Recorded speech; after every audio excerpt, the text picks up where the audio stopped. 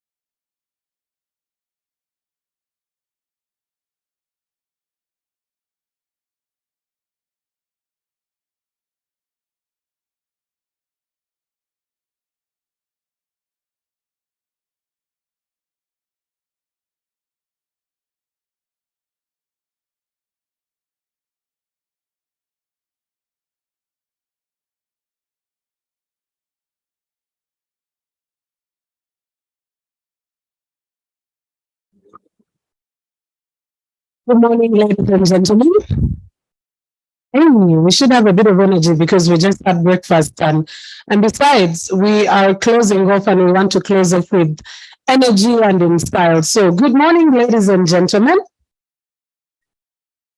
Like there's food in the mouth, eh? Is that why you're not responding? At least you clap. Good morning, ladies and gentlemen.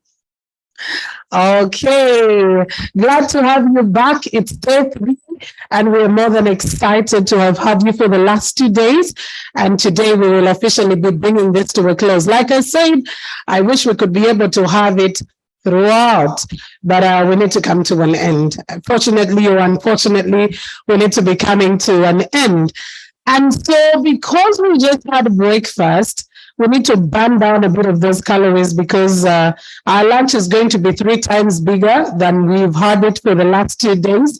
But I want to say a special thank you to each and every one of you who has kept here through the days to ensure that this comes to pass. I want to say a special thank you to our sign language interpreters who have kept us awake, who have kept us involved. And on board, by the way, we forgot to celebrate teachers yesterday, but better late than never. We celebrate all the teachers because each one of us here is a result of teachers. So, Viva Conagua, I'd like us to have some energy this morning before we get to start. Because we need to be alive and kicking before we get to officially start our conversation. So, Viva Conagua, are we ready? Are we ready to have some warmth? Yes, we are. Yesterday, some of you were cheating. Huh? Yesterday, some of you were cheating during that energizer. They tell you to put the ball somewhere else, you put it elsewhere. So, please, I am going to kindly request in all your distinguished capacities, please stand up. It is only the MC who can even order the president to sit or stand. So in my capacity as your MC, I am kindly requesting that we stand and get to the spaces. Get out of the tables. Get out of the tables. Create some space. Huh? Create some space, please. If you are still having your tea, it's okay. You will continue with that session right after. We have something interesting that is going to be happening today. I'm not cheating, by the way. The cameras are watching.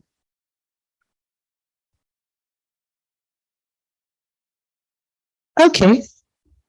Here we are. Do you need a hand? Good morning, everyone. Yes, once again, I'm Vanna, and I want to take you through the Energizer. What we are going to do is everyone will stand up, but I'll also need some volunteers who will be doing the demonstration here. Yeah, if you want to volunteer to take part in the one in front here. Please, volunteers. Yes, we already have one here. From wherever they will be.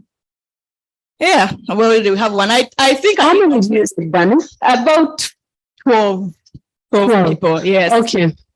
Ladies and gentlemen, we have 1, 11 more, we have 2, we need 10 more. Please, where the ladies as well? Please, we have about, how many are those? We need 12 people. That's great. That's great. How many?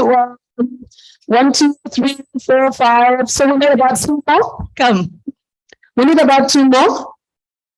Yes, please. Come on. Yeah, at this rate, if we are more than 12, I will send away 1 gentleman, so I'll keep a woman here. Is that right? Now, yes, we have our volunteers in front. Now, and the rest, what you're going to do is leave the tables and stand around. Who's going to the table? Yes. But what I'm going to request is the DJ will play music, and we have to dance a bit. Yeah? And when the music stops, you sit wherever you are. Make sure you sit. But the people in front here, the music stops. Yes. Do we sit in space since we've asked them to be out? You'll sit, you'll dance from wherever you want, but when the music stops, you run and sit on the chair. Okay. Yes. But the people in front, we have something here. What do you see? A toilet. Is it the toilet or the latrine? Which one is this? It's a toilet, right. So, For the people in front here, you're going to dance around the toilets. Don't dance inside the toilets. That's not where we dance. You have to be doing your business elsewhere. But when the music stops, you have to run and squat on the toilet. Yeah? And you have to show me the right way to squat on the toilet. Yeah, if we catch you squatting the other way, then we will know how you squat on your toilet at home. Yeah? So, DJ, are we ready? Yes? Yeah, I need some music to give us the vibe. Yeah, it has to be vibe. Now, everybody else, please feel free to dance, but when the music stops, you run as fast as possible and sit on a chair. I don't want to catch you standing. Yeah? The music. We shall see. Don't worry. At this rate, we are going to have a winner and give them a gift. So please, let's be the needful, not cheating, DJ. DJ. Yes.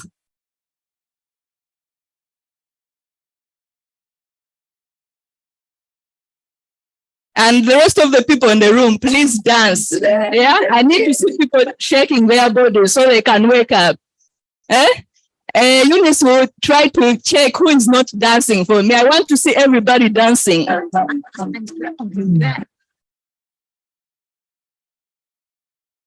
DJ, we're getting cold.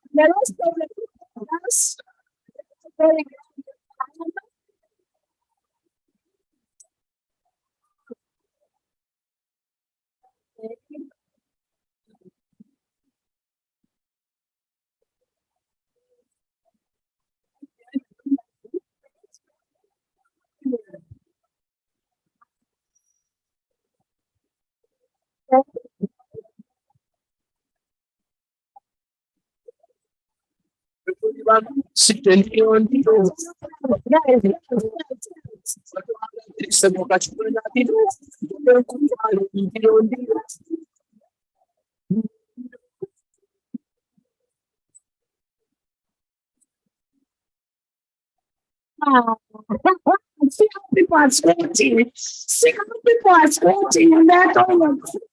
See how people are squatting in that toilet. Everybody's fell away. You are. Everybody's changed. You're not changed.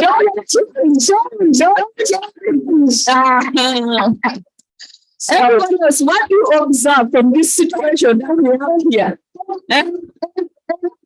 You guys, what do you observe in your direction?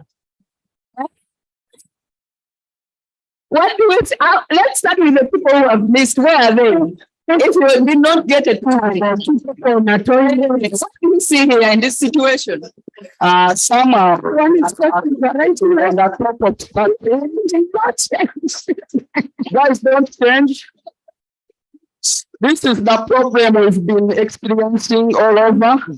You find some people putting on sides, whereas there are those who are good, like my brother here. Others on the but others, you know, upside it down. That's why one is wrong. This one is wrong. What is this one in your name?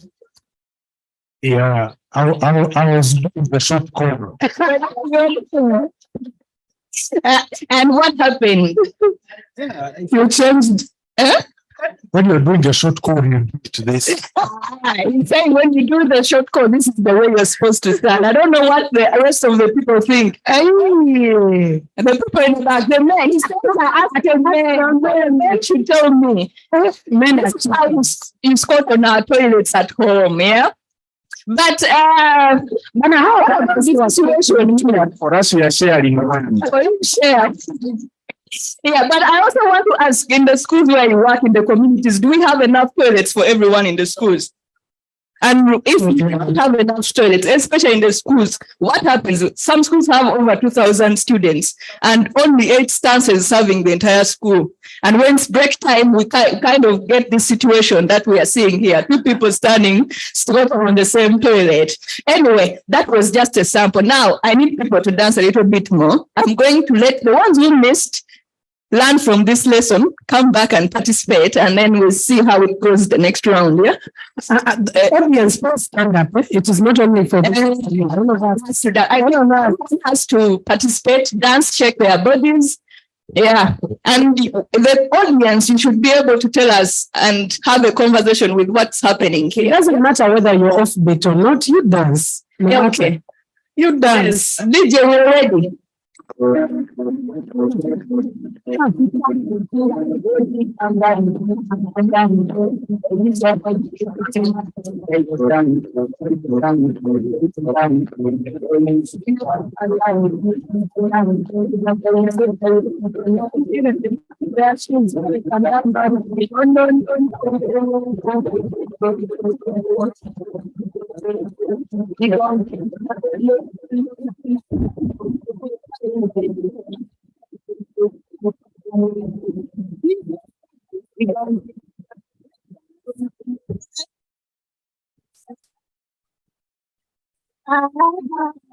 men were so sweet. I don't know. The men were really good. Still, The people I was told the men, this is how they stand when the Scott and the Tory when they are doing the short call. I don't know what the rest of the people think. Some people are persisting and telling me this is the right way to score. Is this actually the right way? It's not the right way. Which one is the right way? The right way, I would have faced the other side. You show us. That's Okay, there's another one. not the right way. But Banner, there's another one. There's another for the ladies. To schools. so what happened here? It is not the right way. What would be the right way? This way. Right. Is this the right way? Yes. Yes. Good. All right. If you miss the toilet, please, what do you think about this situation? Are there enough toilets in the communities where you live? They are for hustling. They are for hustling. This is, I go to the bush to solve the problem. you go to the bush to solve the problem. Yeah. Why do you think you should go to the bush? Because I'm badly off and I have nowhere to go. She says she's badly off, the toilets are good. She goes to the bush. And you think that's a good thing to do? It's not, but nature can't wait. Nature can't wait. Okay. Talking realities, Banner, right? Yeah, this is the reality in where we live and the communities where we actually work. This is the situation. But one last round. Now, if you are eliminated from the game, please go back in the audience and we'll say the toilet Okay. for the audience. And then we take one round for the Thank you for the participating. Yes, DJ, let's go. Let's get off the toilet. Stay here. You get off the Let's toilet. get off the toilets. Let's pick out a few. It was crowded here. Yeah. Okay, DJ, let's go. Okay. And don't rearrange the toilets. You need to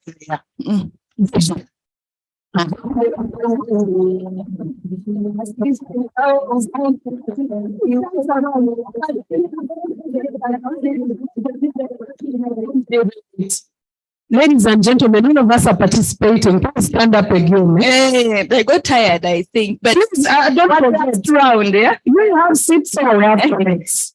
So you'll sit on your chair for us. Please, ladies and gentlemen who are seated, can we please stand? May we please stand? Okay, that is the better one. All right, okay. If you could give us another one, a good bang, and we finish this one. People are saying that one was for breaking. Now give us the one for burning the calories. We're good? The people who are eyeing their toilets and dancing around the rim, so that when the music stops, Someone to dance inside the toilet as if they do all their business the whole day. I don't DJ, ready? Let's pray for the Lord. Just one lady, you know? Hey. Only one lady. Let's go.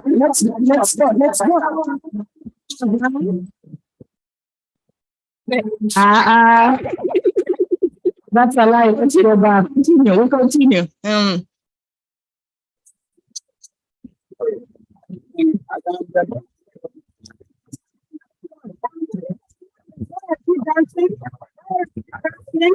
Let's go.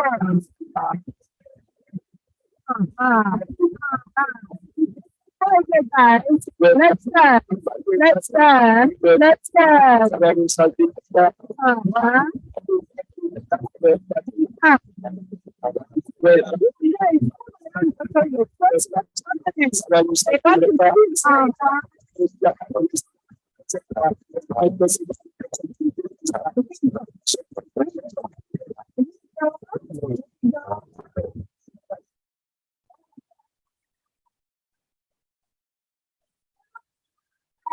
how are you?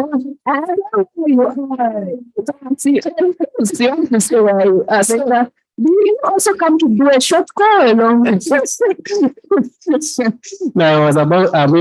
accessing the toilet. You are all about accessing the toilet, not wondering how you are squatting on the toilet. So how do you think the next person who will come to use this toilet after you feel? I think that is not a good practice. Yeah, and the next round, I'll utilize it the right way. Oh, it's not next round. There's no next round. So this is you using the toilet right now. And let's say you were a teacher at the school and you use the toilet, and we have the next teacher coming in to use this toilet. How will they feel? I would clean it after use. You will clean it after use. That's good. Okay, let's hope so. So thank you so much, everyone, and our winners and everybody who participated in the dance. I saw a man literally pushing him away from that toilet. All right. Well, thank you very much. A round of applause for Bana and a round of applause for Viva Conagua for giving us the energizers that we've had for the rest of the other days. And I think this has not just been entertainment, it is a lesson for us. There is a lot to learn from what we do on a daily. Sometimes you do it consciously, sometimes you do it subconsciously, but it directly affects us. And this is the reason we've been here for the last 3 days, just to be able to talk about it. Which one did we say amongst washes? The orphan sanitation, right? Some said it was sanitation, the others talked about something totally different, but it is all our responsibility. It cannot all be done by only one person, ladies and gentlemen. Now, we'll officially go on with our conversations this morning. We did schedule, but we'll definitely need to catch up. I want to say a special thank you to Una. That's right, from GIZ. Una, I think, just stepped out. But Una is out right behind. Thank you so much to GIZ and all our partners. Engineer Sam Mutomo. I believe this one is like the judge of the sanitation. Thank you so much, Engineer, for coming to, and he's the chief of party of the Nevada Sanitation for activities. And Wings Commissioner Joseph Oputu. Commissioner Joseph Oputu, Commissioner for Water and Environment Sector Liaison. Thank you so much to all our development partners, to all people who have come through. Okay. To everyone who has come through. I also do not want to forget, where's Judith Omondi? Oh, Judith is online since. Oh, thank you so much, Judith, who has been online, and to everyone who's joining us online. And Dr. Kirsten Bennett. Dr. Kirsten, thank you so much, and thank you so much for participating in all that we are doing. She's the director of Ask for Water. Thank you so much to each and every one. We do not take this for granted that we invited you.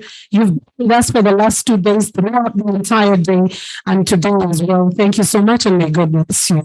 And we want to start off our conversations for the day, and allow me to invite the government alternate focal point for sanitation and water for all in Uganda. That's the Ministry of Water and Environment, Miss Martha Naiga. I hope that we have a bit more of energy. Let's give her some energy. A round of applause as we get to listen to your friend Martha.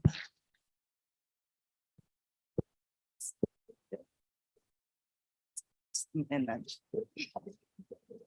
You can use the smaller one or this. This one. Hello, everyone.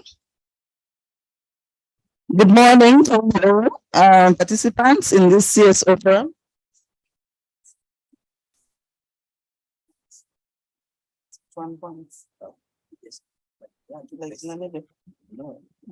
This one is the other way. This is next. When I want to point, when I want to point at some point, it's this one. Like I want to point at a certain place without moving the slide. Yes, maybe it's this one. I want to like point. Okay, this one. Okay. Thank you so much. The IT team, they've been giving me some technical support for this presentation to go smoothly. So members, before I start my presentation, I would like us to draw our focus back to the team that was here doing the Energizer. We noted a lot of things, that the toilets were fewer than the people and nobody could access all the time. You had to be very, very careful how you time your presence in the vicinity of the toilet so that you're able to access it when you need it. We also noticed some power sharing issues, that the men who are stronger, who are more in control of resources, sometimes can push away the ladies from accessing. We also noticed that some people chose to share. Some were both men, some were both women, some were men and women. And that also presents its own challenges when we want to use sanitation facilities. Ladies and gentlemen, the issue of sanitation or use of a toilet at that point is a private affair, and it should offer you safety. And you do not want anyone to witness what you're doing there. So that should ring a bell to all of us, and we continue to think about all those issues and pick our lessons from that Energizer as we go along. My name is Martha Naigaga. I work as a senior environmental health officer and I coordinate sanitation and hygiene in the Ministry of Water and Environment. And I am here to tell you about sanitation and water for all, where I act as the government focal point alternate for this partnership in Uganda.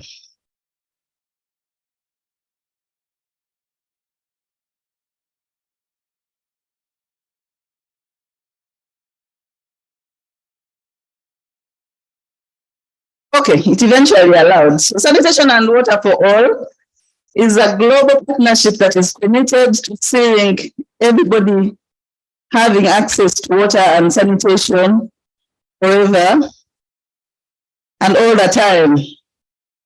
Yeah, that is the whole point of Sanitation and Water for All. And it was conceived sometime back in 2006 by a number of stakeholders in the world, with the whole agenda of just ensuring universal access to wash services for everybody. So this partnership was officially formalized in 2010.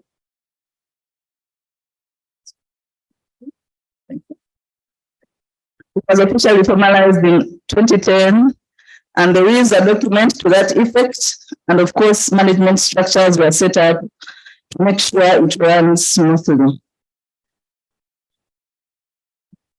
So at the global level, Sanitation and Water for All is hosted by UNICEF with a vision of wash for all, always and everywhere. And this resonates well with SDG 6.6. As we all know, we are committed as a country, as the whole globe, to making sure that everybody everywhere has access to safely managed water and sanitation services by the year 2030. So the agenda of SWA, I am going to keep using SWA and Sanitation and Water for All interchangeably, so do not get confused at that point. So the agenda of SWA is to make sure that the SDG 6 sails through, but it came into force way before the SDGs were adopted by the whole world.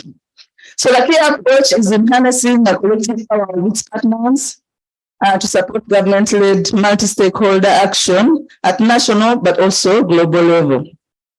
Sanitation for water for all, sanitation and water for all, SWA, is very, very interested in having government take lead, because that is surely the sustainable way to go. That because government will always be with us forever, all you development partners and civil society organizations keep coming and going, changing interests here and there, but government is with us forever. And SWA believes that in supporting government-led actions, it is ensuring sustainability of interventions. There are 3 strategic objectives that deal with building and sustaining political will to eliminate inequalities and championing multi-stakeholder approaches, and of course, stakeholders to strengthen system performance and attract new investments for WASH. You will see how that plays out in the different slides that will come along. So I told you about the structure of SWA. It plays out at the international level, where we have global leadership, which is headed by the high-level chair, but then we also have a secretariat that is headed by the chief executive officer, and we have a steering committee and working groups and partners.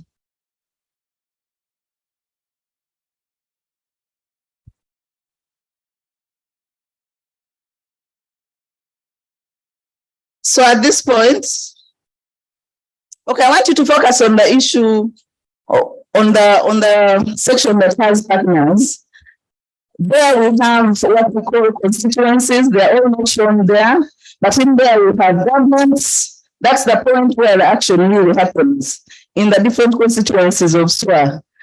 So we have governments, we have external support agencies like UNICEF, WHO, we have civil society organizations, as you will see, who represents what in Uganda.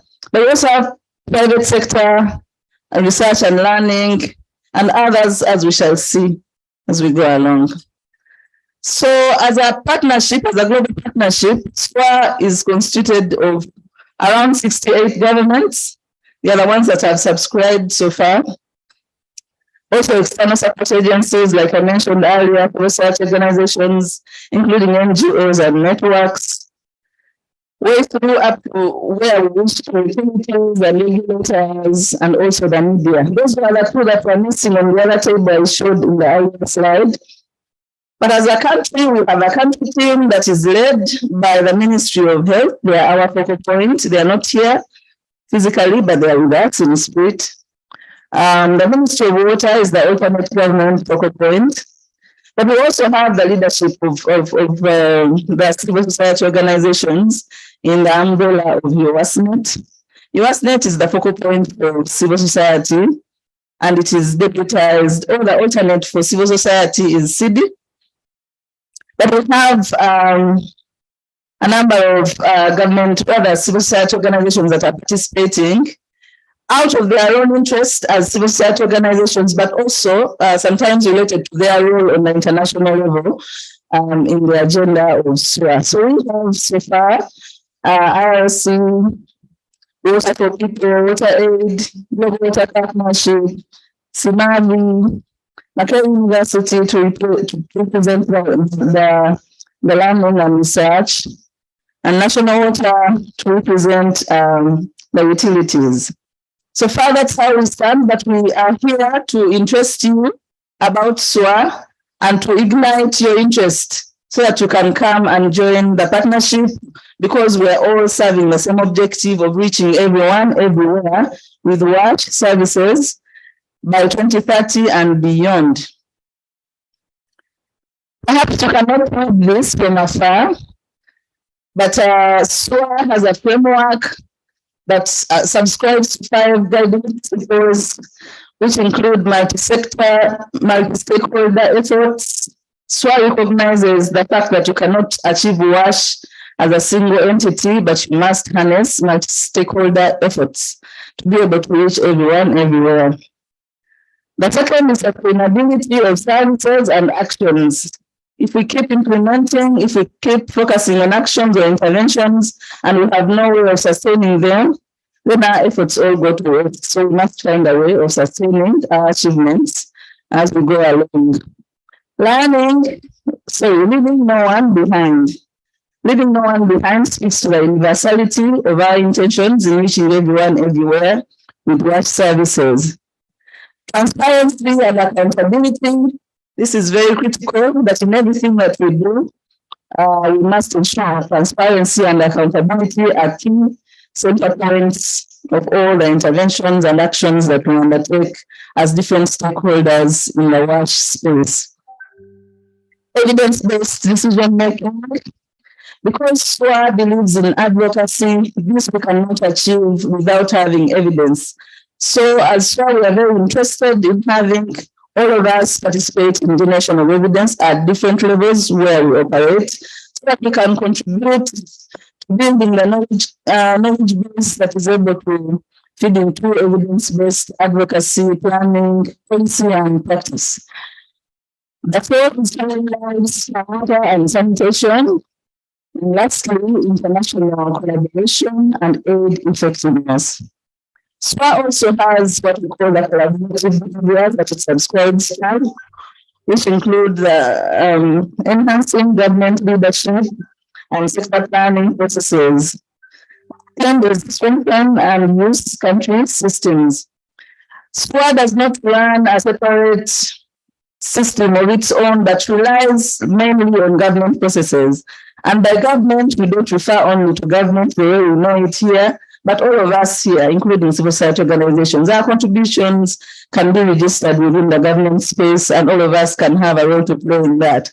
So SWA recognizes that we need to strengthen and use government systems majorly for sustainability and also to achieve efficiency and effectiveness. Use one information and mutual accountability platform. We need to be able to report to the same system and track the same things that we understand in the same way. So SWA subscribes to that. Lastly is building sustainable water and sanitation sector financing strategies.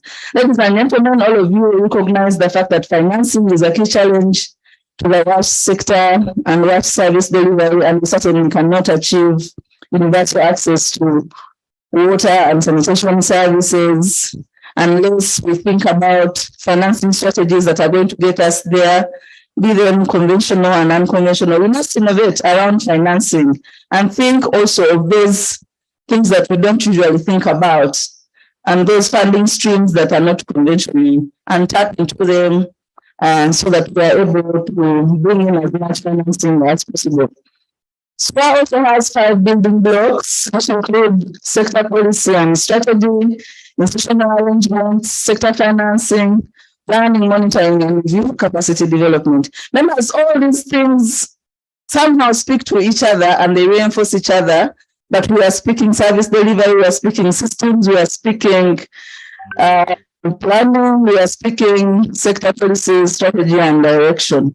So SWA subscribes to that in the what we call the mutual accountability mechanism, which is a joint initiative that grants the framework in specific, measurable, attainable, and relevant timely actions that we all are able to merge into and have a report that we can all relate to as the whole global environment in the WASH space. So how does SWA address the current obstacles in WASH? There is a coordinated action. SWA provides a framework for partners to collaborate globally, regionally, and there are different fora in which countries come together and have conversations to do with WASH and the different challenges each country is experiencing, and the learning that can occur, picking lessons from those that are doing well, and we move together as we continue to increase access to WASH. So in here, we look at political prioritization to access progress. We need to have a coordinated action towards that, but also promoting the development of a strong evidence base. I told you about this earlier, that we cannot advocate without evidence. And of course, the government-led national planning processes.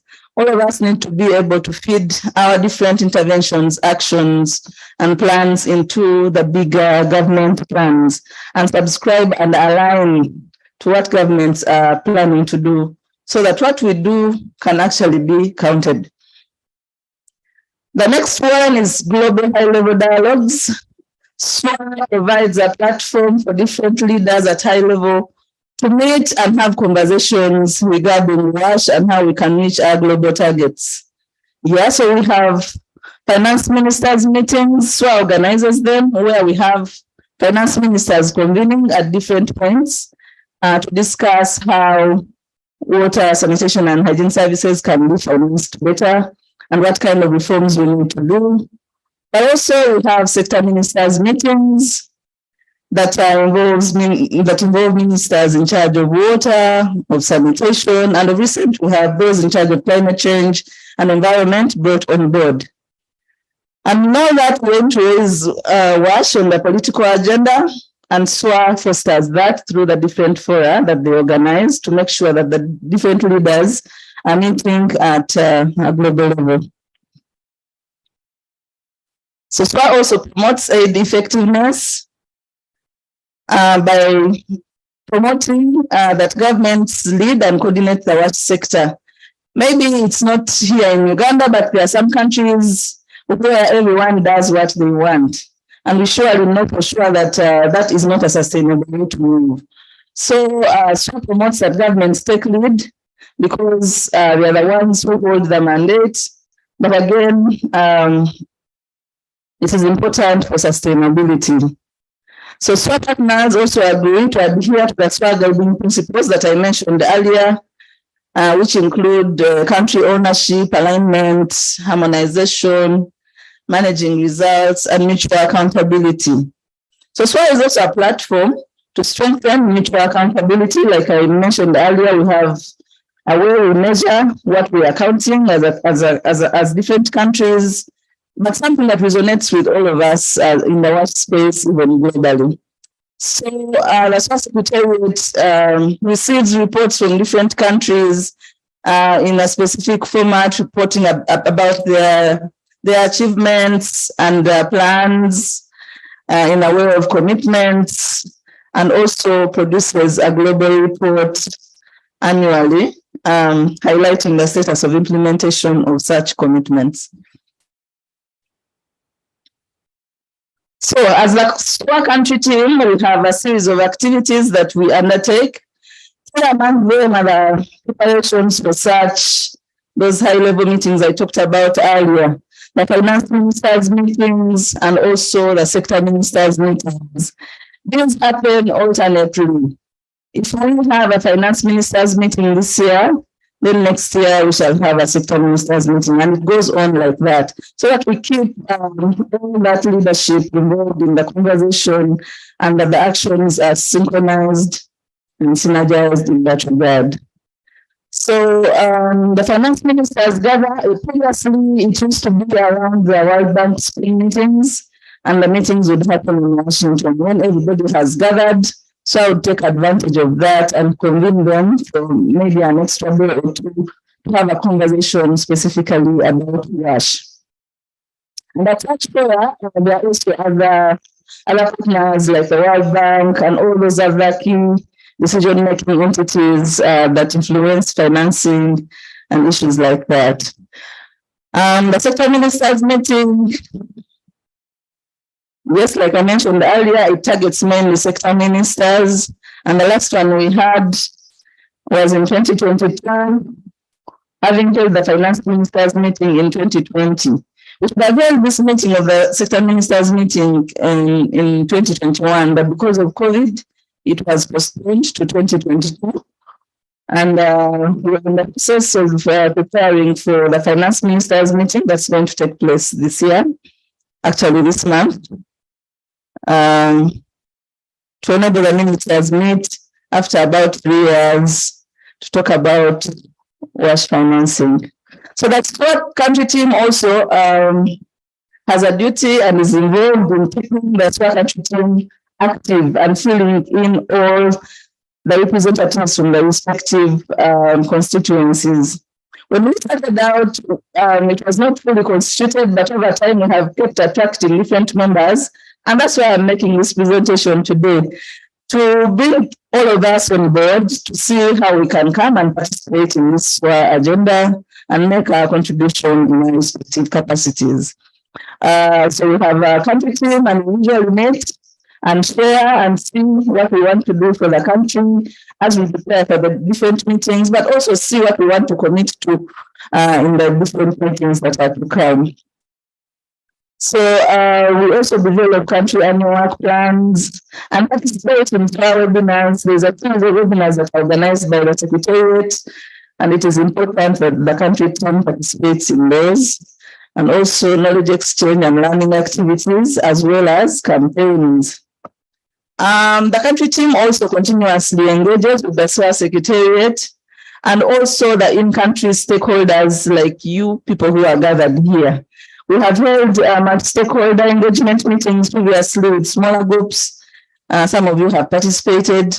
Some of you are here in this for the first time. But we want to interest you that when we invite you for this, please feel free to come and make your contribution in this conversation, because our major objective is to see that everybody is moving towards universal access to WASH.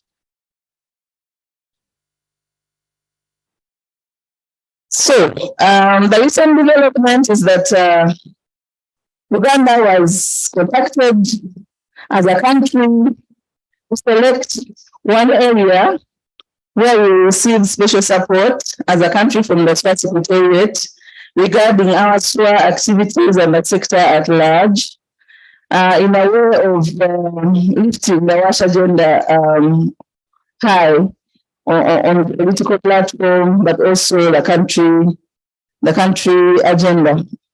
So we were given three options. One of either engaging the head of state,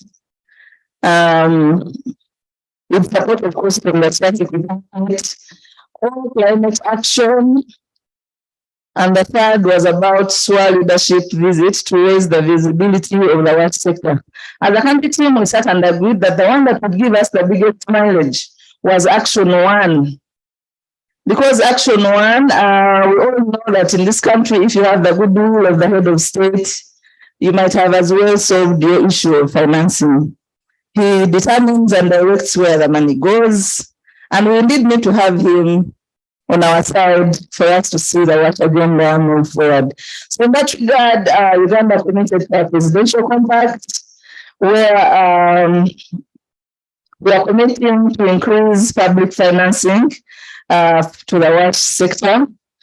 And in that, we have taken a few steps to make sure that happens. We have engaged EPRC, Economic Policy Research Center, to conduct a study for us that is going to quantify the cost of inaction. What do we lose as a country if we continue to move at the same pace, or if the status quo is maintained?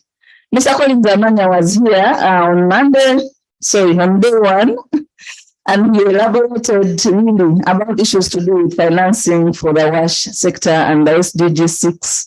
And we all were able to appreciate the financing gap. But we also need to see how is our state affecting other key drivers of the economy, like health of people, the economy, other sectors like industry, like tourism. So we want EPRC to be able to compile all that and produce a report which we can flag around and say, hey, this is what we shall continue to lose if we continue to operate the way we are operating. So that's it about that. And at some point when we are ready with that report, we shall engage again as a country team and our ministers and the champions that we have identified. And all of you, if you want to come and participate in this kind of dissemination, feel free. We shall send out the invitation, because we need all of us to be speaking the same language if we are going to advocate at different levels and cause the necessary impact. And thereafter, we shall also have an engagement between the country team and the SWA Secretariat and see how we progress to then bring the head of state into the loop and cause the action that we need to see. So this is just a brief about the sector ministers meeting that happened last year. Uganda was represented by 3 ministers and 4 technical people. I happened to participate in this. And the key ingredient here was that we were looking at how WASH, environment and health and climate change play out.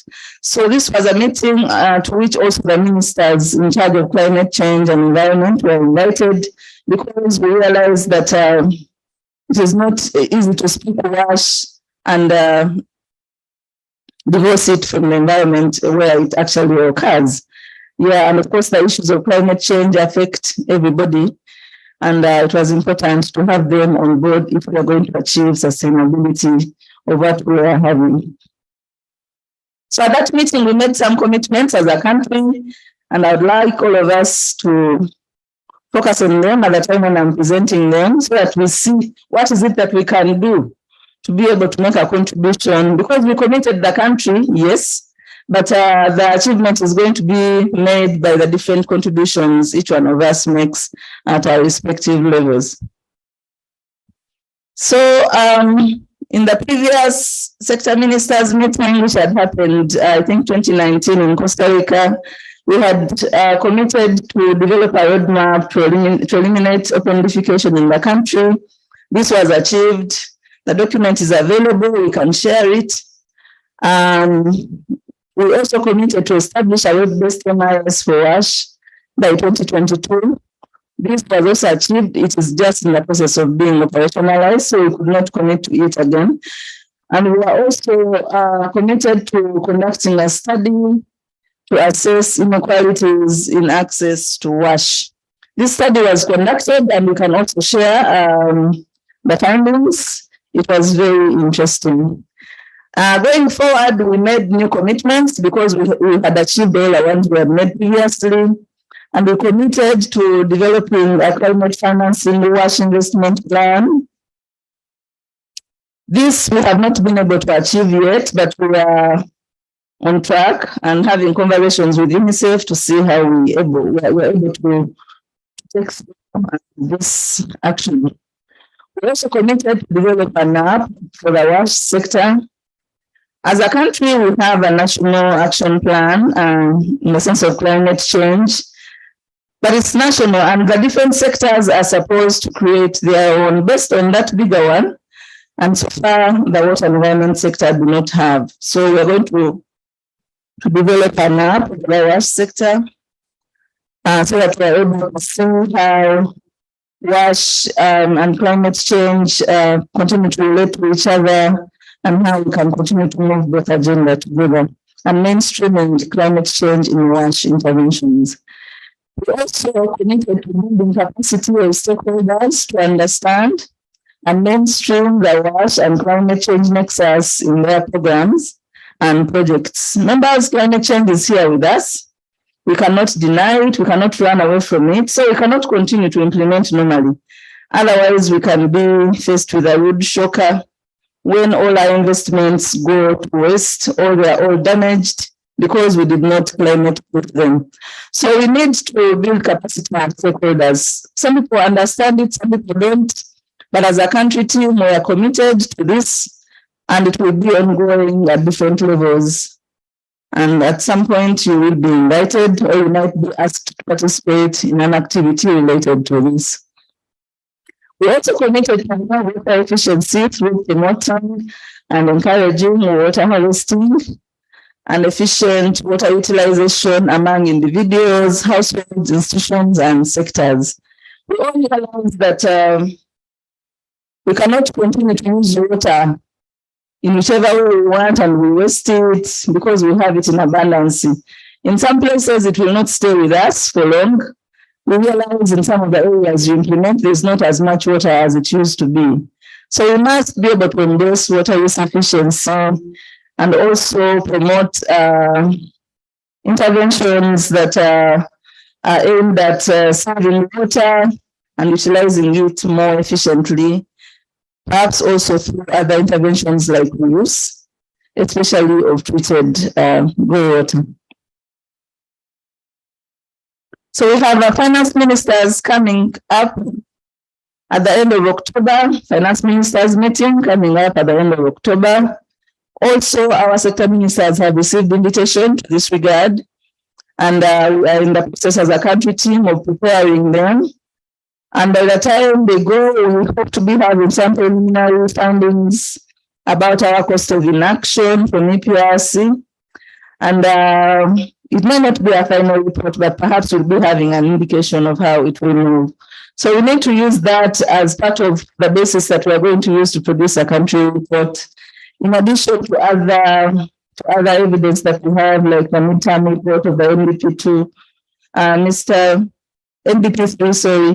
Mr. Kagwa was here yesterday, and I am sure he will that to bring you all to speed about the midterm review of the NDP3. So we are going to use part of that as our evidence, but also the annual program performance reports that are produced every year by the different ministries. Members, I hope you're all familiar with the program approach. We have been running under the program approach under this NDP3. Because we are WASH, we are under the Human Capital Development Program, which is actually headed by the Ministry of Education. I might be confusing many of you, but I want to interest you to read the NDP3 and see, so that you do not keep expecting our sector performance report the way it used to look about 4 or 5 years ago. I know some of you have approached us and said, "Who is the report? We don't see it anymore." Yeah, the report is there, but because Ministry of Water is a lead of another program which is not WASH specifically, Ministry of Water leads the Natural Resources, Lands, Environment and Climate Change program. So there we have the WASH component just as a small bit because we don't want to lose it. But ideally, the WASH report is produced under the Ministry of Education report because they are the program leads. Yeah, we'll get to know all this. Just interest yourselves in reading the NDP3. But we're also planning to brief and prepare the invited ministers for that finance ministers meeting. As a country, we must have a position. So we're going to be having a series of activities, a series of meetings to make sure that our country report is reading well and exactly the way we want it to read. And when you call upon you to participate at any forum regarding this, please join us as we do this preparation for the finance ministers meeting. That is all I had from you. That is all I had for you. And it was just to trigger you, to see how you can fit into this first space, to see how you can make a contribution, to see how you can align your different programs to the things that we do, that even as we make commitments on your behalf, you're able to see what contribution you can make as an organization, what contribution you can make as a partnership. Some of you work in consortia. What contribution you can make as members of USNet. Please join us in this bid to achieve universal access to water and sanitation services for all. Thank you very much for listening to me. Thank you, ma'am.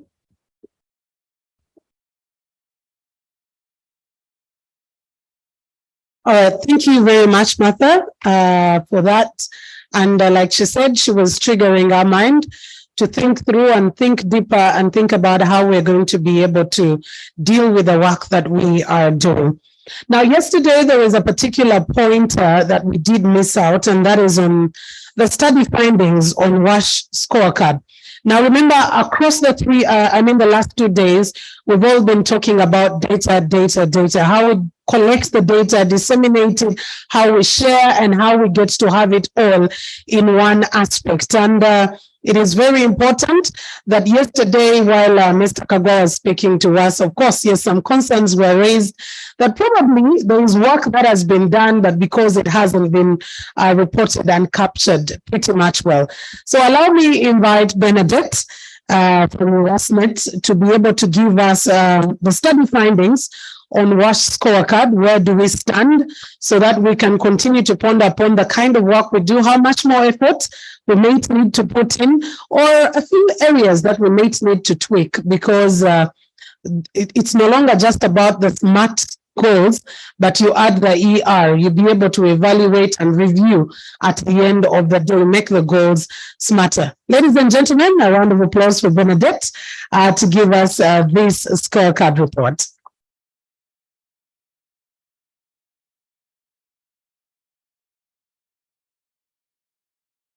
Thank you so much. Good morning to you all. I'm called Bernadette Kwebiha, the Monitoring, Evaluation and Learning Officer at USNet. I'm here to present to you the WISE Scorecard, a social accountability tool that was designed by members here at USNet. So some of you here were part of these processes of really developing this WISE Scorecard, and we were able to do all this work with support from the Australian Development Agency, the Danish People's Aid, and GIZ. So what I'm presenting to you today is the work that has been done right from developing the scorecard till we went and were able to administer it in the different districts in Uganda.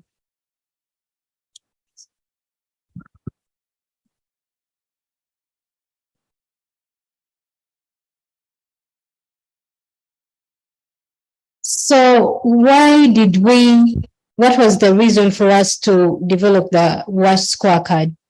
We noticed as we've been having conversations since the forum started, the program-based plans that we have now under the NDP3.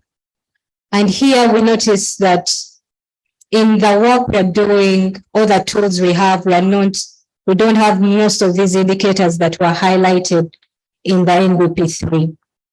This WISE Scorecard was developed by getting these indicators in the NDP3. And most of these indicators come from the Human Capital Development Program, where we are looking at service provision in schools, at health centers, but also in communities. But on top of that, not only NDP3 indicators, we've also incorporated the JMP indicators. Since we are on the journey of the SDG 6, and to ensure that we are monitoring its progress, to measure our progress on whether we are achieving the set standards or not. So key to note is that everyone has the right to water. And this should be able to, we should be able to have access to sufficient, safe, acceptable, and affordable water.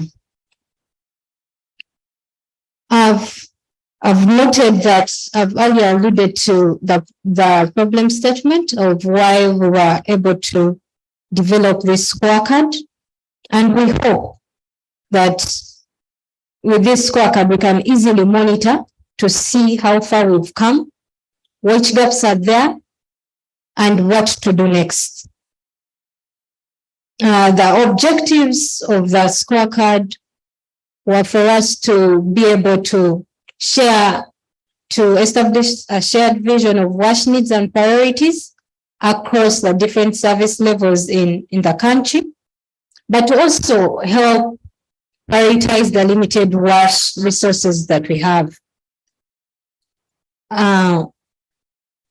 Since we're doing this work in collaboration with different members and different NGOs, we wanted to use this as a platform to advocate for more donor funding in areas where that required support, but to also be a foundation for WASH planning as we're doing this work with communities, but also government officials.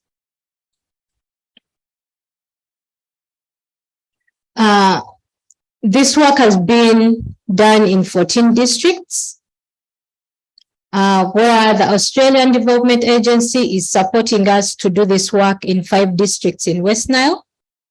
That is Yumbe, Terego, Koboko, Obongi, and Madiokolo. The Danish People's Aid is supporting us to do this work in 5 districts also, in Luweero, in Nakaseke, in Mukono, in Kampala, and Wakiso district. GIZ is supporting us to do this work in 4 districts. That is Bukedea, Gulu, Mbale, and Moya. So out of all these 14 districts, we were able to go to 30 sub-counties at an average of 3 sub-counties per district. However, in some districts under the support of DPA, we were able to visit 4 sub-counties. We went to a total of 85 parishes and 187 villages. So you might wonder how we did all this. The first step, as I noted earlier, was for us to develop the scorecard itself, the tool that we are using. The scorecard was developed with support from GIZ, and this activity was done by we engaged USNet members who were in these meetings from the beginning of developing the scorecards, but also contributing to what sort of indicators should be in the scorecard.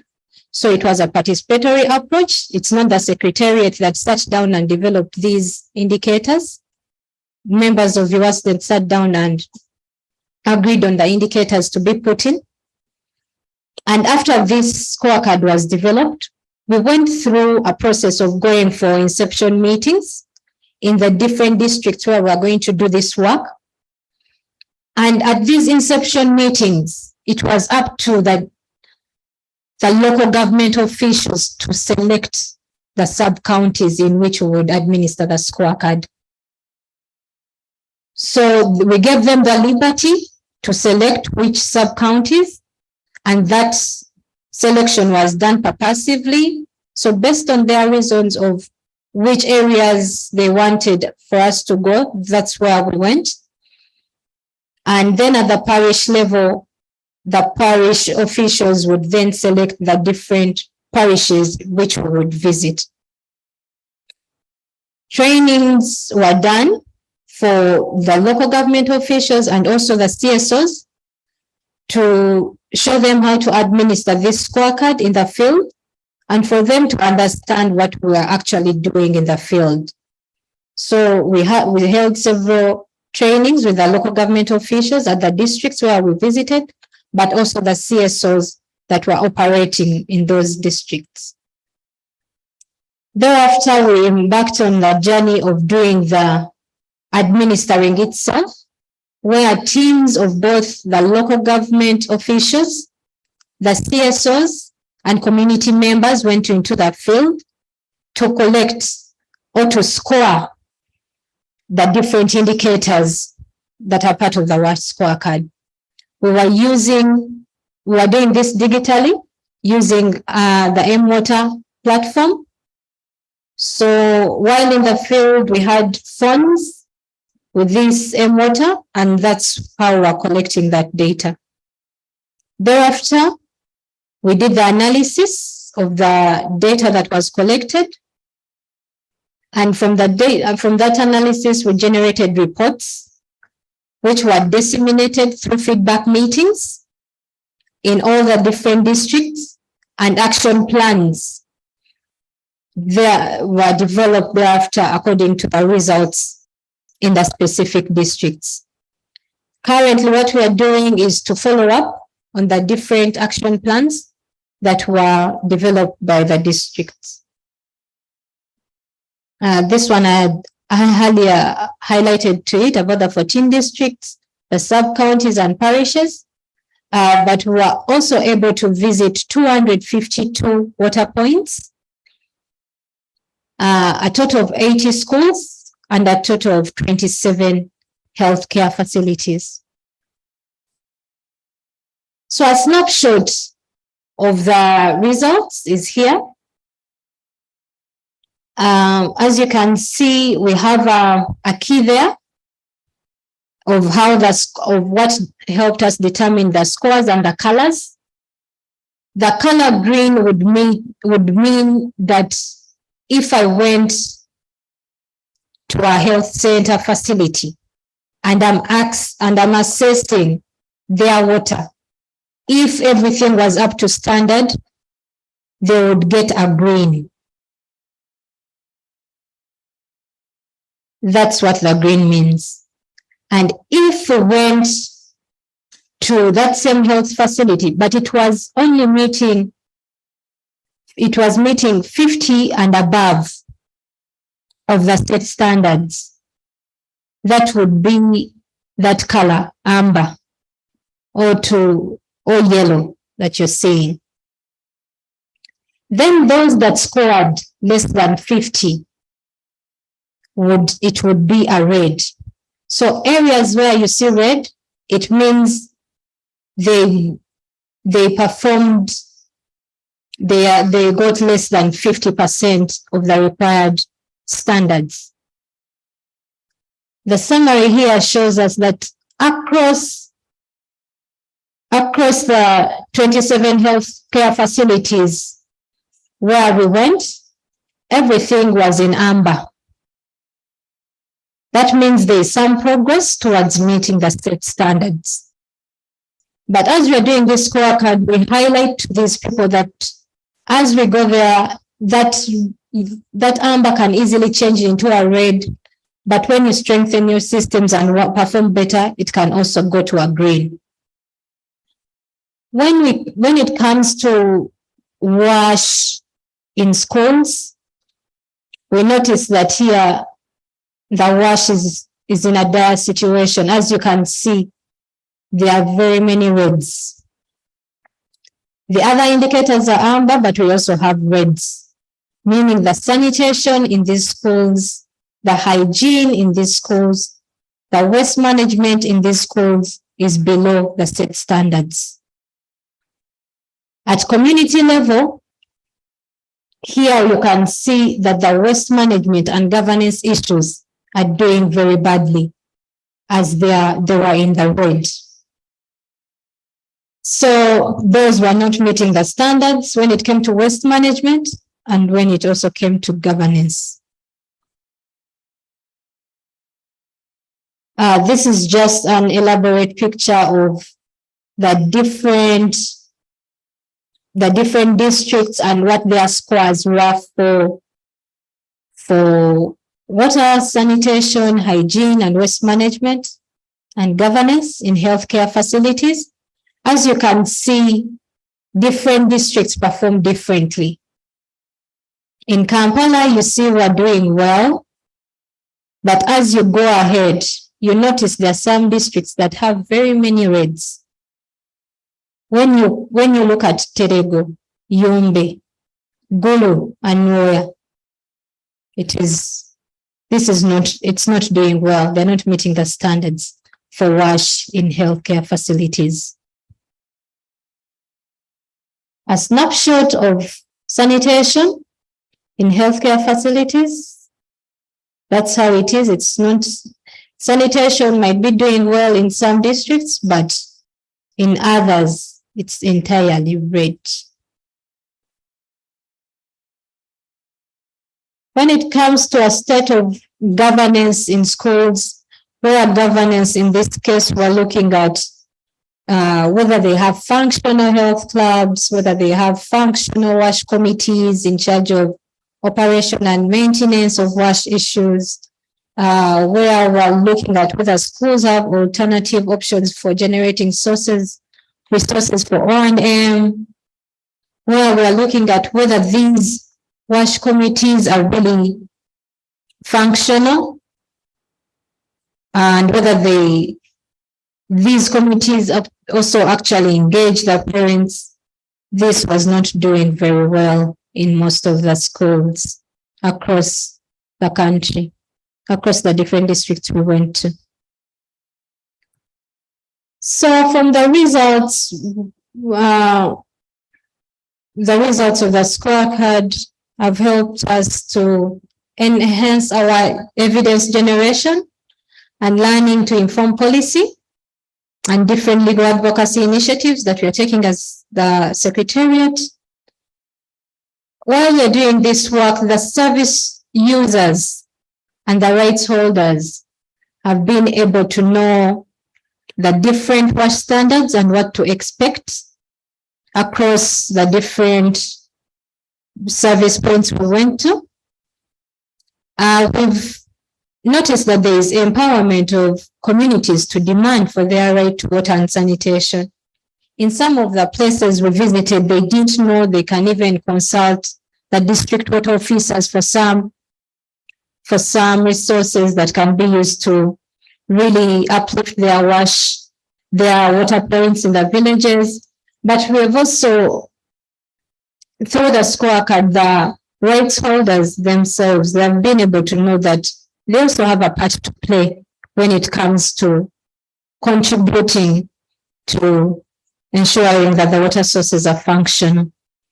We've noticed that there are some strengthened connections and collaborations across the wide range of CSOs that were working together in this scorecard implementation, as they also seek to scale up their work in social accountability.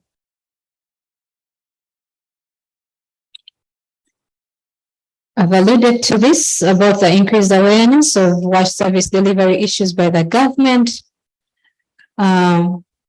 We've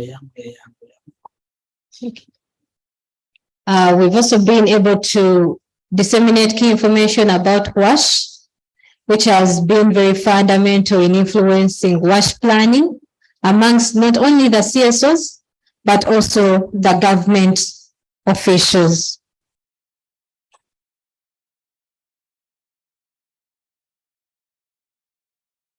So what are the lessons that we've learned in administering the scorecard? We've noted that across the districts we went, WASH service provision is still a struggle, and we really need to up our game in provision of adequate water supply, but also sanitation provision across the different service points we went to. The WASH scorecard, the results have demonstrated that WASH services vary across the districts, but some districts are doing very badly, whereas the standards are met only in a few instances. There is potential for joint advocacy through this WASH scorecard for us as we are doing this work with the local governments and the CSOs. And this activity really garnered a lot of attention and participation from both the service users and service providers. We've noticed some collaboration with local authorities, which secured us a buy-in for administering the scorecard across the different districts. And involving both the refugee and host communities to work together is important for beautiful coexistence in some areas where we're working, like in the West Nile.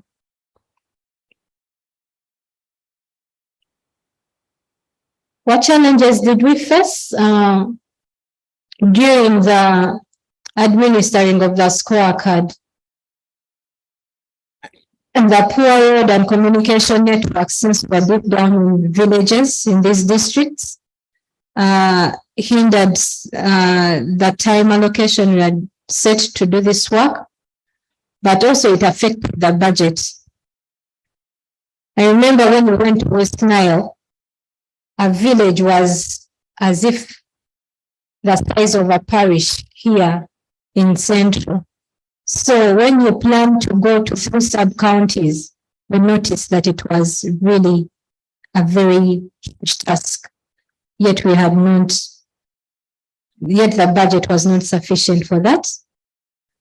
We still need more funds to administer the scorecard across the country. And also we need adequate transport means to easily traverse the different regions in the country. What are our next steps? Our next steps are, as I earlier mentioned, we're following up on the action plans that were drafted in the feedback meetings where we shared these results with the different districts. But we are also following up on commitments that were made by the duty bearers. Our vision is to scale up to more districts and sub-counties in the country, as only the 14 districts that we've done are not really representative of the situation across the country. I would like to appreciate all these CSOs that were with us from the beginning, from designing the scorecard to administering, to the different feedback meetings we've been going to, and to the work they also continue to do in following up on the commitments that were made. So those are the CSOs at the different levels, international and national. Thank you so much. We really appreciate the support you've given us, and we pray you continue supporting this work of the WASH scorecard. So those are some of the snapshots of really some sanitation facilities, some toilets that we've met in the field, some water points that are still existent in the field, where people still get water in such a well. So we've also noticed some good practice. As you can see, the picture on your right, you're seeing a school that really is very instrumental in using what they have by providing hand wash through the tippy taps across the school. So thank you so much. There were just the pictures of the meetings and the feedback meetings we held, and also the work that we're doing in administering the scorecard. Thank you.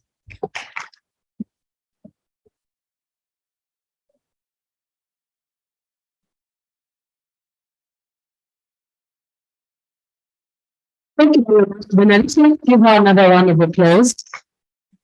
A lot of work that is done. I totally agree with her. And sometimes when you go up country, a place that you consider maybe an entire constituency is just one village back up there where the work is done. And also sometimes the aspects of accessibility, but budgetary constraints. As we were talking about financing of WASH, and we got to realize that we need about 5.2 trillion, yes, annually. Just how much is able to be given.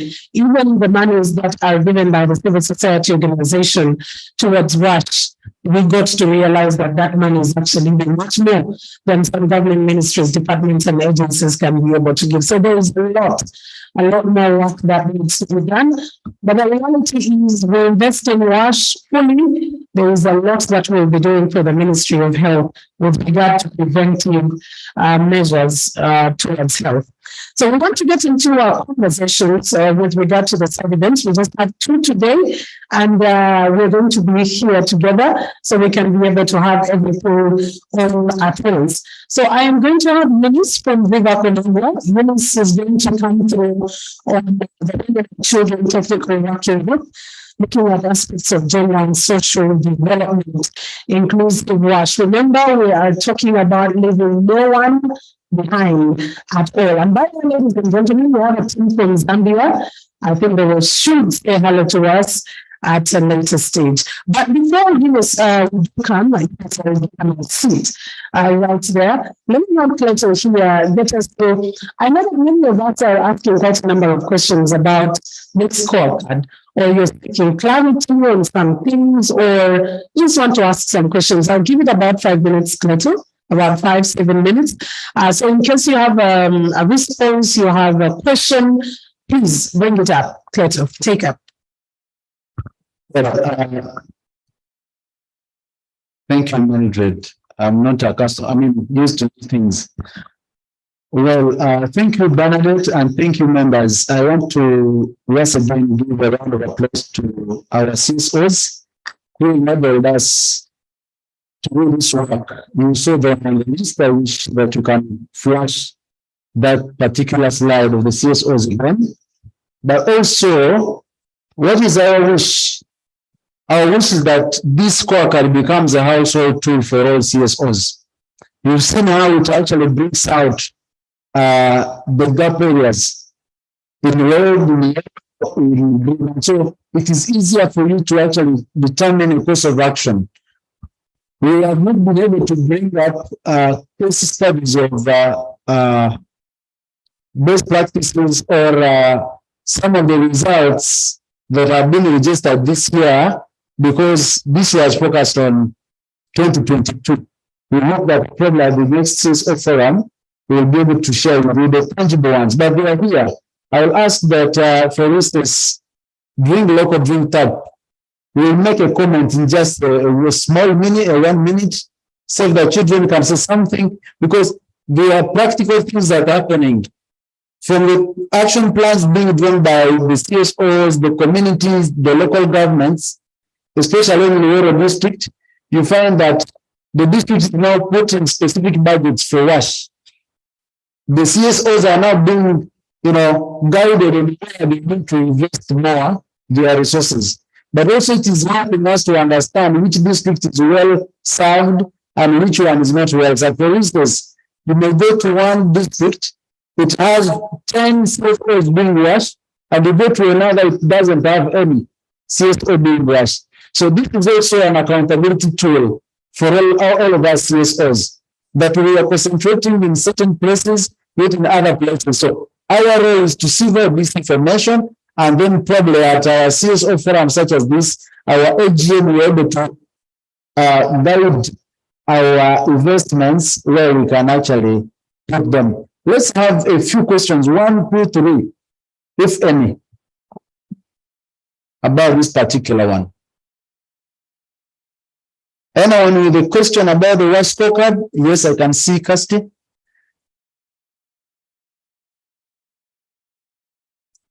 As Bernadette takes note, number 1, could we see the second one so that we can calculate our time?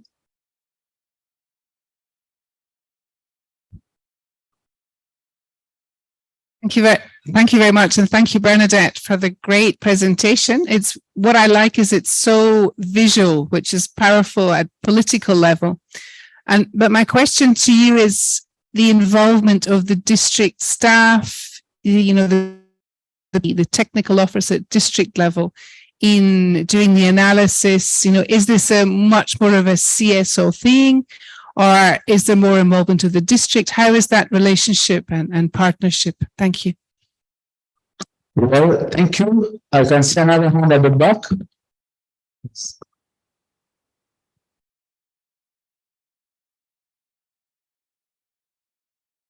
Thank you.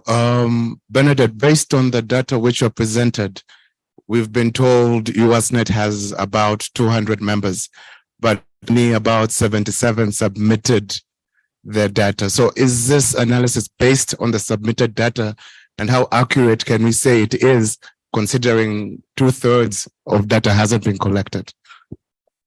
Well, Bernadette will answer that, but I know that question that should have been posed on Wednesday.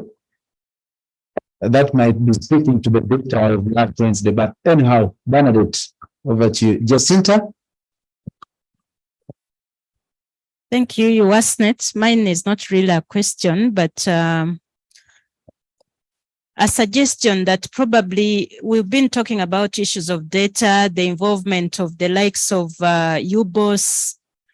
How can we bring UBOS on board to interest them in using this tool, and probably scaling it up to other districts where USNet is not able to reach? Thank you. Something to think about. Thank you. We have 3 questions or 2 questions and a proposal. May I ask that Bernadette comes handy and makes responses to the first 2 as I attend to the last one.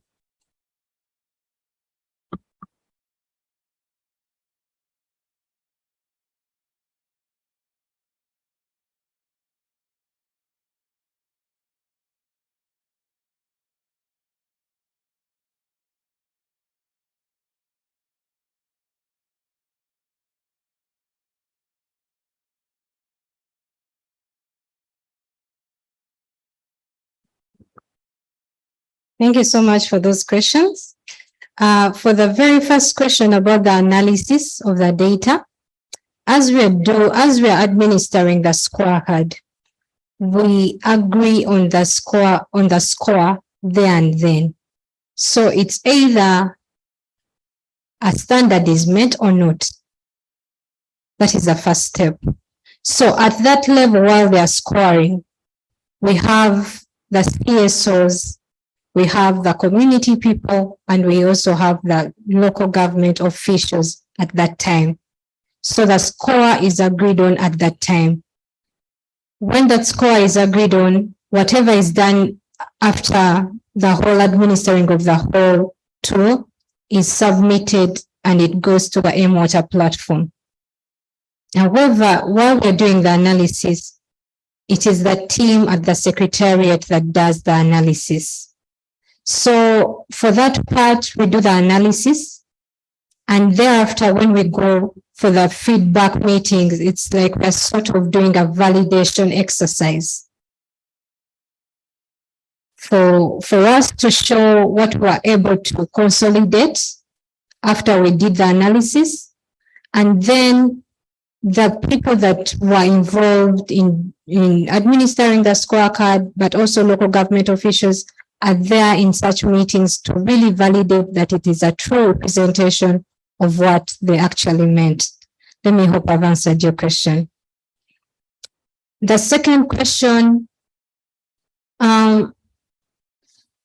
dear colleague, I would like you to note that this presentation I specifically made is for the WASH scorecard. The question you're asking about is on the CSO performance report. Thank you.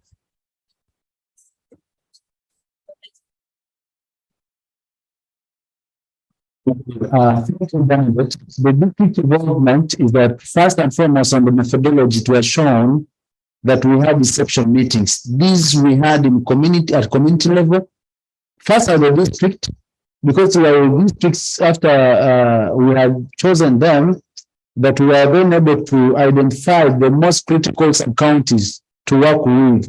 And then the sub-counties, the sub-county local government leaders will then identify for us the parishes and the villages where to go and work.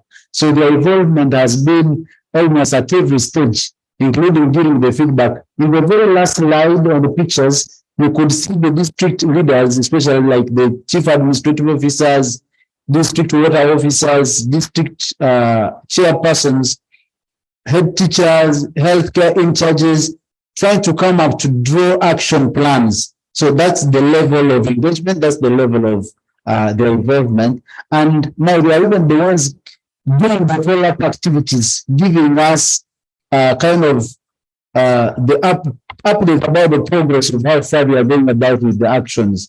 If we do an action plan and say, in certain school X, which was found lacking, say, a toilet facility, maybe because the pupil staff ratio is that very high.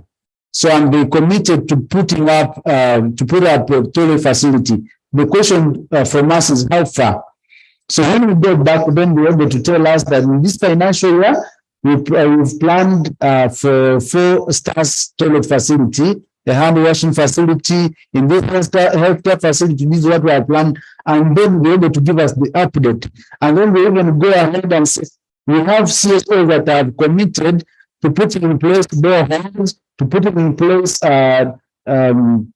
biodigester plants in hospitals. And so that is the way the software approach that we have is also translating into the hardware components. Allow me, even when I wanted to say this next year, let me say this year, thank some of our partners. During this whole process, during local drill tap, I identified the gap in one of the schools in where we administered the issue of access to water.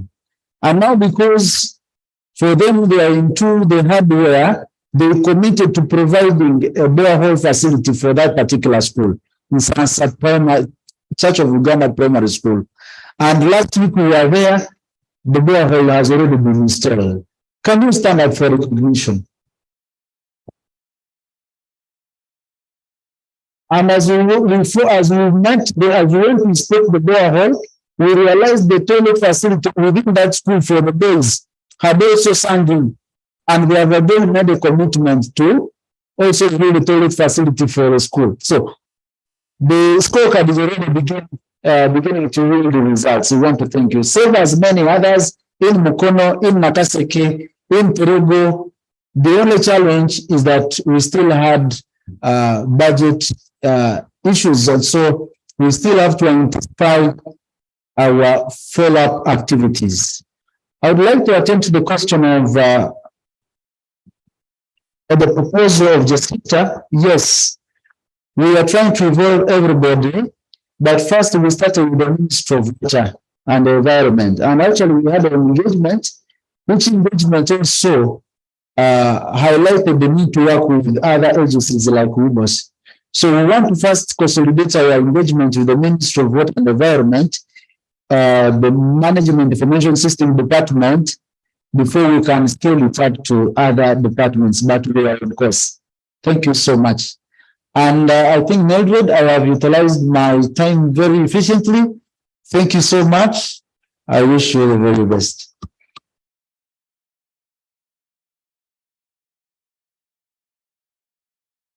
I think we can do better with hand claps, especially with the work that USNet has done. Like I said in the first day, the biggest room in the world is the room for doing better and better and better. And that is why we are having this forum today, so we can be able to identify where we're doing good, we strengthen there. Where we have a bit of challenges, we get solutions and be able to do much, much better. So Eunice, come and take us through the conversation on women and girls, on the conversation of leaving no one behind. Over to you.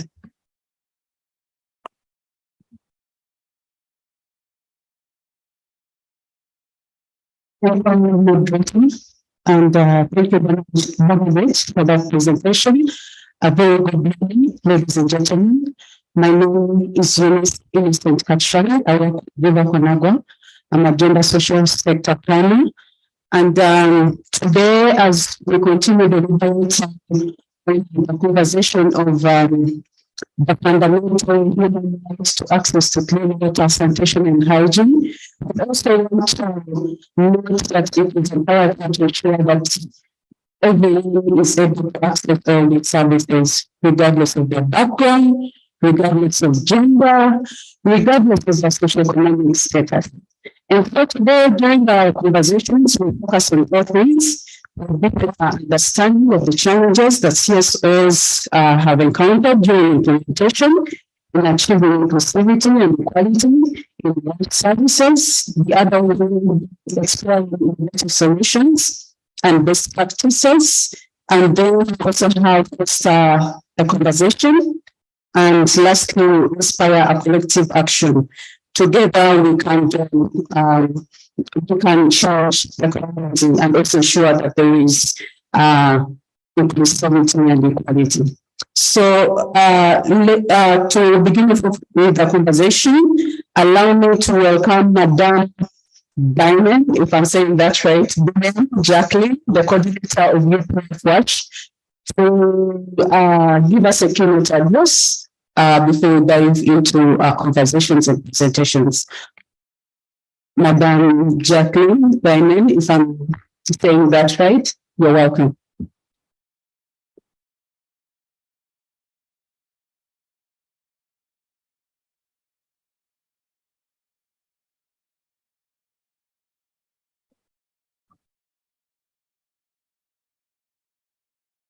A very good morning to all of us here today.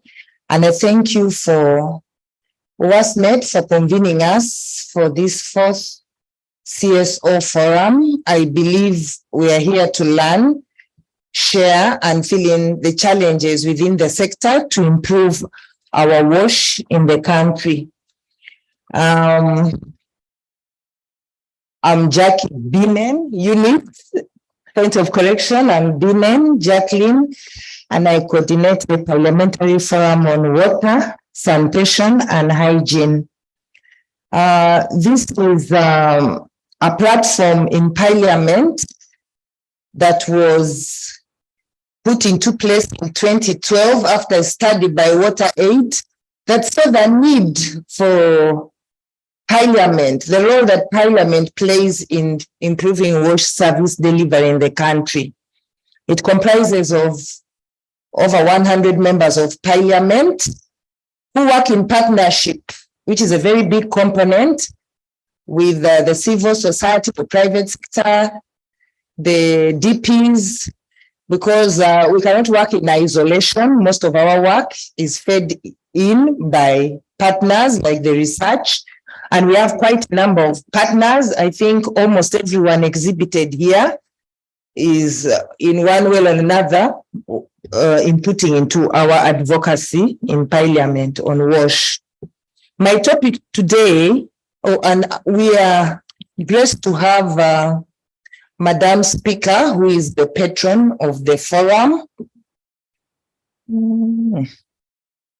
Yeah, and our vision is a sustainable access to safe and affordable water, sanitation and hygiene. And I think that's the language all of us here are speaking, because we want to see an improvement. Are we okay? Are we going backward? We will understand later in the day. So my topic for the day will be promoting inclusivity and equality in WASH, which is crucial to the attainment of most of our SDGs, but specifically SDG 6. However, you'll find like almost the first 6 SDGs are addressing issues to do with inclusiveness, equality. When you say SDG 1, it's on poverty, 2, on zero hunger, good health, 4, quality. You know, the 6 first SDGs speak to addressing issues that improve our lives. So inclusivity and equality in water, sanitation and hygiene refers to the principles and practices aimed at ensuring that everyone, regardless of circumstance, background and identity, have equal access to clean water, proper sanitation and hygiene services. And this is very important in achieving the Sustainable Development Goals, that is improving public health and promoting social justice. Access to clean water is a fundamental human right, and this calls for inclusivity and equality. Adequate sanitation facilities such as toilets and sewage systems are vital for public health, and these usually affect certain groups of people, mainly the women, the children, disabled, the most vulnerable. The old, the displaced persons all fall into this bracket. So promoting good hygiene practices such as hand washing with soap is crucial, especially for inclusive hygiene, which considers the specific needs of various groups. What is our critical issue today? The health burden mainly falls on a very vulnerable group, which is the women and the girls. There are so many invisible and unheard voices, and these voices are real. Vulnerable people need to be uplifted and empowered in every aspect of life, not only WASH. Inequalities like lack of land, water, sanitation, and hygiene, GBV, render the most vulnerable very marginalized. We have the report from the Equal Opportunities Commission, which states that 80% of Ugandans are vulnerable and marginalized. So that is a big task ahead of us. 80% is quite a big figure, and a lot has to be done. Among the group, we have the women, girls, who require safe and sustainable conditions to improve on their livelihood, and as a catalyst also in achieving the SDGs and other government commitments, as we'll see, local and globally. My case study will be on MHM, just to shed more light on this vulnerable group of girls. So a study on the status of menstrual health management by the Ministry of Education indicates about 23% of Ugandan girls in the age group of 12 to 18 drop out of school when they begin menstruation. That shows there is already a discrimination in the school-going children. Are our girls able to attain full education, or they jump off the way because of such conditions? Menstrual hygiene management is relevant to several sustainable development goals. What are our best practices? We should wash hands with water and soap, especially after every encounter. We should have inclusive washroom facilities. That is for the disabled, for the girls, demarcated, excluded washrooms, affordable health products, because without these, we still remain on the sides. Available reading materials to also give us more knowledge and understanding for our learners. An enabling environment that favors a conducive environment for the girl child to study. And then we also need social support, people to uplift the girls as they lack a lot of information. We need to uplift them in many aspects. MHM contributes to the assessment of progress on multiple goals. I said that before. Here we articulate links between menstrual health and SDG indicators under goals that address the following issues of poverty, health, education, gender equality, water, sanitation, and others. We envision that by 2040, all women and adolescent girls should be able to manage menstruation hygienically and with dignity. Oh, sorry.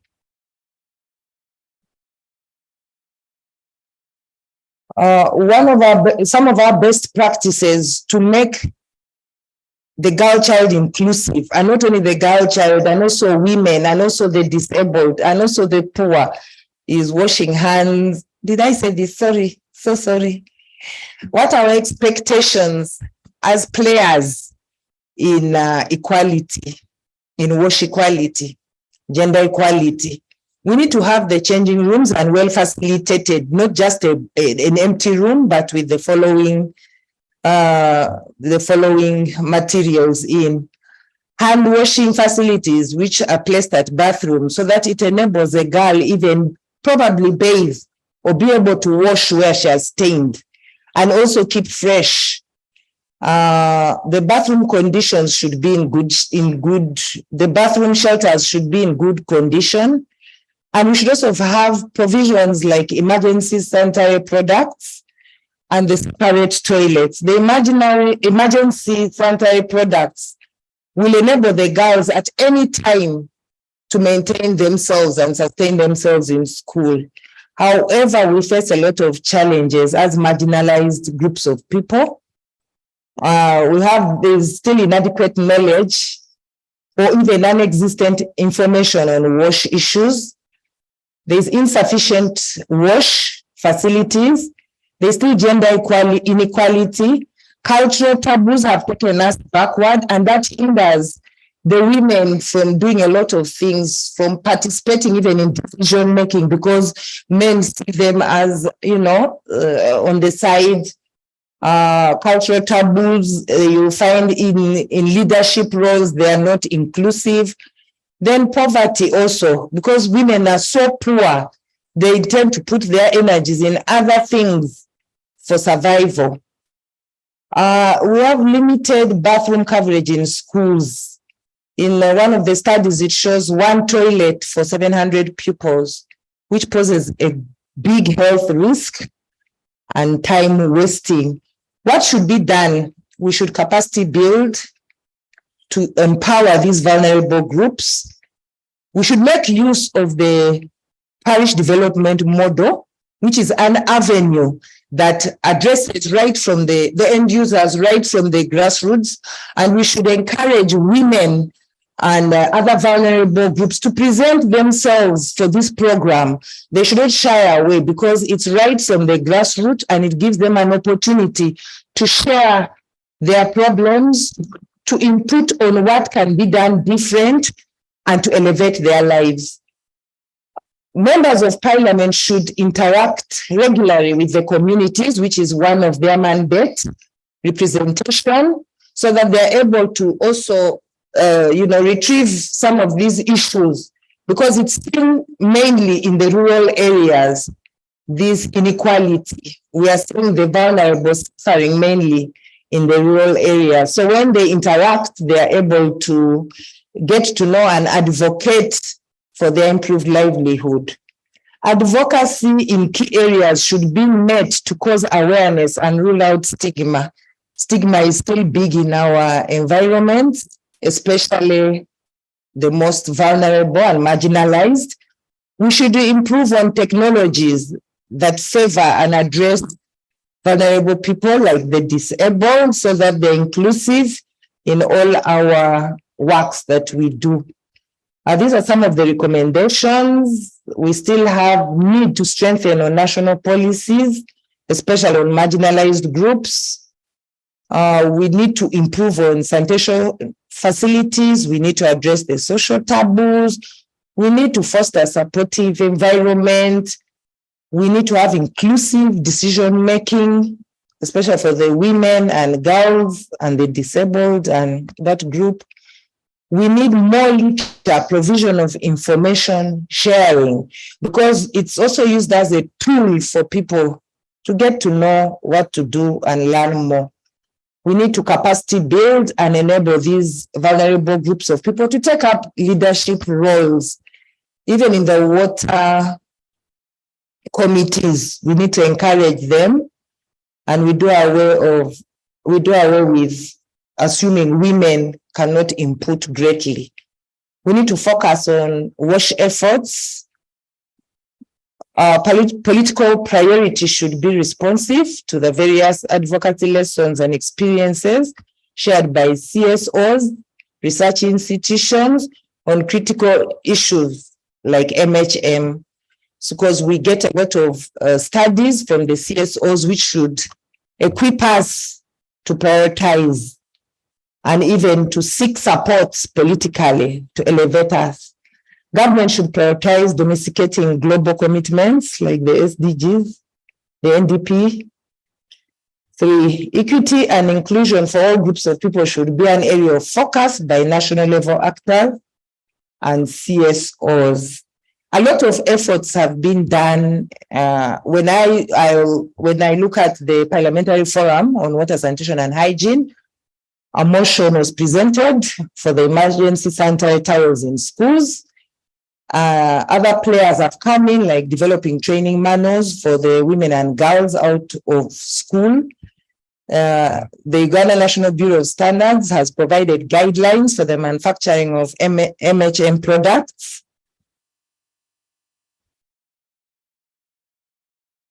The Parliamentary Committee on Finance, through lobbying from the UPF WASH, has endorsed the government proposal to exempt excise duty on raw materials. This is to help the girls access the pads at an affordable and sustainable way. The Ministry of Education and Sports embarked on the development of a 5-year national strategic. These are all efforts. The National Social Protection Policy, which is addressed at ending poverty, reducing on stigma, and creating dignity for the most marginalized groups. In my pictorial, we have efforts by members of parliament. We can see the empowering women. We can see they're supporting the girl child to be sustained in school. Yeah, sensitization and empowering meetings. Then we have to be tactful and strategic in what we do, where we have avenues to reach His Excellency. We try any method. That's my former chair, Honorable Jacqueline. She'll do anything to get the attention. And those were some of the issues pertaining to women, which she is presenting to His Excellency on a Women's Day. We also have platforms like this that address our issues and bring them to light. we have our forthcoming stakeholders meeting, which will be on 16th November, and we invite you all. And this is all in a bid to move collectively and see the issues that we need to address and gaps to be filled. It is my prayer that these vulnerable groups will achieve something out of this gathering of ours, and their voices, those unheard voices will be heard to improve on their livelihoods. Thank you so much for listening to me.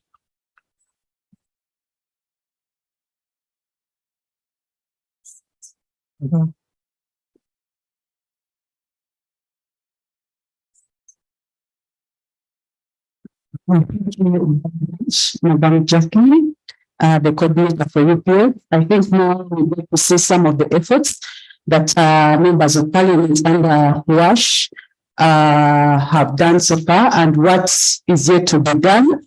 Gender and inclusivity is quite a big topic, and it is systemic. So we need to continue the conversations and ensure that we make everyone uncomfortable, as long as women, children, and other vulnerable groups are uncomfortable. At this point, I want to welcome Madam Asha Brett, the program coordinator, ATC, for the Ministry of Water and Environment, to share with us some of the innovative things that our ministry has put in place for the women, children, and vulnerable groups. Asha, you're welcome.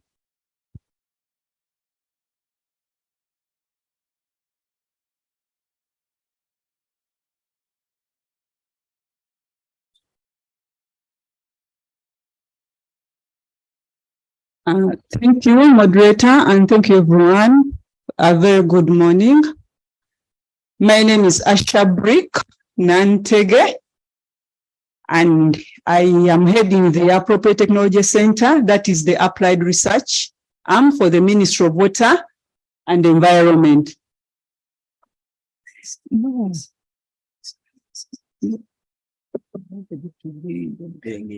Yeah, for it. The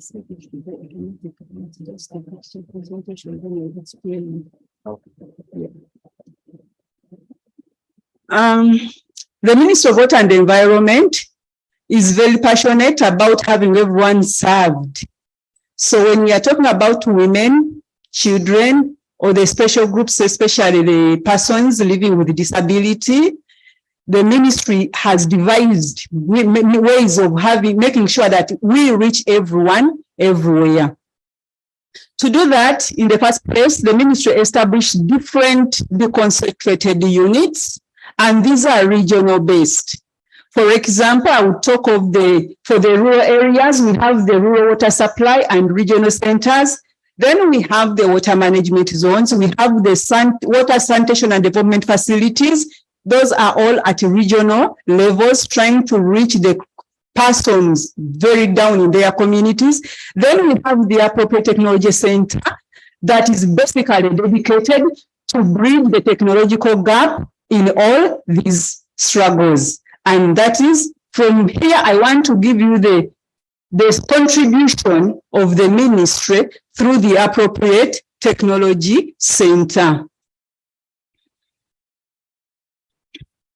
The Appropriate Technology Center, in the first place, we specifically do technology assessment. We use a tool called the Technology Applicability Framework. So we do technology assessment.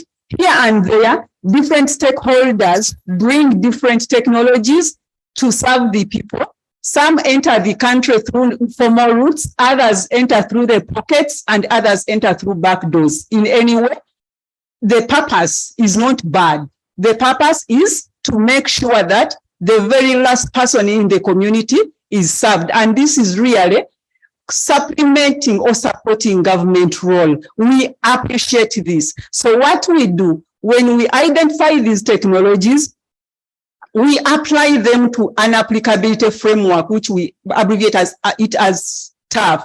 So we try to assess the fit for purpose. If you are saying that this technology is meant for persons living with disability, we try to take it through, working with you to see that, okay, if it is a facility that is meant to serve persons with disability, does it have all the qualifications? Does it really serve the purpose? How about meeting the environmental dimension? Is it environmentally degrading or supporting or enhancing? And with this, we basically try to address that gap. We also do innovation, technology development, and in all this, we factor in the end users with the different special abilities. We do promotion of inclusive and low-cost technologies, and these promotions are basically done through skilling and demonstration. We go to the communities, try to put samples or demonstrations for others to replicate, but also we find community groups and equip them with the skills to do it themselves. Because we shall not, even when we don't have the finances to go back, if they have the skills on ground, they can still take it up if the message was well packaged.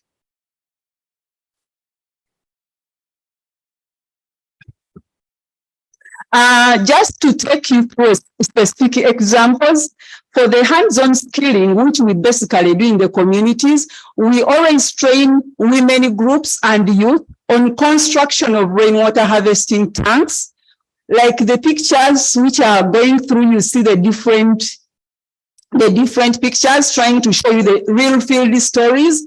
We take them through construction of rainwater harvesting tanks. Then they construct sanitation facilities for themselves. But here we are emphasizing on innovativeness. So if you really can't buy bricks, wide, or you can't buy cement, we can do it, still you get something beautiful out of it. So what we do, we encourage use of local materials, like using plastic bottles or using cow dung and red soil as the binder to make sure that they still get these beautiful products. So in this way, as they are, for example, collecting the plastic bottles, the plastic tops and the rest to use in this construction, we are hitting two birds with one stone.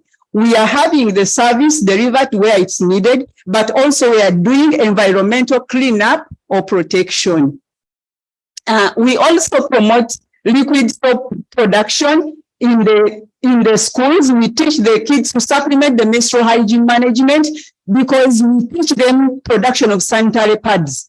After their training on production of sanitary pads, we equip them. We equip the poor schools such that they do local production, and they basically using banana stems. So it will be local supply, local production, and they use these hygienic sanitary pads.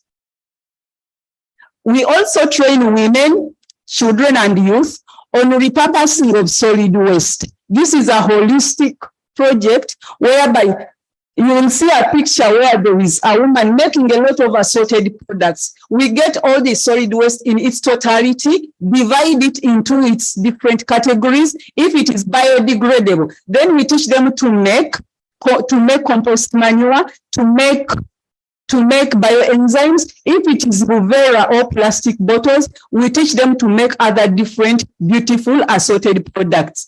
And then when we teach them to do these things, we help them through group formation. When they form the groups, we help them through registration, and then they start doing wash for business as a form of livelihood.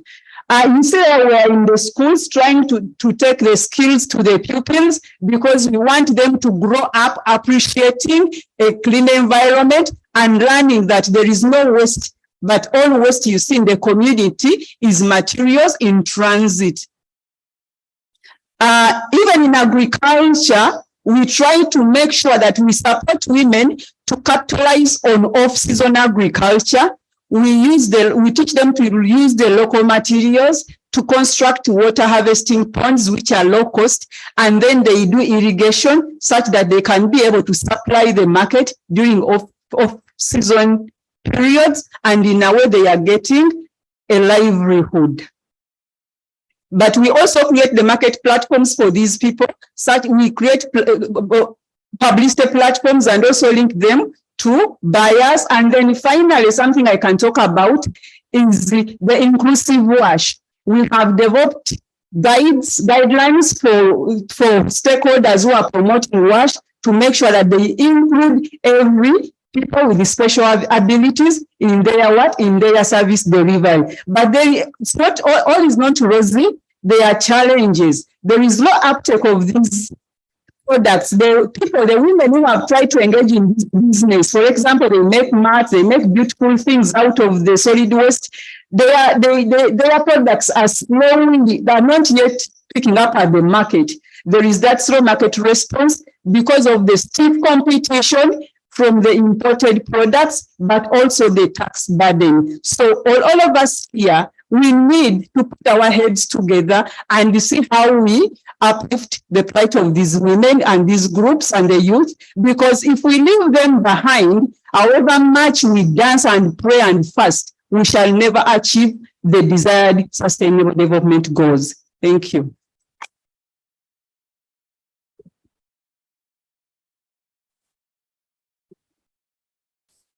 Thank you, Asha. Indeed, fast pray achieve what we intend to achieve. Thank you, Asha, for that presentation. At this point, allow me to welcome the chairperson for the working group, women, children, and vulnerable groups. And that is Madame Nakiri Aroni Semakula, if I'm saying that right, the program manager, Action for Women's Empowerment, with 8 years of working experience with children and women. You're welcome.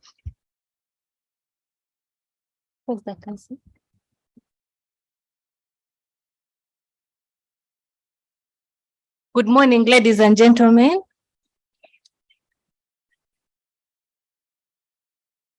Good morning once again. Like I've mentioned, my name is Rona Nachidia Semakula, and I work for Action for Women's Empowerment. When you hear the name, definitely we are for the women. So our presentation today is calling upon everyone who is in this room to see that they gear their efforts to see that the women, children, and other vulnerable persons are able to be inclusive and participate in the WASH facilities and interventions that we have been talking about from the start of the forum. So what is our mandate as our technical working group? We know that as a country, we have aimed at ensuring that we have access to adequate and equitable sanitation and hygiene for all, and to end open defecation, paying special attention to the needs of the women, girls, and other vulnerable children. And the reason we are here today is to ask the question, are the women and the children actually benefiting from this, or it is just a myth? So we want to call upon everyone to see that we ensure that there's availability, sustainable management of water and sanitation for all. So under the intervention as a thematic working group, we've been able to do capacity building, WASH service delivery, policy review and influence, and partnership. But under all these interventions, we want to see that gender mainstreaming and inclusion is upheld, so that at the end of the day, we know that everyone has been included. So what are some of the achievements that we've been able to achieve? One of them is MHM, and under MHM, we've been able to do certain interventions. We want to thank Simavi that they provided some facilitation for us to be able to train the civil society organizations, because we've been having MHM, but some of us, the CSOs, do not actually know how to implement. We have not been having the manuals. So we underwent a training where we wanted to actually understand the MHM that we're actually trickling down to the schools, the communities. So Simavi was able to provide the training, and some of the CSOs that were trained was Arue, and Simaru and Katosi and the others. But then also we've been able to provide sanitary products to the girls in school. We know that sanitary pads is a big issue in schools because people cannot be able to access. If they cannot even actually afford a meal at home, how will they be able to actually buy sanitary towels? So we've been able to provide the reusable sanitary pads for the girls in school so that they cannot be able to leave school because of menstrual hygiene. Then we've also been able to train the schools in different districts, that is like Nobu, Wakiso, and all the other regions where the different partners are actually implementing. And we're training them on how to manage their menstrual hygiene and encouraging them to know that menstrual hygiene is not a disease, but then it is normal and they should appreciate it and it is part of growth. But then also we know that changing rooms has been an issue in schools. And this causes a lot of inferior complex, especially for the girls. And some of them actually drop out of school because they cannot be able to manage their menstrual hygiene in privacy. So we've been able to actually establish some changing washing rooms for the girls so that they can be able to manage their menstruation in a hygienic way, but then also in a private way. But then also we know that for us to actually continue the talk and also the intervention of MHM, we need guidelines. So there's an MHM manual that has been developed with support from CIMAVI. And later on, we'll be able to actually talk about it and see how far, because I know all of us right from Wednesday, we've been talking about working in schools, working in communities, but then we know that we've been actually working with the women and girls, but do they know how to use some of these MHM interventions? So we'll be able to talk about it and know how best we can also learn from this technical working group and trickle down this information to the different interventions that we're actually carrying out. And then also we know that in schools, for you to be able to have the peer-to-peer education of the girls and for them to speak freely about MHM, we need to have clubs, because as youth, people do not actually confide in, they believe in confidence of their peers. So health clubs have been established to help the girls be able to address some of their issues, especially in sexual reproductive health, and be able to address some of the concerns that may be CSOs cannot be able to, because you cannot reach all the schools, but then if you establish sustainable clubs in schools, you'll be able to get all the issues thereafter and be able to document and bring to the attention of the ministry. But then we've also been able to train the girls and children in making their own usable pads, because with that skill, you will not be able to be deprived of a skill. Once you have a skill, you know that you can always take it on and be able to help one girl in the end after you've also been helped. So as we do all these interventions, we are happy to say that we've been able to realize some results. And one of them is the confidence in MHM management. Realize that at first the girls were not actually coming to school and there's increase in absenteeism, but because they are able to now manage their menstrual hygiene, they are confident and they are able to come to school and avoid dropping out of school. But then we also know that because of our agenda of leaving them behind, we believe that through MHM, we have been able to tackle the inclusion bit, and we know that no one is going to be left behind.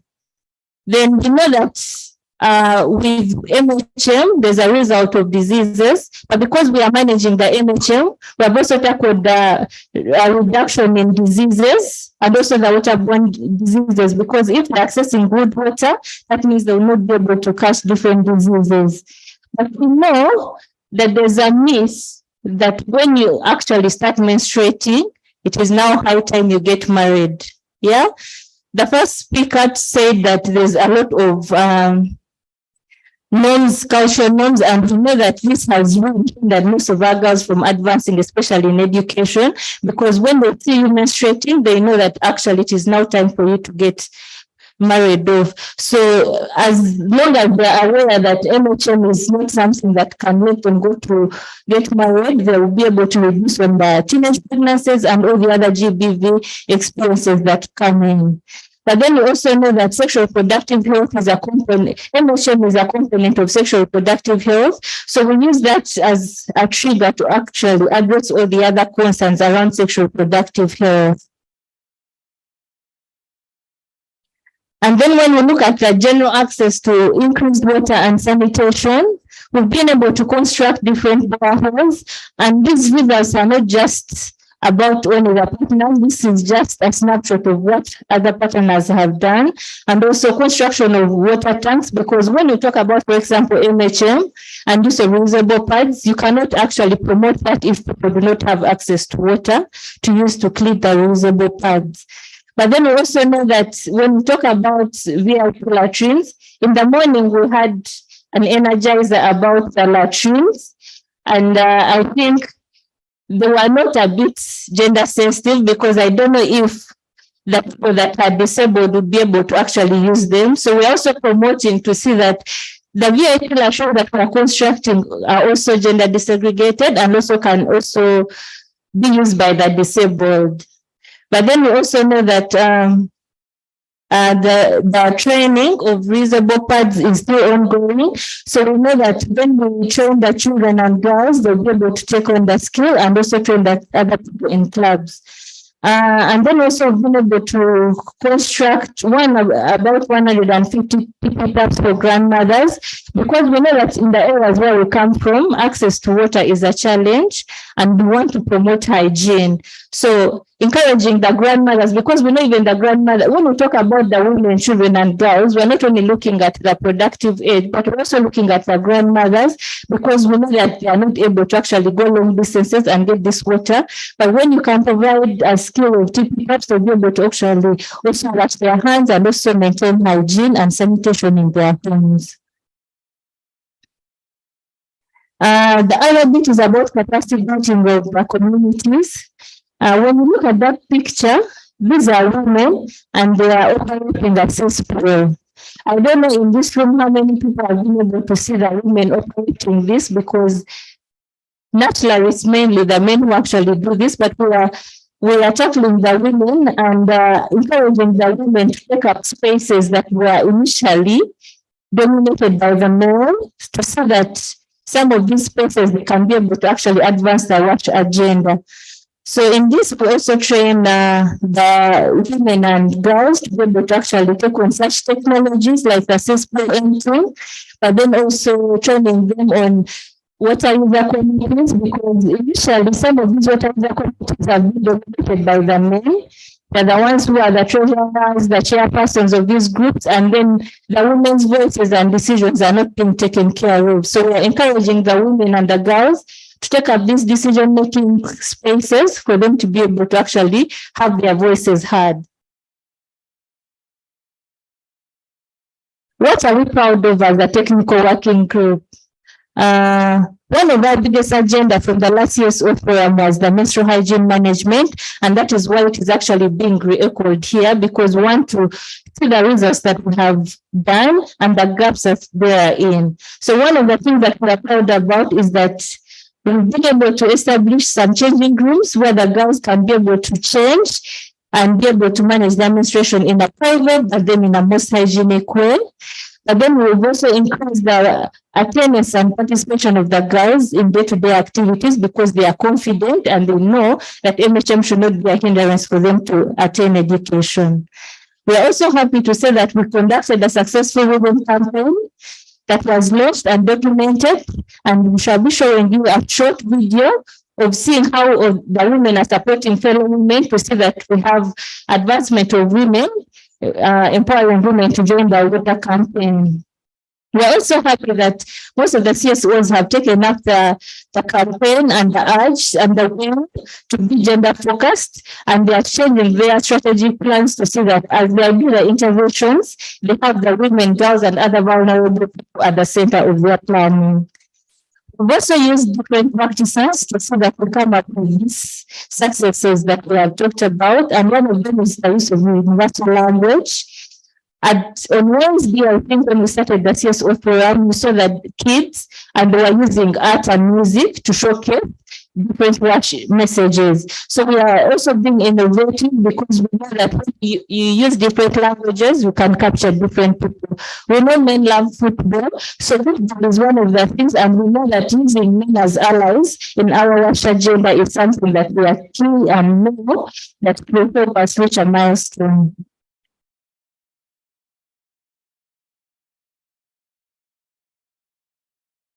I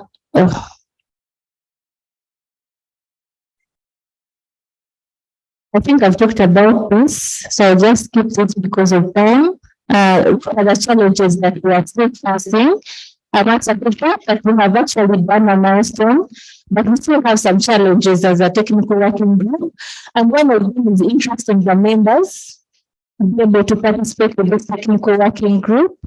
And I would really want to pause here because I feel like for all of us, even when we are when we are part of other different technical working groups, I know women and children are really patent. And I feel like as you're doing all your other interventions, you should be part of our technical working group. So I invite all of you to subscribe to our technical working group and learn a thing or two that you can actually take back to your technical working groups. Then there's also an issue of low quality of the facilities. Even when we talked about availing these facilities, we know that the quality is still low and even the numbers. So this has been a challenge because you find in a school, even when you establish a changing room, maybe they are just 2 and the number of people are over 8,000. So the usage and vis-a-vis the total numbers of the washroom facilities is still low and they still need some work to be done around there. I will not talk about documentation because this has been an issue right from day one. And I feel like if we are actually documenting this work in terms of gender, we would actually know exactly where we stand. But the fact that we actually are not very sensitive about gender segregation, we cannot actually know the exact stand where the women and girls are. So this is something that is challenging. So something that we need to take care of. And things that we can do better, I think strengthening and collaboration, through networking and joint projects should be something that we tackle and see how we can work with each one of you to see that we strengthen the voices of the women and the girls and the other vulnerable people. But then I think we also need to do capacity building of the technical working group members outside the children and vulnerable technical working group so that we can learn from each other and learn from each other what is working well and get lessons and new innovations from other partners.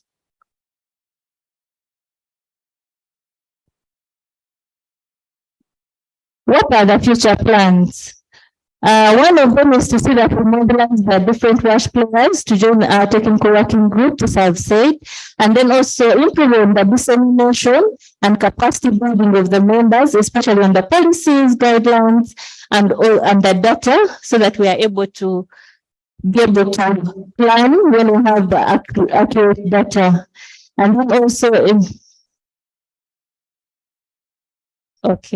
and then yeah, I think the documentation we've really talked about it, so I will not highlight it more. So it is something that we are purposing to do better and see that we can be able to have the accurate data. What are the commitments? I think I've talked about them as we are talking about this. Maybe I'll just stop here for the recommendations and asks from government. One of them is to see that we have, now that we have heard from the ministry, we really would appreciate if there would be a commitment by the end of this forum for the tax exemption on the NHM products, so that the girls, because menstruation is really not a choice, and we should really see how best we can support the girls in that area. But then also routine policy review and enforcement of the implementation of the policy.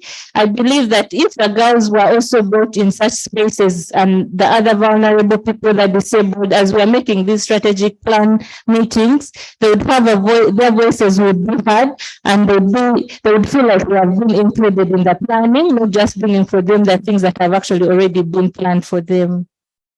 I thank you. And lastly, I just want to thank the partners, some of the partners that have been part of this technical working group.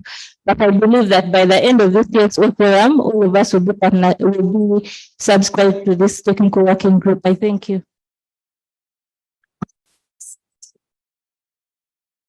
Thank you, Madam Chairperson. Rona is the chairperson of this technical working group. And I think we heard from Jackie that there will be for tax exemption from the raw materials. So we hope that those conversations continue. But before I welcome the next presenter, we have a skit, an audio skit, an MHM audio skit from USNET that will be played as Madam Florence Mulwell, if I'm saying that right, the Executive Director of Peace Orphans and Widows Movement, comes on board to give us a short presentation. Please stick on time. We're behind schedule. So we have 3 minutes and then we have an interactive conversation with the audience. Madam Florence, you're welcome.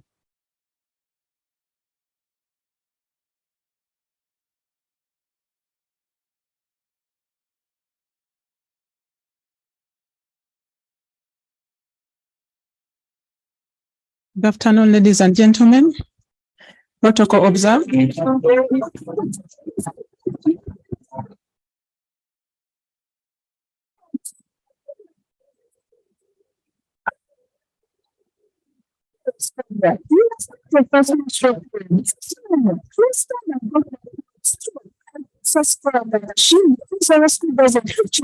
For girls, these are girls share the symptoms. For ourselves, there's no progress.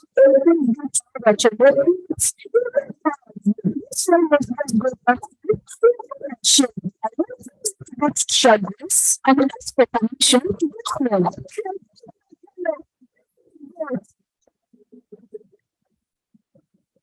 Scobia, come in. No problem. What's the problem? Madam, first semester period.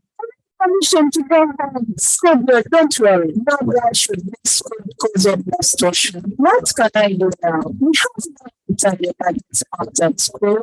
Let's go to my class and I that so that you can go back to class. Girls' education collaborate together. We can break the silence, menstrual hygiene management to keep girls in schools.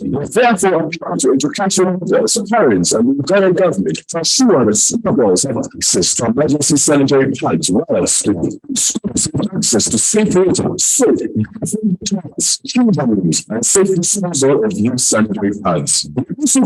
District local governments to ensure that schools in the country have functional school clubs and trained teachers to support and advise school girls during industrial periods. This message is brought to you by the water and sanitation network with support from Tsunami.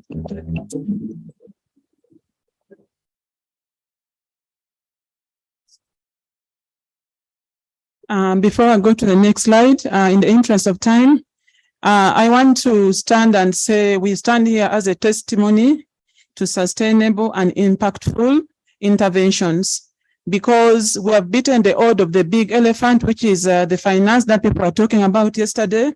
And we've done that by maximizing the usefulness of the little resources that we get to do very, very impactful interventions. And how do we do that? We've done that by engaging very experienced, bringing on board very experienced board members who have very good knowledge and expertise in the areas of our intervention, the objectives. One of them is WASH. One of the board members is a WASH expert. Another one is child and women's rights. The other one is a finance and an audit expert. And then we have economic empowerment program, and then the psychosocial. So when we do our interventions, we use what we have in order to build what we want to see. Then on the other thing also, on financing, we use the community. Our biggest donor is actually the community. And we wouldn't want to hear someone saying the communities are poor because they don't have money. They contribute 50 to 60% of everything that we do by providing the natural resources, local resources, and then the human resource that they have to make us have what we do. And then the districts and government officials are one of our best donors in such a way that they don't give money, but technical expertise, and then talking to the communities to make sure that they understand what we do and then adopt it. So that's how we are managing the big elephant. And then we only have the little financial resource as a driver to facilitate what we want to do. And we basically need it for administrative help. Data management. Our data are authentic, they're verified, and we manage them. We use M-Water survey to collect our data. You do use it on source. Therefore, we have first-hand information and we feed it directly into the data and then we disseminate it there and then. So if you talk about population impact, we get it there then from the beneficiaries. And then issues of sustainability, because we engage communities from the beginning of a process in planning, identification of the needs in the communities. We engage them in planning, intervention, and contribution, and then managing their intervention. So we do literally very little. We are at the back of our interventions, the communities and the district leaders and the key stakeholders are at the front. That's how we are managing. So communities own our projects and they manage it. I want to go very quickly to our slide. I'm going to skip a lot of it in the interest of time. That is community engagement. You can see we work with the youth. We work with the children in school. Sorry, I may need help in this. We work with the children. Then we have we started work in Kaberamaido and Kalaki 7 years ago. And we are a small NGO, the only organization implementing WASH and all interventions in Kaberamaido district that are impacted. And our resources are mobilized locally and they're taken back to the community. That's our mission, to empower youth, orphans, and vulnerable children to realize their full potentials for sustainable livelihood. We work in Kaberamaido and Kalaki, and those are the things we do. We do WASH, child protection and participation, GBV, education, environmental conservation, economic empowerment, life skills development, and psychosocial support. Now, I want us to see here a bit. I hope it is feasible. Can you just make it visible a bit, please? This is what we want to see. In most cases, when we report and stand here to make our presentations, we present what we do. But I think it's very powerful for us to present the changes we have done. So in the 7 years that we have worked, we have rehabilitated 189 dollars. We have done 18. We protected 18 springs. We see the pictures. And the total population served with access to water is what you see there, 129,212. You can see there 65,694 and 65,518 female. Gentlemen and ladies, this is not a concordant data. You can go and verify it. It's in the M-Water. We can give you access to it. We have the contact where you can verify this. We have constructed 52 blocks of dormitories in 27 schools, and constructed one block of latrines in a learning center. We are doing a hospital, and we serve 24,408 children with improved WASH facilities. On menstrual health in school, we talked about we've impacted 57 children, 973. I can't see it very well from here. I'm reading well. Just like my colleagues have just presented, I don't have to go into it to do the same things, teach them how to make parts. My only request from what we have seen here to all of us who are doing menstrual health, I want to ask the designers of this program to do evaluation of this program, because I've realized many engines are doing it, but how do you see, what else have we covered? I've seen the need of this. And what else can we do between the community we have covered? Over 90% of the schools have been covered with this. The change we see is we don't see guys later in the streets at 7 o'clock. The guys are home, and because the guys are home, they live at home. So Kaberamaido district is so peaceful. That is one of the impact and the change that we can see. Moving on, so that is to enhance hand washing. We take the school, we take the health centers, all the stakeholders, and we don't need to practice always what you take. And that is the number that has benefited so far. 92,000, hope I can read it well, it's so small there. Please check it when you read there. These are the numbers. We donated over. You can see from there, liquid soap production. Moving on for sustainability, they continue making it. We give once, we train, and then they do from us at 25,000 shillings because we want them to continue sustaining. It is a committee that every that we go that because the committees are not doing what they're supposed to do. The challenge is because when they were trained, there was no special training. The Ministry of Health, I think, and Ministry of Water and Environment, I think, owns this. But the people who are trained over years, some have gotten all the tools are not there. So we have embarked on training them, just doing the special training, help them understand their roles. That is the number that we have trained so far, 1,000. I can't see from here. Help me to check it there. Over 1,410 water committees trained in 141 water sources. Remember, we have supported over 180 water sources. So the target is to reach all of them so that our water sources are clean. Then we have education support and youth livelihood. Youth livelihood, we target youth at least those with drugs and use them as the transmitters of change in their societies. Okay, this is the water source that we have done. When we attended the CSO coordination meetings in many arenas, I want to thank you, Grassnet, for coordinating us. You're so smart. I want to thank you for very interactive team that you have. So smart. We really appreciate to be here because of your discipline engagement. Thank you for being so involved. Now, you look at that process over there. We are facing them using sticks. But when we talk about environmental mitigation, then we are using the sticks, then the youth are breaking them, the women are taking them for cooking. After 6 months, they're no more. We need this innovation. Ladies and gentlemen, this innovation came from people. I actually designed it. And then I started making it. So the people who are trying to make it, please make it well so that we don't lose the focus. This one is made of rocks. So the enterprise community doesn't have to sit there much of the time. You don't enter inside, you remove shoes, it is locked. It's upon every enterprise community to know what time they want to open at what time they close. Child protection is enhanced, GBD is mitigated. The jerrycans are clean, and that is what we do.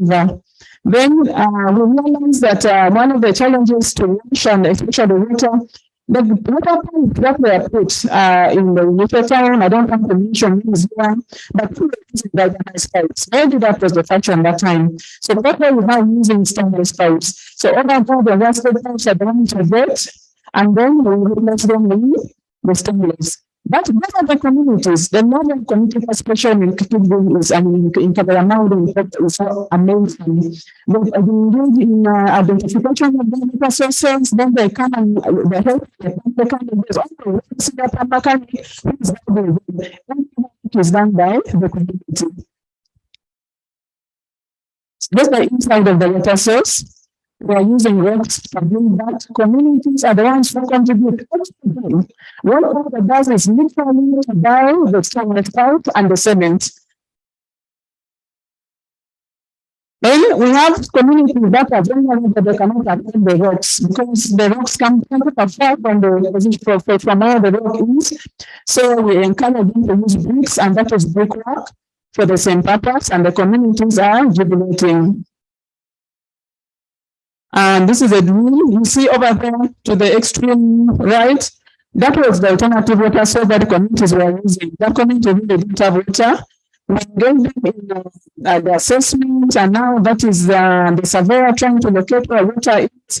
Moving on the drill, and then it is done. Yes.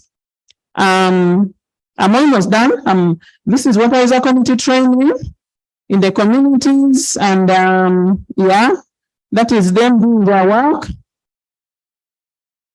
That's a spring well. This is how we do it. Again, it is protected by the community. So what we did was only the pipes that we put inside there. The protection of it all, those are celebrating with the team. That are the waiters we donate with our partner, Power.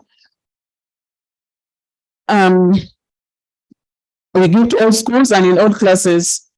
I think each block has 5 stances. It has a washroom on the side with a hanger, with something to hang the girls' clothes. It has an incinerator. It's really good. So when a girl enters there, she comes out clean. That is before and after.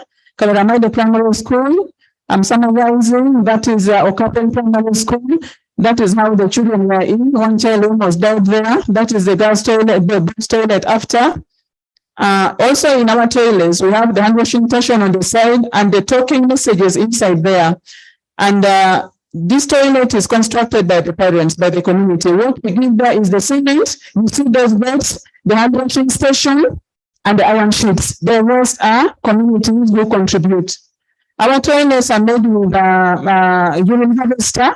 On one side, the urine goes along and the says go along because we want to harvest the urine and make it for pesticides. I want to call upon expertise who can use waste products to produce something. Please get to us because we have knowledge on how to use that. The hand washing sessions and how children are using it. Summarizing numbers just a little more. The talking information, we want them to wash hands. So it is so it's from how you enter, how to use it, to say it here. Finally, you need to wash your hands. At the extreme end is the incinerator. I want to say this to the members here. I know the ministry together with all of us here, the youth have come up with a incinerator. I want to tell you people started this in 2015. All of that were invisible. We are not seeing that. It's like in 2015, it's high up. So this is a bathroom. The girl enters in and then opens, drops her pad inside here. It is open and then it is banned. MH, girls make their own parts. I'm summarizing there. Those are the girls. I think I'm almost done. That's girls being taught how to make them. We provide hand washing facility. The children are making their soap in school. Yeah, education, that is Barbara before, and that is Barbara today. If you go, that is the trend. That is where we pick our children from. This is not in graduation. This is serving the community. She's a medium. I think I'm coming, and that is their graduation. In red are people staff celebrating the graduation. Those are nurses. We've sponsored 158 now. And we are moving on nurses and midwives. The youth, we give football. The change among the youth is enhanced. So we keep them busy by sports, and that's how we get them to us. I'm summarizing. This is wash cleaning. Yesterday we were talking about the hygiene in communities. We use the respective district departments. We use the NC3 persons, the market leaders to clean their own markets. We only see when you see a dirty spot. When you see somewhere that to us, we're riding to the field, we just call the HR person and tell them, oh, we are aware of this. We call the CDO. Are you doing this? Then they mobilize and then they go and then they clean. Okay. Can I please finish my slide? That is the environmental mitigation where we get the plastics, and then that's the school where the teachers don't have houses. And that is a store for the teacher using the plastics. In Cameroon now, you don't see those bottles. Child protection, we work with the police and youth livelihood. That is, we give them something small and then they produce more out of it. So we gave her only 1 kilo of beans. Today she's producing so many kilos and she's able to support her children in school. Thank you.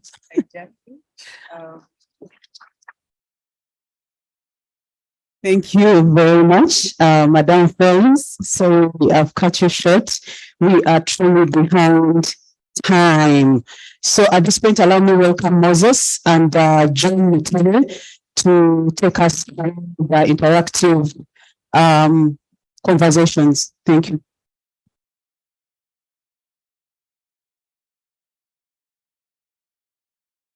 Yes, good afternoon, ladies and gentlemen. My name is Moses Rujumba. I work with Caritas Fort Portal Hewasa as a WASH programs officer. And I'm here to just take you through the discussions. I won't be presenting anything. I'll give my colleague John a chance to say something towards the end because I know time is of the essence. I don't know, Mildred, how much time I have, but I should be able to compress it and we discuss something tangible. So, MHM. Menstrual health management. A couple of years ago, actually so many years ago, when I just joined the sector, there was a phrase that was cutting across. They were talking about break the silence, join the discourse. I would like to think that at this point we are discussing. We've already joined the discourse. There's a lot of work that has been done, and there is so much that is yet to be done. But at this point, I would like to talk about the working group that is right in front of you. What is it that they focus on? In my brief assessment, it's about gender equity and social inclusion. This concept has about 3 or 4 domains, and among them we have access. Access, I'm talking about to facilities, to materials, to information. We have decision making. How are these people engaged? How do they actually bring out their issues, and how are these issues taken through? There's participation. How much do these marginalized groups participate, and how much are their issues actually considered? Then there's also well-being, of course. That is about the well-being of the girl, the well-being of a disabled person, and so much more that can be done. So without wasting a lot of time, I'd like to say that GESI, or gender equity and social inclusion, clearly has always been at the back of our minds. We cannot hide this. We always look at it as a cross-cutting issue, but one of the reasons why this thematic working group is in place is to ensure that these issues are now brought to the forefront. And with all that being said, I would like to point the attention to these 4 ladies, and I would like to request you to please shoot your shot if you can. Ask them, compliment what they've said, and react to whatever they have presented to you. I know there's a lot that has been said, and there's a lot that you as the audience have to say. So please, ladies, now is the time that I'm giving these people a chance to actually come out and share their views on the thematic working group and their views on the presentations you've made. So I think I'll just take about 5 responses or reactions from the audience. We react to those 5 and we close this session. How is that, Mildred? Good. So please, the audience, do we have a mic? Someone can help and take it around.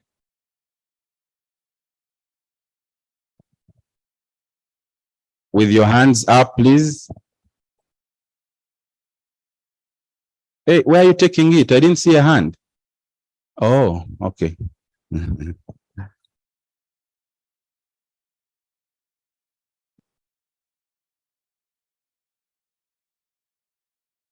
Thank you very much. My name is Emmanuel Opus, working for Velpunga Health.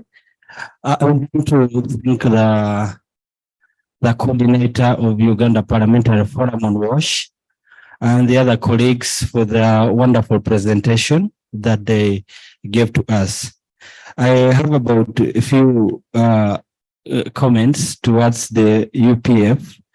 And one of the issues that was raised particularly was the concern of the products of MHM. I wanted to request the Parliament of Uganda that recently government of Uganda increased the taxes on the menstrual products. And most of us who are familiar with menstrual health is that the products for menstrual, the price for menstrual products across supermarkets and countries has increased. And that is one of the issues. I would ask that, unfortunately, that our members of parliament today are not here. They should work it out and see that this price is scrapped. A tax on menstrual products is taxed. The other thing I also want to remind the UPF is that formerly the Ministry of Education and Sports had pledged that they would provide free menstrual products to our students. Whereas that promise is gone. Maybe we'll let Minister reminded of that. The other thing, and I would also want to remember to remind our members of the working group on menstrual health, is that Velpunga Health together with WASH United last year made commitments. And I know that most of you are familiar with the 5 commitments when it comes to menstrual health. And I think it's also high time that you USNet, together with all members, still work on those 5 commitments towards mental health. If you remember, if I want to remind you that we are all committed to a world where we stop period stigma. We're all committed that a world where everyone has access to menstrual products. We're all committed that everyone should be educated about periods, and everyone should be committed, and we have period-friendly toilets. I believe that if we all consented and committed to that, then we shall have a very well elaborated. Very well that in menstrual health, some schools have safe rooms and so on. As Veltunga Healthy and other partners want to continue committing to that. But importantly, let's work towards a free period stigma society. I thank you. Thank you very much. I don't know the name of the question. It was a compliment, and I'm commending you for that. The next person should be very brief because we do not have a lot of time. I do not want presentations. Presentations have already been made. Thank you. Yeah, thank you very much. My name is Haj Sulaiman Warugen. Just I'm asking the one who presented on the Parliamentary Watch Forum, why put that long period of 2040 for sanitary pads? Can't it be done within less than Exanya Chimom? Thank you, Raji. She has noted, she will say something about it. Any other reactions? Any other reactions, please? Hands up. We are satisfied with the presentations, and we will. I'll give the panelists, if I may call you, a chance to react. I don't know whether there was one that was pointed at any except the last reaction. So please, we could start with that.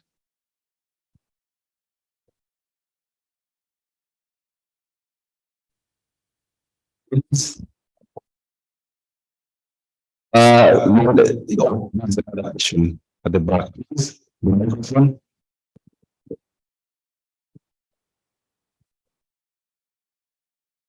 The microphone.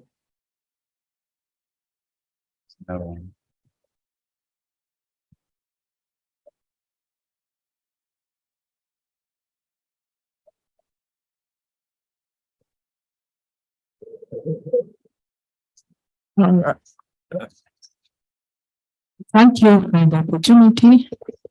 Mine is just a general comment. I just want to thank USNet for embracing gender mainstreaming. I want to say that we really appreciate as Minister of Water and Environment the way you have come. And I just want to find out whether in your report, in the coming program review report, I hope that you have also included all these wonderful initiatives that you have done in your report, as you will be reporting in the coming program review. Thank you very much. Thank you. I hope the respondent has taken note. She should be able to respond to all of that. Thank you. Okay. Thank you very much.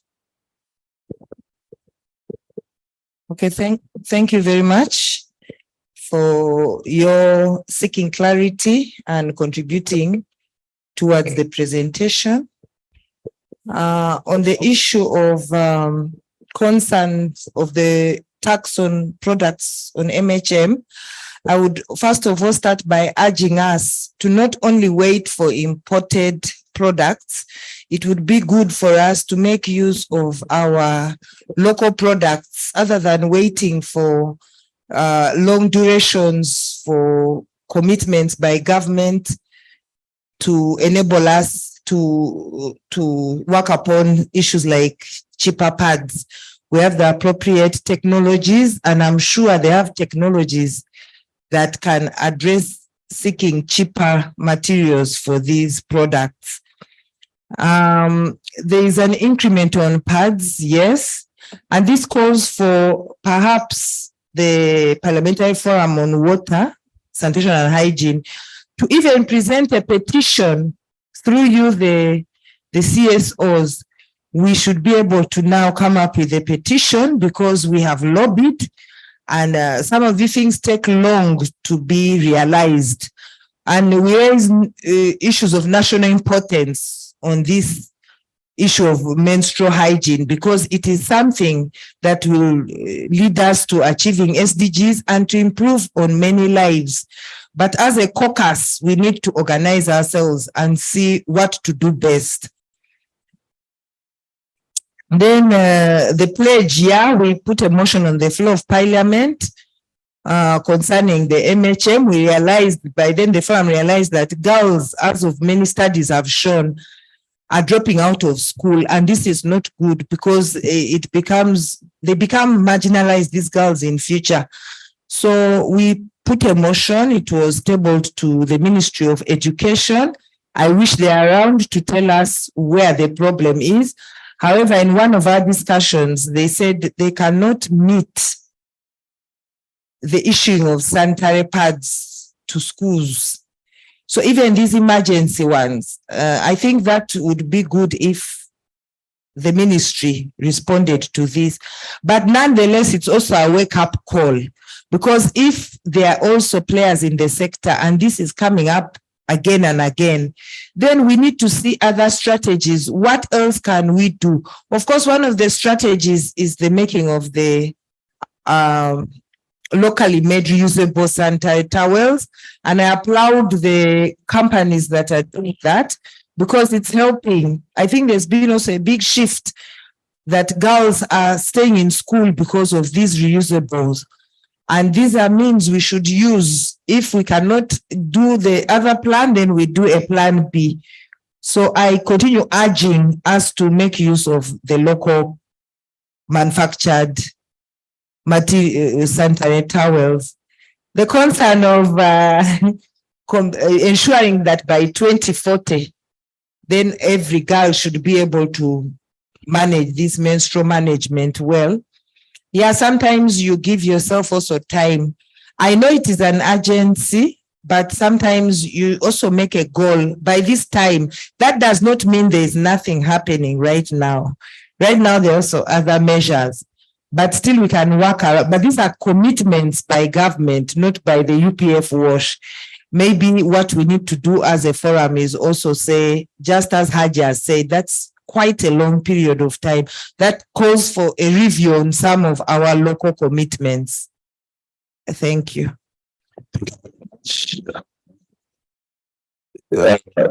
Something to say? Yeah, thank you so much. You asked a question at the start that are the people targeted benefiting? Actually, we could be the reason if they are not benefiting. You can't say you are helping people when you are stigmatizing them. Our language is stigmatizing them. There is no person that is disabled.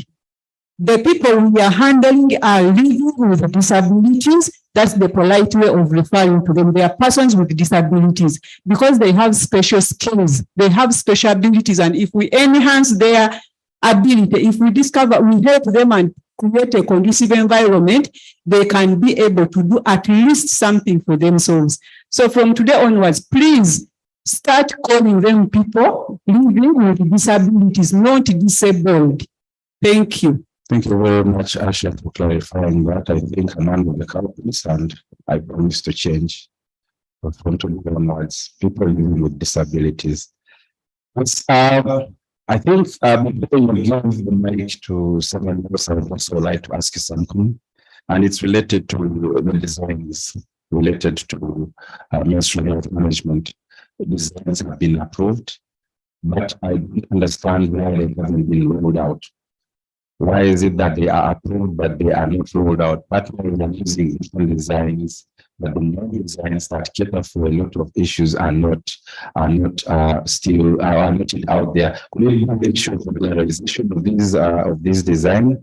Could it be the strategy of popularizing them is quite still wanting? Please clarify on that. Thank you so much. I think you've asked a question and partially answered it.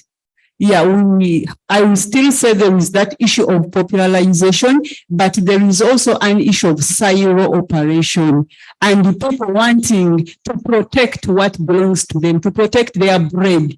People are working in secrets. They don't want to come up and join hands. We have been talking about partnerships, but most of the partnerships around are not clearly guided partnerships, unless we come like maybe through this working group and then we agree that we expose, we be transparent in our undertakings, and then this is when we can say this is wrong, we need to improve there and here. Thank you. Thank you very much. I think that was one of the reasons why WASNET insists on NGOs reporting on the work that they are doing. Maybe we can put more efforts on that to ensure that what is done comes out there and we need to share and learn from each other. Would not recall any questions being at the two ladies, but I would like to say that significant strides have been taken towards menstrual health or menstrual hygiene management. And among those, you presented about the menstrual health manual for out of school girls. I would like to briefly call John TV from WASILU to come and share briefly. Remember, John, we don't have time. So please, when you come here, say something brief and we hand it back to the chairperson and we move forward. Thank you.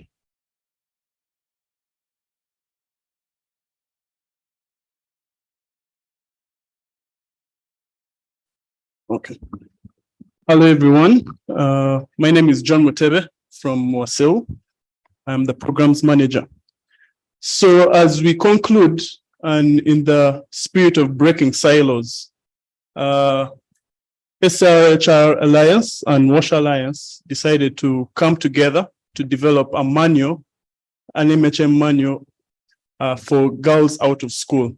And I think she shared that it's in the development and it's yet to be approved. And in the manual, we wanted to have a nexus of WASH, SRHR, and MHM addressed. So we wanted to see how we can bring these components into one manual. I think moving forward as CSOs and the private sector and government, how do you address these themes to become one whole component? Because most times we are fronting one theme, MHM, then we forget sexual reproductive health rights, then we also forget WASH. So as we conclude, we want to see how to break the silos, specifically for us CSOs, but also as the private sector. Most times we leave out the private sector in what we do. And looking at MHM, we don't understand the supply chain. And most times we want to exempt taxes on the actual reusable sanitary pads, yet the raw materials that the people are using are taxed. So things to look into, as I think the parliamentary committee can also address. How do we look through the supply chain? Because some of the businesses are looking at exporting some of these materials. Yes, we have materials here, but some businesses find it hard to access certain materials, or they're expensive, making the end product very expensive. I think with those remarks, I would like to close and hand over to the next person.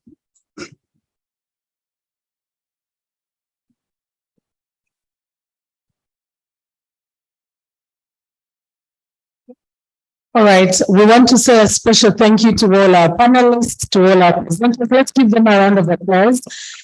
And to our moderator, I know that, yes, time is totally against us, but these are very pertinent issues. That is why we extended just a little bit more of time.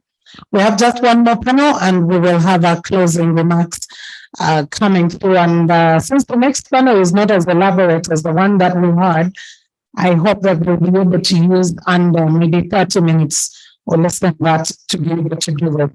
Allow me to invite from UNHCR, the chair of our next session, who is going to take on WASH for refugees. We know that Uganda has a very open refugee policy. Actually, our persons, our friends do not live in internally displaced people's camps, so they do not live, they live in settlements, not refugee camps. For lack of a better word, they live in settlements and not refugee camps. They're allowed to interact with the rest of the communities and do work like any other human being, because no one applies to become a refugee, not even one day, but it is just circumstances. So UNHCR will be the chair for this, and allow me to invite UNHCR to take on the conversation on WASH for refugees. We know that there are many things that are required, and with the advent of COVID-19, unfortunately, there's been lots of budgetary cuts, including even on food rations. How about matters of WASH? All right, let's invite UNHCR with a round of applause as we take on this discussion.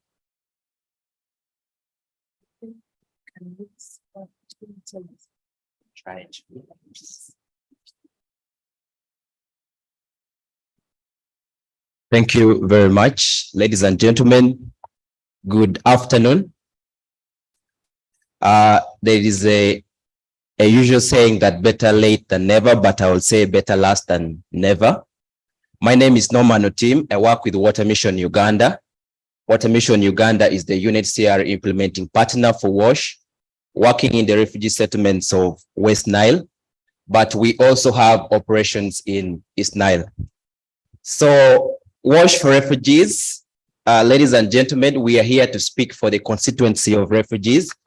As we discuss the Sustainable Development Goal 6, its attainment, the targets and the indicators, and as we explore the principle of leaving no one behind, as it was envisioned by the framers of the Sustainable Development Goals, it is important that we also bring the refugees into the context of this. Uganda, as we know, is the largest refugee hosting country in Africa with over 1.5 million refugees. Uganda is the largest refugee hosting country in Africa and among the top 10 refugee hosting countries in the world. And severally, Uganda has been lauded by international platforms for operating an open refugee policy. And therefore, I think it is very important that this forum delves much into discussing the SDG 6, its attainments, its targets in relation to the refugee context. Join me, ladies and gentlemen, in welcoming our keynote speaker, Mr. Simon Odong Peter, the UNHCR WASH lead, to deliver the keynote address on behalf of the technical working group. Let's give him a hand clap.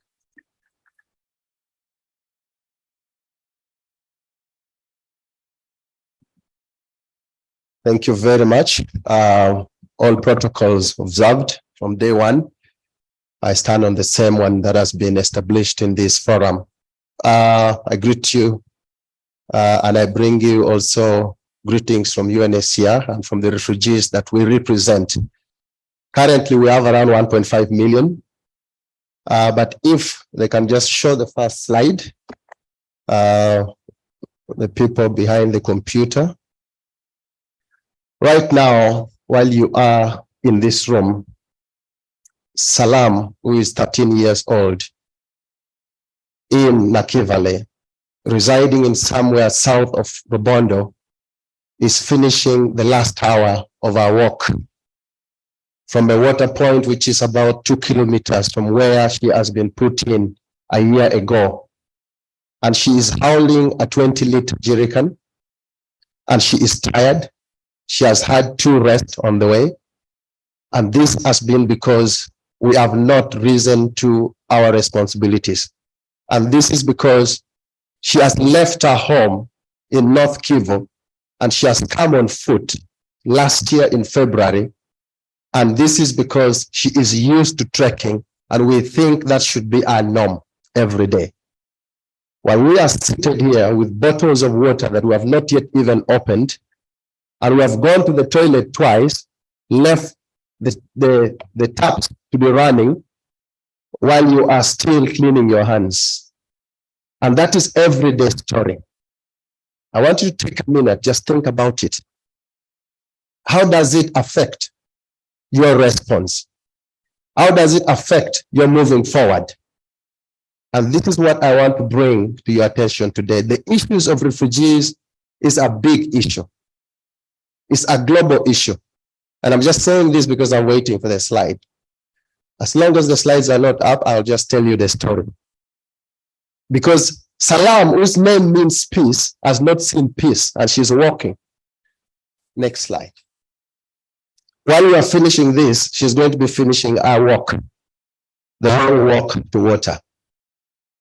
And because last year alone, we received 146,000 new arrivals, 76,000 of which were taken to Nakivale. And we didn't have enough funding to make sure that they have the water system. Next. Okay, that is where Salam resides. That's far down the south of Rubondo. The next water point is that dot next to the star. And I particularly mapped that point last year when I visited Rubondo.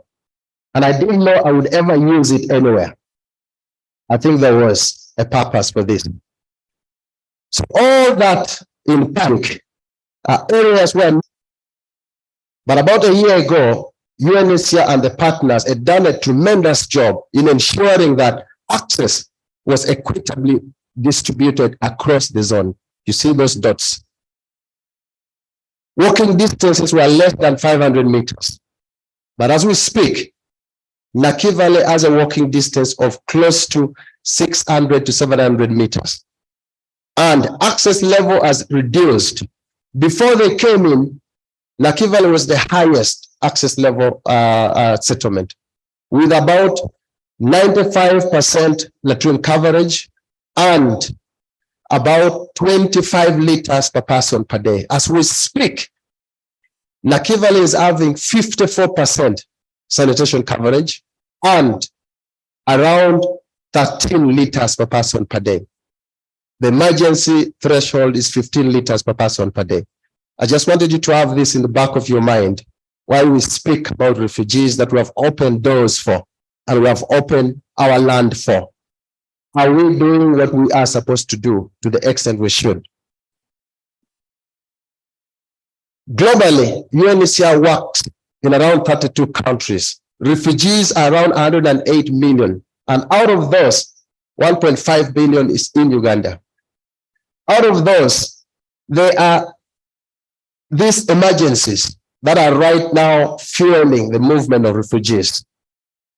The one of Sudan, South Sudan, Syria, Ukraine, we're talking about Venezuela, we're talking about Myanmar and DRC, that is full now in this country, the Horn of Africa drought, and we have the issue of Afghanistan. And this is still continuing. And this takes away interest from the donors from a place like Uganda with 1.5 million. With all our open door policies, with all our right policies, it is a competitive market. 3 causes of emergencies, and all of them we contend with right now. Disease outbreak, we all know the famous COVID, 708 million cases, 7 million deaths. We know how many there were in this country. Cholera, in this country, I've had 1 episode every year at least. And globally, around 30 episodes last year. So that means disease outbreak will still be there. And yet we can address that through simple hand washing and through providing safe water supply, including for refugees. Disasters, we heard about the earthquake. Recently, the flood in Derna, in Libya. We have had issues that are always coming up and they're all competing. And then the humanitarian crisis, that is all over. The factors that are driving emergencies, either driving in the sense of making it better or exacerbating or making it difficult. Three world factors right now: security world order, we all know, the allies of the US and China, the economic world order, and then the digital world order. How are we plugging into these world orders and making it to our advantage? These are things we need to think about. That's the statistics. Someone will come and give you details on that. And those are the areas where they are. Blue is the refugees, and pink, or what color it is the hosting population. There are areas where refugees are more. What does it mean?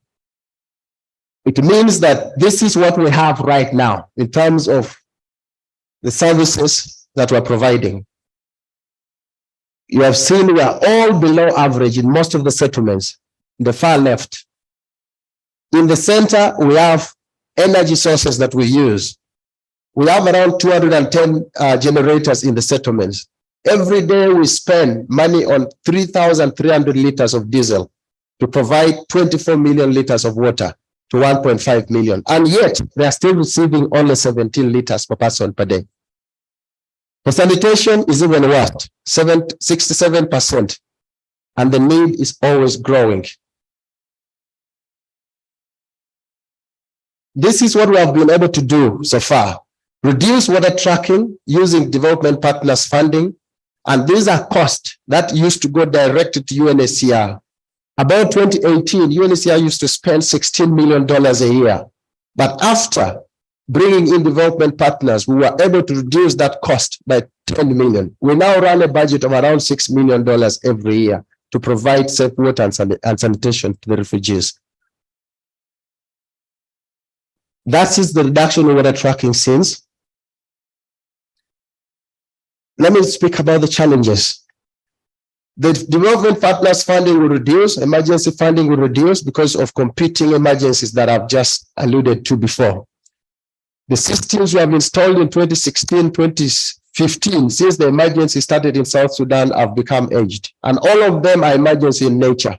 We spend, through the partners, around 3,200 Uganda shillings to produce 1,000 liters of water. And yet, when we use the utility, National Water or Umbrella Authority, we will spend around $1,200. That is around 70% less than what we would spend. So the direction is we need to move towards transitioning to national systems. The capacity of Umbrella, we're working on it. We do not have water for production. So it means we're using treated water for those who are promoting livelihoods and ensuring that they do backyard gardening. We're using treated water with chlorine. You can imagine how expensive those vegetables are. And then the impact of climate change, climate-induced migration is taking place. This is already with us, someone said. And we have to contend with land issues. In the north, refugees and the government do not own the land. So the communities are the owners of the land. So by law, every facility we put on those land is for the owners. If one day they wake up and say, get one of the best lawyers, they will own all the schools and they will own all the water systems because it is on their land. And that land has not been transitioned to the utility or to the partners.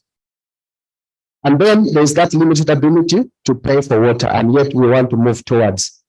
So all this, if I relate it with SDG, you realize that the coverage in the country, the better blue is representing higher coverage and the lighter blue, lower coverage. Now, 5 of 13 refugee settlements are posting more than 70% water supply coverage. And yet, if you look at the green map, those same with high coverage has low functionality rate. So what does it mean? Sustainability issues have to be addressed. Only 3 are below 50%. So that means refugees' presence has increased access to safe water, not only to them as refugees, but also to hosting population. And yet again, Chegegwa is the lowest in the country right now with 27% and is having 126,000 refugees. So it's either positive or negative, depending on the locations. So that's how we will address the challenge. And that's the last slide. There are about 1,157 point sources compared to 138,000 point sources in the country. That represents only 0.8% of the point sources that we need to transition to government. So can we convince the government to take on another 0.8% of the point water sources into their district development plan? That is the transition we're talking about. And then 15.7% are motorized systems. We have 225 systems. 98% are on solar. It is easier for us to transition that to the national government and utility because maintaining it will be cheaper when they use a business model. So the climate smart wash responses, I've talked about solarization. 98% are solarized, and Uganda is the most solarized settlements in the country, in the world. The average in the world is 46%, but we have 98% of solar systems in this country. And then we are looking at digitalization. With the work of lack of funding, how do we ensure accountability without being there? You have seen during COVID, it was not easy for us to travel physically, and yet business continued as normal. I don't remember any epidemic apart from COVID that was wash related, simply because we did go to the settlement ourselves. So that means we can use the digital order to support our responses. And then when you look at staffing, everyone is downsizing right now. If you're not, say hallelujah.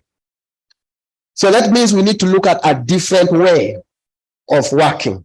So in the refugee settlement under WASH, we have adopted the graduate mentorship program that helps reduce the cost of staffing. We use fresh graduates to ensure they provide services at a much lower cost while they get to be trained.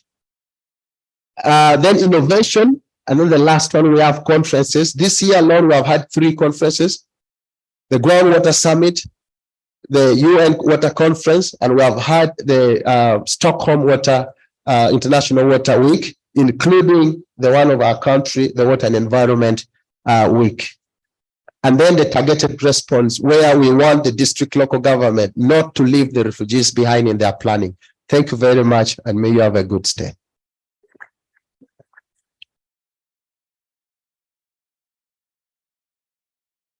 Thank you very much, Mr. Simon Peter. I'll request that we give him another round of applause. Mr. Simon Peter has shown a critical spotlight that if we are to attain the targets of the Sustainable Development Goals, any anticipation of development, any anticipation of progress is incomplete without bringing into context the refugees. So I thank you very much for that elaborate presentation.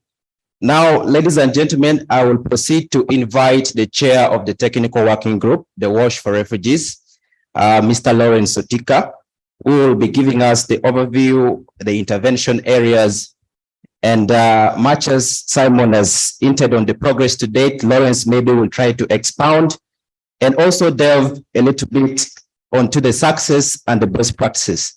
Lawrence, the podium is yours. Thank you.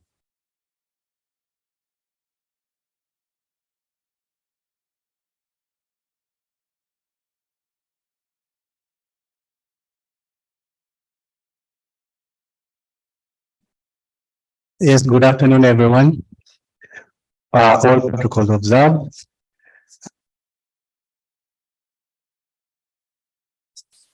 Okay. Yeah, I must appreciate Simon Peter for giving us the bigger picture of the refugee situation in Uganda and globally. Now, allow me to take the House through what the thematic working group have done so far, that is WASH for Refugees.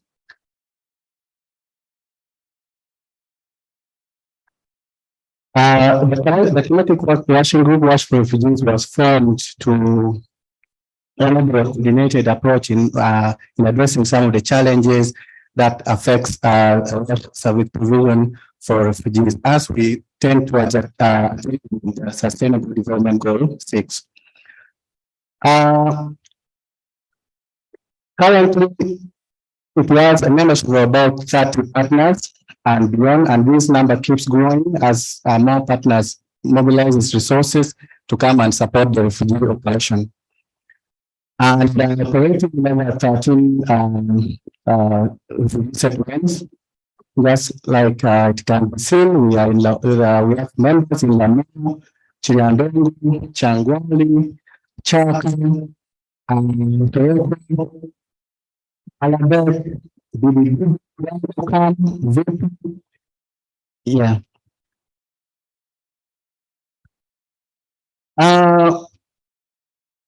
The WASH technical group addresses the two targets of SDG as we ensure refugees are included in as we move towards attainment of this sustainable development goal. That is target 6.1, supply of potable water for persons of concerns. Under that, the members' key areas are operation and maintenance of water supply systems. The members also embarked on WASH infrastructure improvements. Then, as we address 6.2, there are interventions that the partners are embarked on, like construction of latrines, subsidizing also latrine construction, dislodging of latrines, sensitizations of the persons we serve.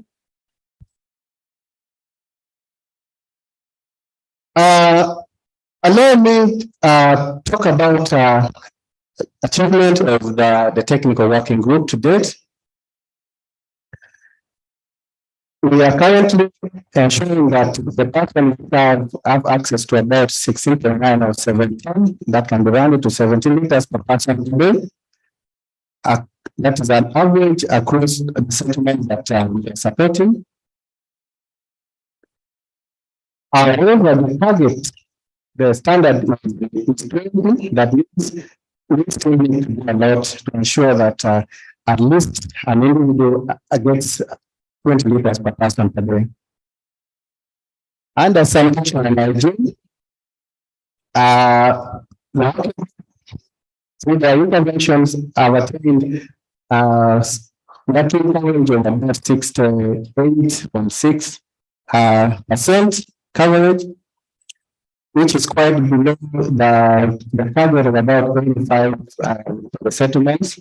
This, however, has been done without the current challenge that will be highlighted is these key figures, they're dynamic, because these latrines, due to soil nature, sometimes collapses. Yeah. And hygiene, which is still very big, we have a big challenge that is currently the annual target stands at 37, which is not desirable. What are the technical working group members happy about? Our partnership with Rosnet and UNICEF OPM has also helped us come together to ensure we share best practices that will be replicated around the in the sector. Coming together has ensured that we have synergy towards mobilizing resources as technical working group. This is a sanitation coverage across the settlements, including the Kampala that we have not had right now. You can see that Chile has about 80% latrine coverage. And about 20, and annual coverage of 21%. I don't want to take a lot of time. These data will be provided for you. Still, this is more on capital consumption across the settlements. With 20 and at 7.1%. I mean, liters per person per day. This is a deeper look into the sanitation coverage across the settlements with an average of about 68.6. And besides, these are some of the technology, the sanitation technology that exists within the refugee settlements that we currently are serving. And as much as possible, this is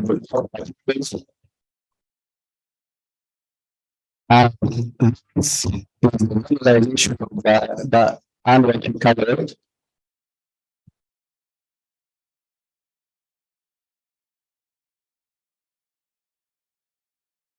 Outcomes and results of intervention.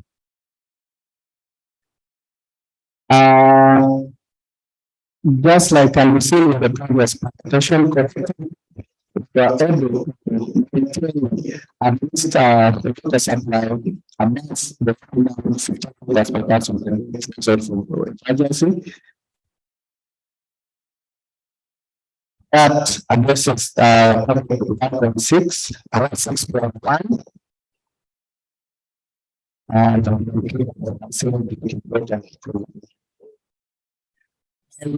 so worked hard in ensuring that the populations have access to safe, excluded disposal across all the settlement areas. Doing that, we have worked so hard to ensure that there is kind of identification among the refugees.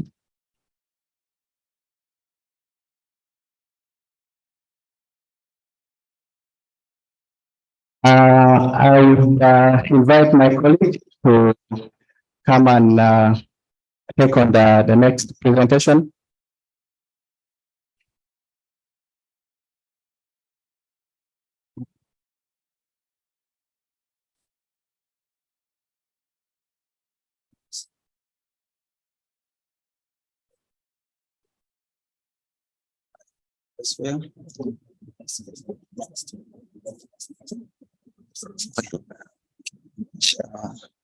Once again, good afternoon, everyone.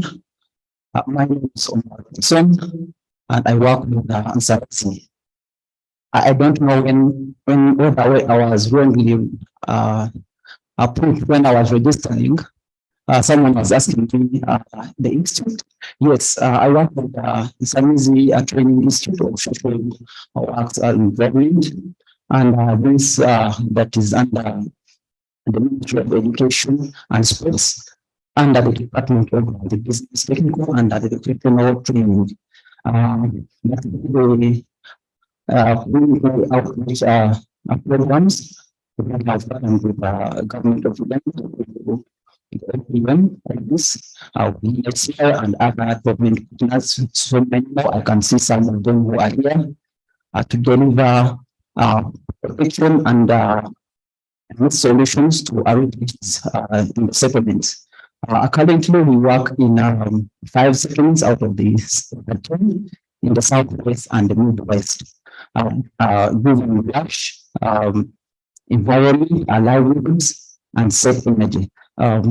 Back to the presentation, if you are still thinking about the story Mr. Simon gave, I want to remind you that he only mentioned over Naki Valley. Then let's think about other 13 settlements that we have in the country. We still have some people like how are struggling to get these services. Nevertheless, there are some things that we have as the working group worked on, and these are what I'm going to be talking about.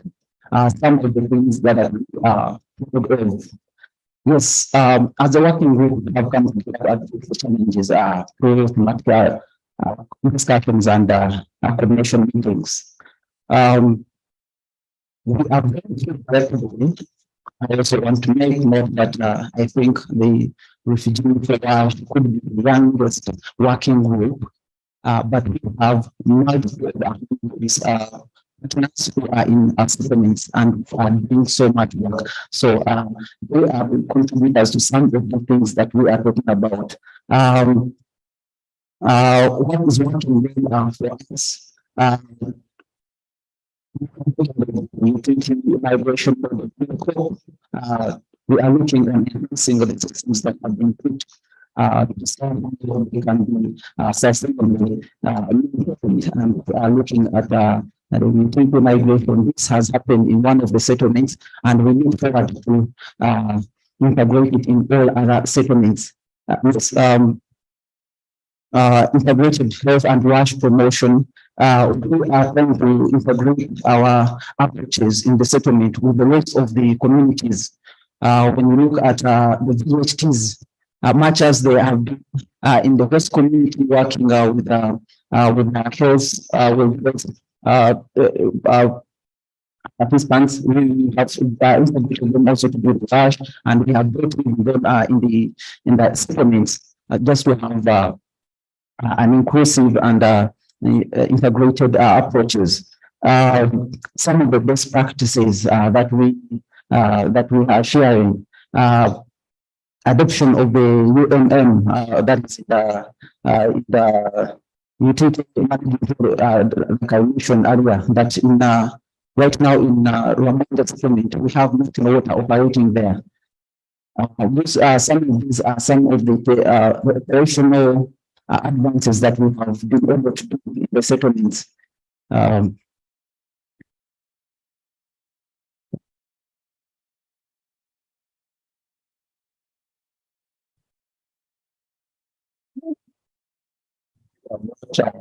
Run plus line speed.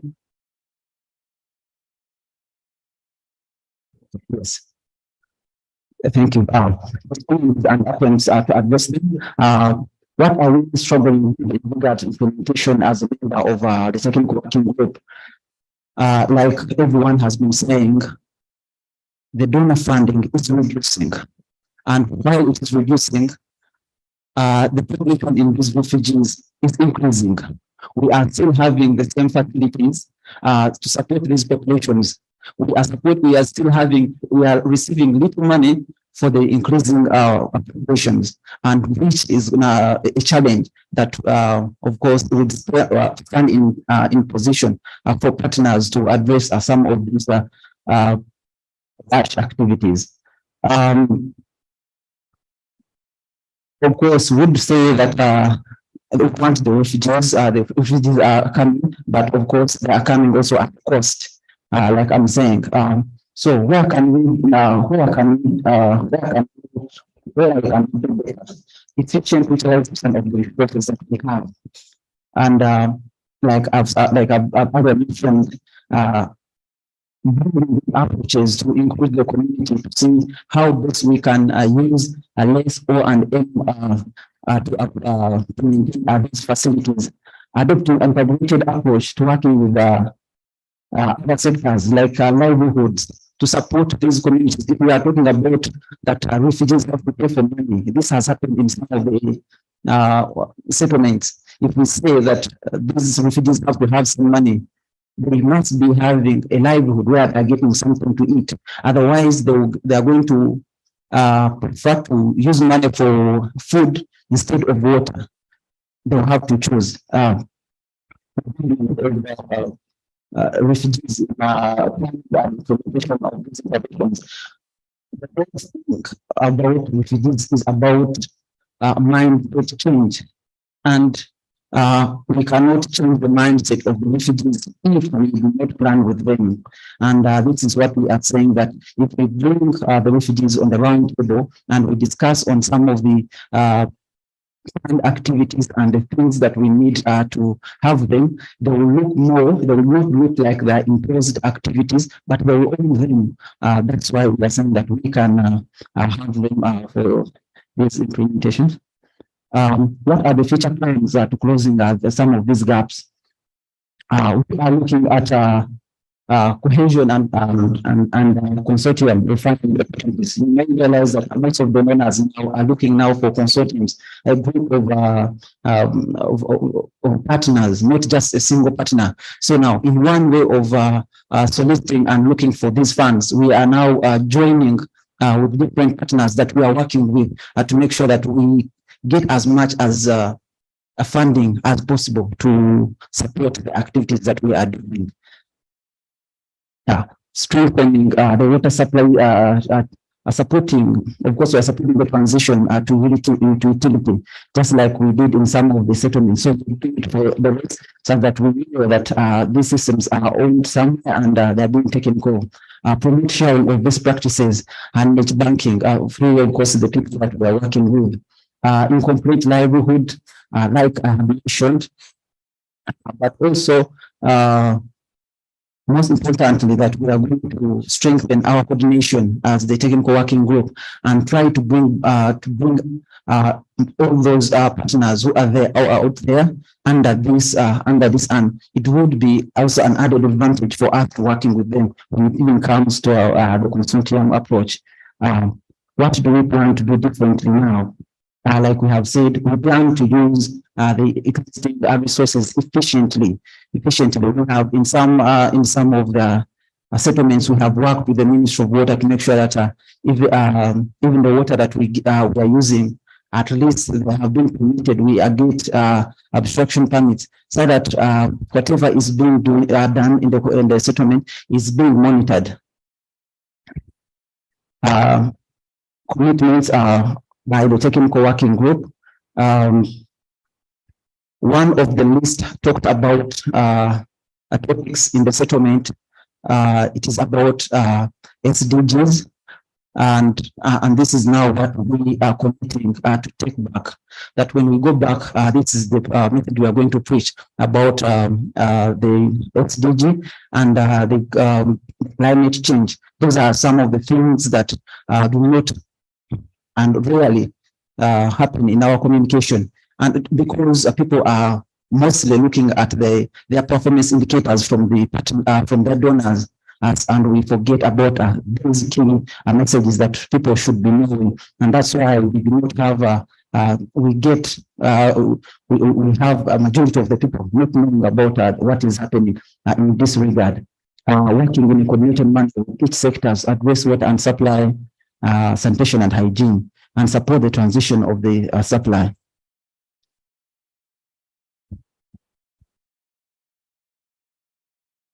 Recommendations to the government.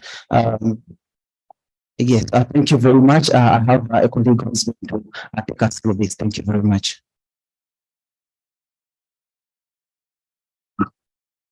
Thank you very much, Pitson, for your elaborate presentation. May I now invite Jimmy from Malteser to come and take us through the recommendations. And I know it's going to be brief.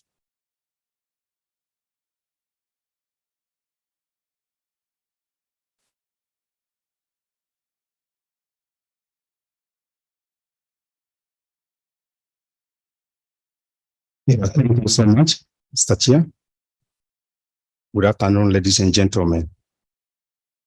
I'm going to be a little bit brief because of time.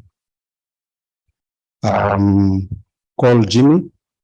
I work for Malteser International. Malteser International implement a WAS project in 2 areas, in 2 locations. That is the southwestern, then also in West Nile. Is the slide?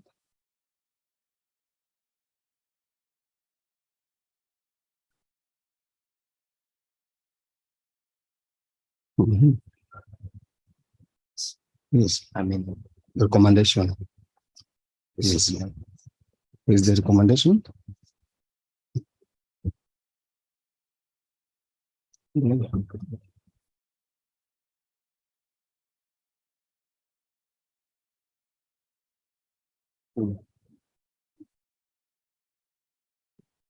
Yeah, I'm going to present about the recommendation that we have come up with.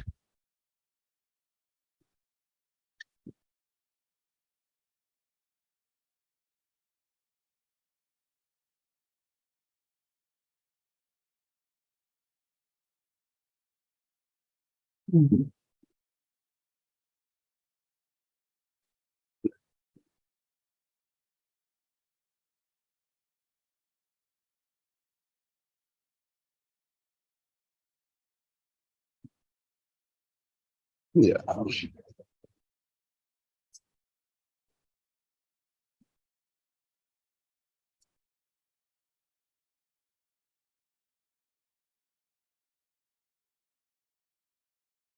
Yeah, that's the only slide that I'll present on. If you come to the recommendation and ask to the government, we said there should be allocation of adequate budget to service delivery in refugee settlement. We all know that in some locations where these refugees settled, there still need to extend the water supply to those area, because you find where these refugees at times settle, there is a water stress, and then also finding high yield borehole or surface water is really a problem. So there is still need for sustainability water line extension. Then also subsidize the operation and maintenance of water resources and system in refugee. Yeah, it's very true. You find when it comes to operation and maintenance of this water system, there is a huge investment due to high tax in this water system equipment, such as pump and other connectors. So there is a need at least to reduce the tax levied on these water equipments. Then also the third recommendation is enhancing capacity of government, a health facility in refugee settlement by improving staffing and then bedding capacity. Yeah, if you look, WASH is a cross boundary sector. So there is also need to increase the capacity of staffing and also health infrastructures. Because you find most cases in day in, day out, the number of refugees keep rising, but the number of facility that we have within the settlement remain the same. So it means a lot of stress is being put on the available facility or in infrastructure that are constructed within the health center. These are the tutorials. Thank you. Thank you very much, Jimmy. Thank you, Lawrence. Thank you, Pitson, for those wonderful presentations. I'll request that the audience gives them an applause. Ladies and gentlemen, that is all we had for you as the technical working group. I will now proceed to pass this microphone to the audience so that if you have any comment or if you have any question to ask, the team is here and ready to respond. And we are kindly requesting that you keep your comments brief, because we have already run out of time and we need to get out of here since lunch is also approaching. So do we have any questions? You can just raise your hand, and if you catch the eye of the speaker, you will be selected. Yes, there is a gentleman over there.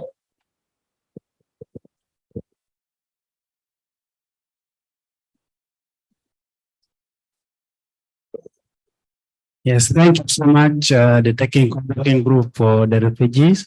My name is Odell Vincent. I work for JF Works Africa. JF Works Africa is one of the CSO, one of the organization dealing in WASH.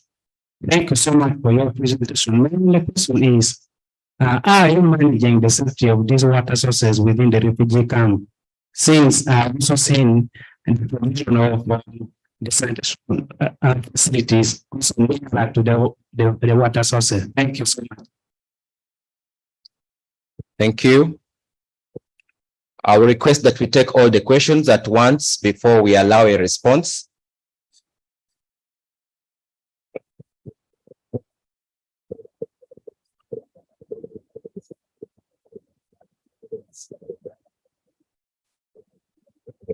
My name is Samantha. I work for Life Water International. Just one question. National Water and Sewerage Corporation is managing water infrastructure in the southwestern part. How successful has that been? And is it possible to replicate that to other refugee locations, especially when we talk about collecting bills and all those kind of things that we understand? Thank you. Thank you. Do we have any other questions? If not, let me then invite Lawrence to come and make brief responses to those questions.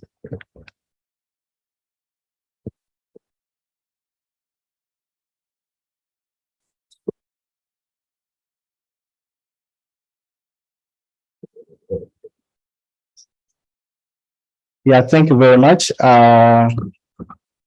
One of the questions was about the safety of the water sources or the water quality.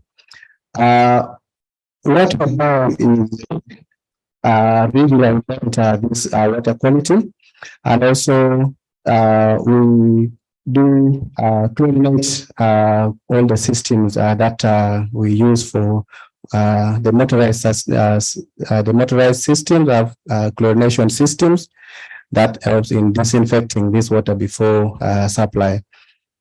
Thank you.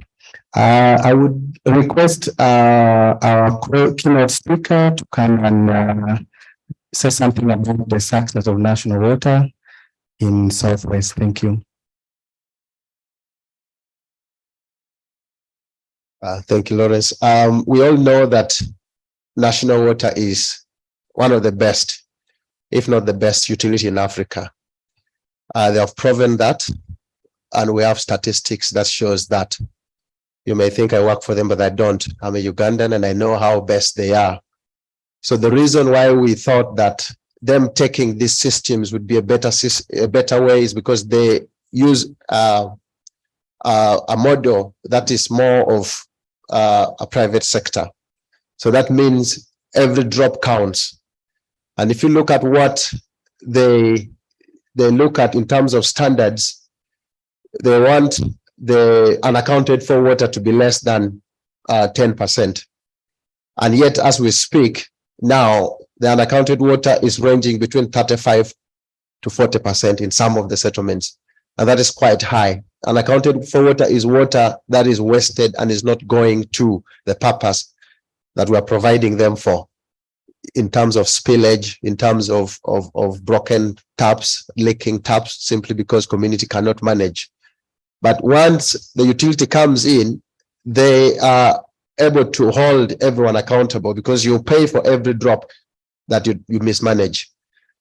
In Ramwanja, national water by design is supposed to take on systems that are already completely designed and constructed.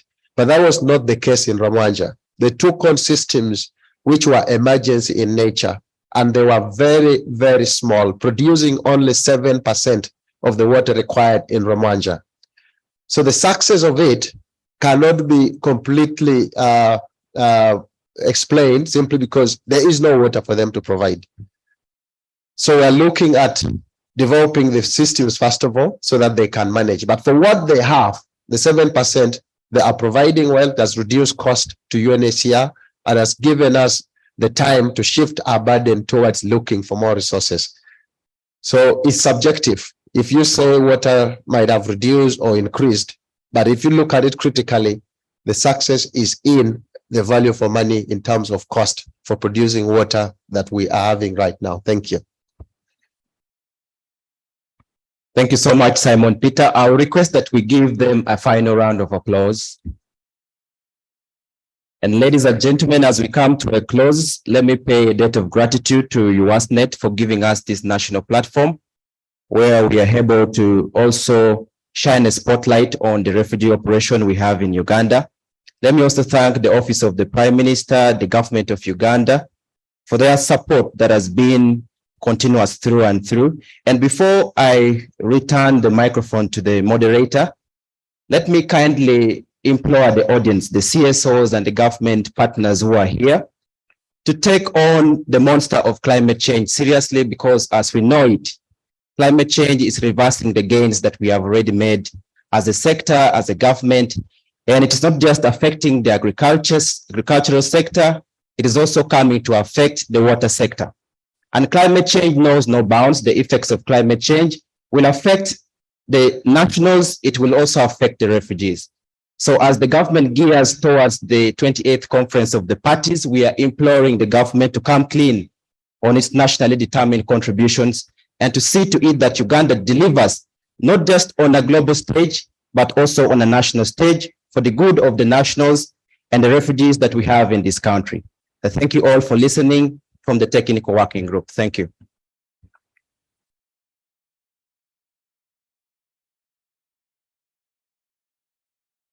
A big one for the Technical Working Group and refugees.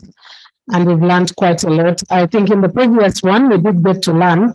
And by the way, this is literally a correction I keep making every time, that they're not persons with disabilities. They're just differently abled, or they're persons living with disabilities. And I love that each and every day we get to learn. It's like yesterday we were seated on a table and someone asked, those kids who are dancing, were they deaf and dumb? I said, look here, yes, they are deaf, but dumb is an abuse. Do not use it. They cannot speak, but they're not dumb, because dumb comes up as an abuse. So we need to learn as we continue to interact with different groups of people, we need to learn the kind of jargon that is used and how we get to refer to them and how we get to speak to them. So ladies and gentlemen, as we get to our closing session, which is starting right now, allow me to invite Simavi to give us a presentation on the endline findings of the SDG program in Uganda. And as Simavi comes, can we all stand up just for 1 minute? I am requesting. Yeah, we've been leaning back a little, bit a lot. Today the sun decided to shine so brightly and give us a bit of heat. So just stretch out, just get to your, just get to the sides and stretch your legs. I know some of you are not stretching, but you actually needed it. Yeah. Stretch your neck a little.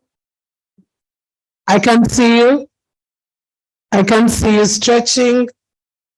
Your back is very important. These are things that we don't take seriously, but I'm telling you, when you start growing up and you need them forcefully, before anyone asks you is when you realize that they were actually important. Okay, we can get seated for the next very few minutes, and then we'll be running out for our lunch. Simavi, let's invite them. Let's give them a round of applause.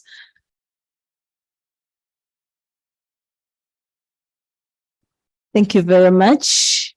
My name is Irene Namsu from Simavi.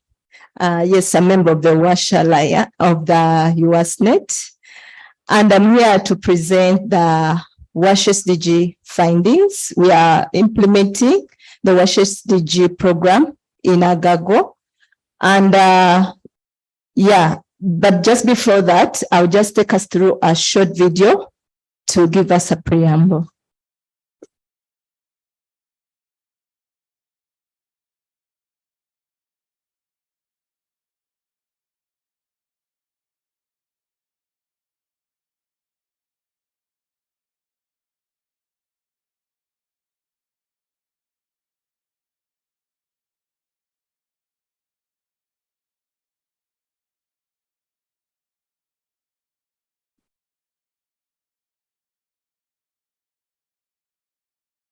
Instruments that are available at the national level.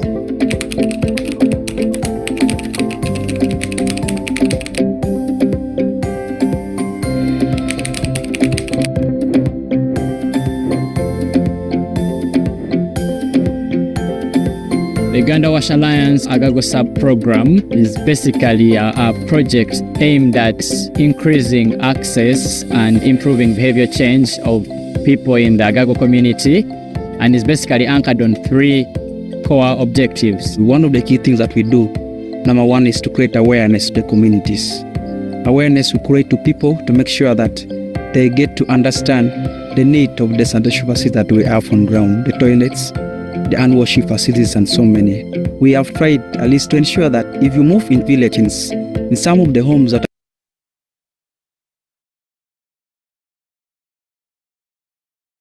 have responded very well. The homes have achieved standard that is required by the Ministry of Health. They have reached standard of ideal home, where a home has a well-organized latrine and washing facility, and also with soap.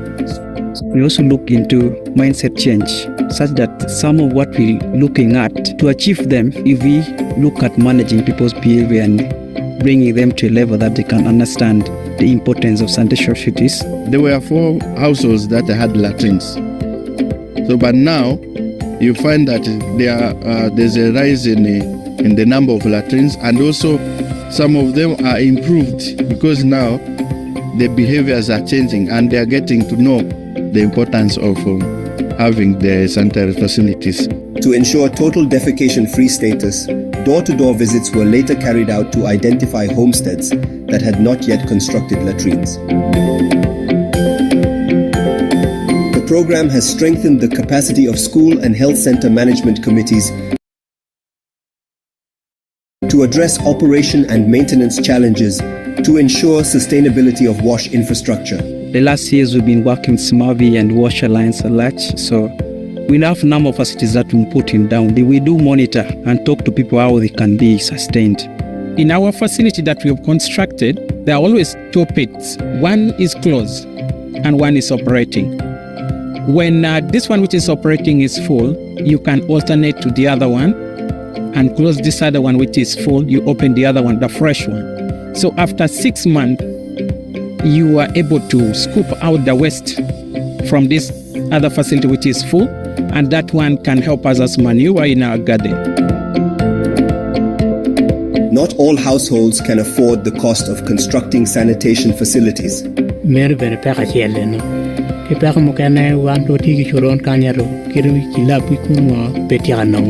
To support such communities, the program introduced community WASH financing, an initiative through which communities could access credit to be able to construct these sanitation facilities.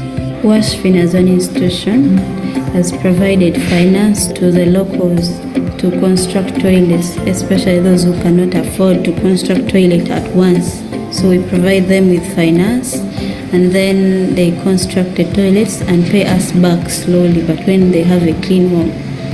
AMREF Health Africa conducted a series of trainings on formation of village savings and loans associations where community members can get loans.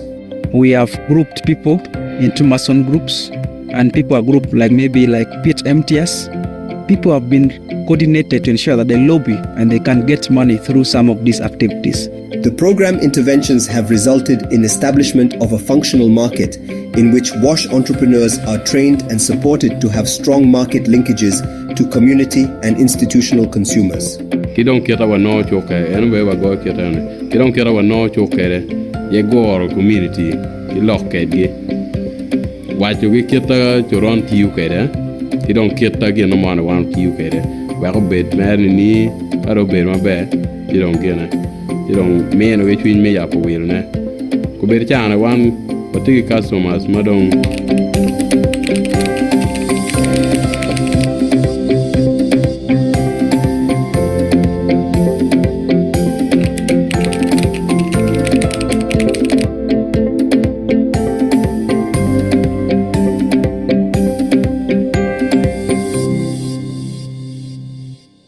Much. Yes, that's the why the WASH Alliance, an alliance of a number of partners, 13 partners.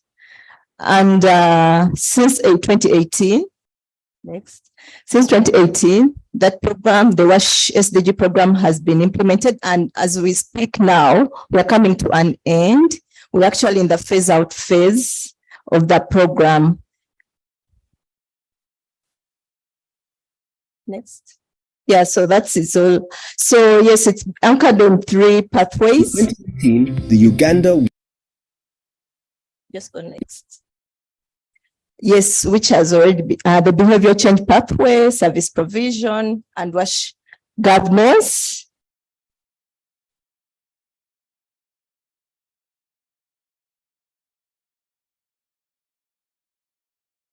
Yeah, much of it has already been said in the video, so we shall just run through until we find the findings.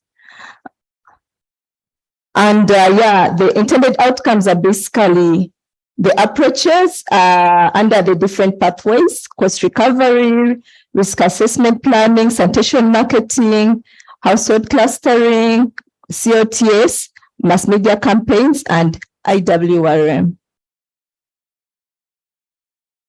Under service provision, we focus on increased women entrepreneurship, WASH financing, and also nature-based enterprises, but also profiling WASH entrepreneurs and ensuring that we have a WASH functional market, but also to see that there is growth in WASH businesses.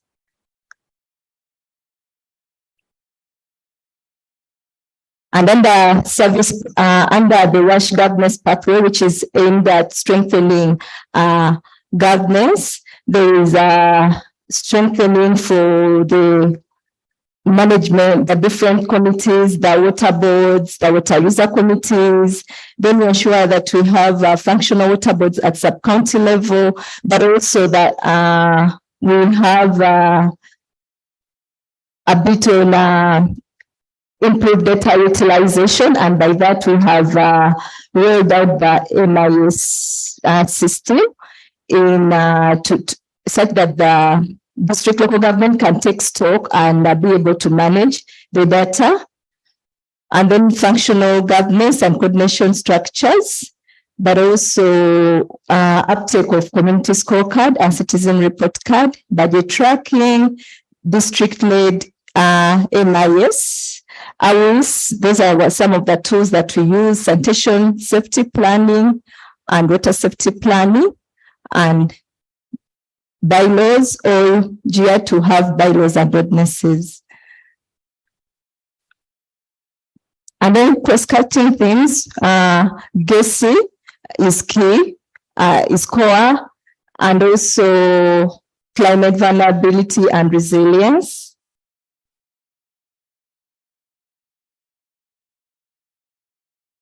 And for program sustainability, we use the FITS model, where we're able to measure sustainability basing on those principles: the financial, the institutional, the environmental, the technological, and also the social, to assess WASH system strengthening. So it is at that point that I can present the endline findings that was conducted early this year. And the core indicators on WASH hygiene, that's water, sanitation, hygiene. When it comes to water, we did not achieve the target, but that's about 87% of the program target. And for sanitation, that's about 40%, still an area where we are struggling. Then for hygiene, that's about 72%. And when you look at this is actually in line with the NDP3 results that were presented yesterday. So sanitation is still an area where the community is still struggling. And also hygiene, much of the results were achieved after COVID. Beyond COVID, the community tended to relax. In terms of institutional WASH, the targets were to actually see that institutions have basic levels of WASH services. And in terms of water, yes, most institutions, that is health facilities and schools, both showed that they all had that percentage, 55%, 77%. Those are schools that are within the program area as per the online study. So some schools are still not yet having water points at the premises. So that's the statistics underwater. Then for sanitation, the target was to achieve basic sanitation. And under GMP, we talk about schools being able to have facilities that are desegregated, that And yeah, within the program reach, for all the schools that we're working in, the schools had attained to that level. And then for hygiene, when it comes to health facilities, yes, we achieved the target, but then when it comes to schools, some schools, actually a number of them, about 13 schools, had no service. That means they didn't even have a hand washing facility at the school.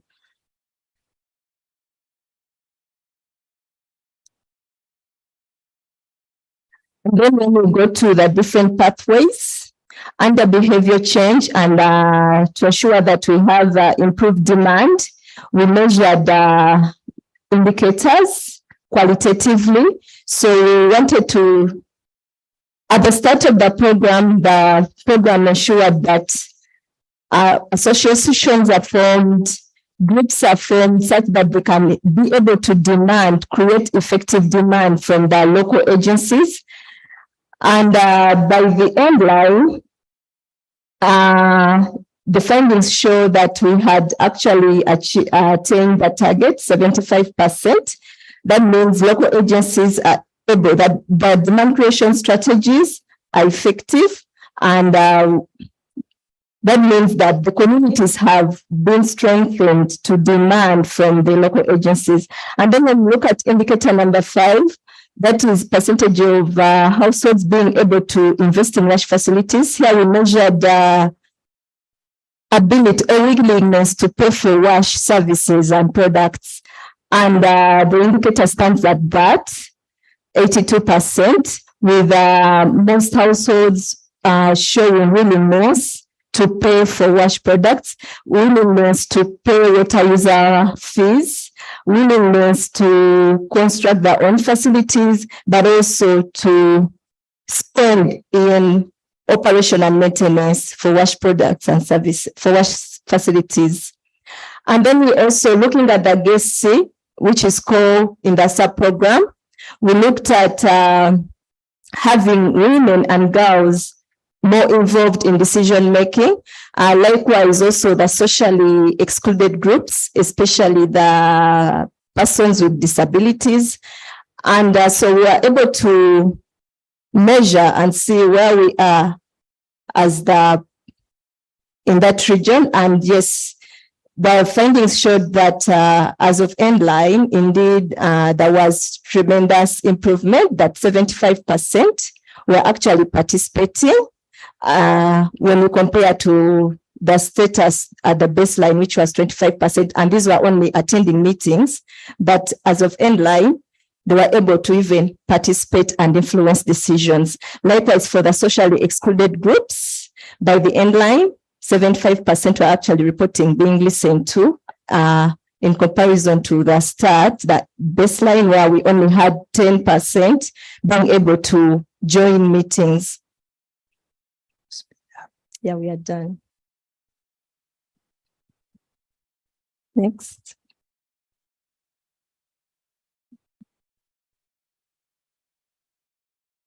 So under improved wash service provision, looking at having more products or services for the group at the bottom of the pyramid. Yes, there was improvement also as of the end line. And likewise, to increase wash businesses, to have more people reporting increased sales, that we also, the program achieved, and it was at 47% in regards to the target that was 25. And likewise, having more women involved in wash businesses was at 82%. And then under strengthening wash governance, we looked at level of strength for wash sector policies and regulations, and it was at 50% as of end line.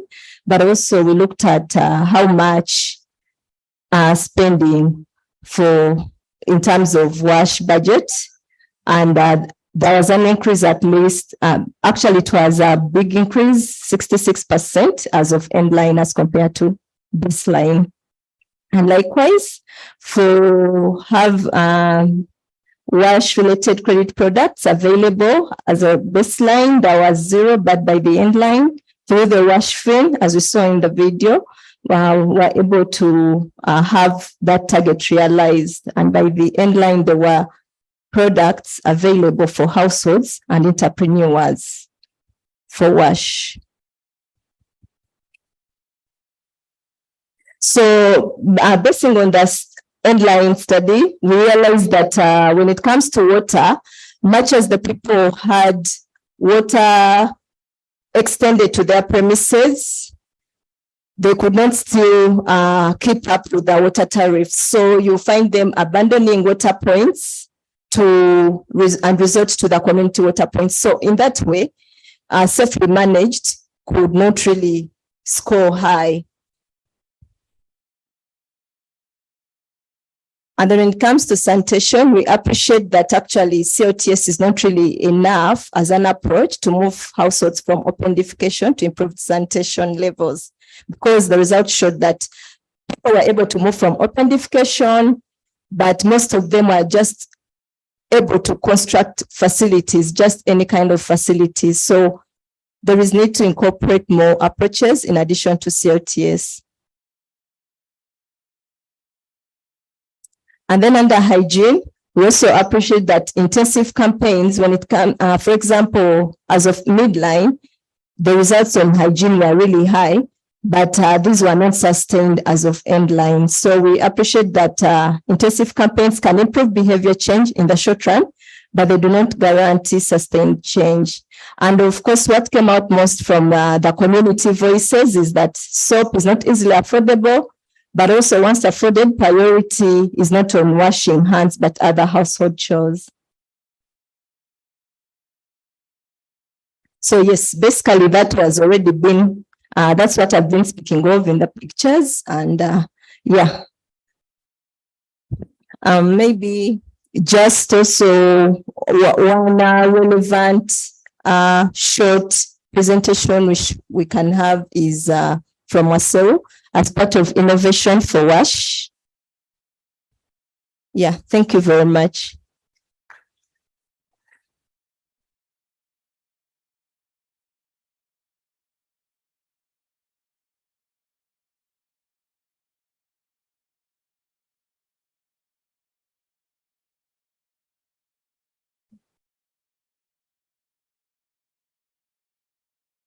So I'll be brief since I don't want to hold everyone here. And there's lunch. Okay, next slide. So I want to introduce to you a marketplace forum called Innovate for WASH. We want to link the private sector to the CSOs and to government. And I think that is. Okay. It's one sense. So Innovate for WASH Africa has been already implemented in Kenya, and we want to start it here in Uganda. And we want to be the bridge for private sector to the NGOs. So under the supervision of Simavi, we thought that we can support private sector engage with the WASH sector at large. So what Innovate for WASH is, it is a marketplace forum where businesses in WASH can pitch their businesses to investors, to NGOs, and to academia. And if their partnerships realized, they're realized. So working with the Quakers Group from Kenya, and we're going to have the first of its kind at IREC, National Water premises, on the 25th to the 27th of October.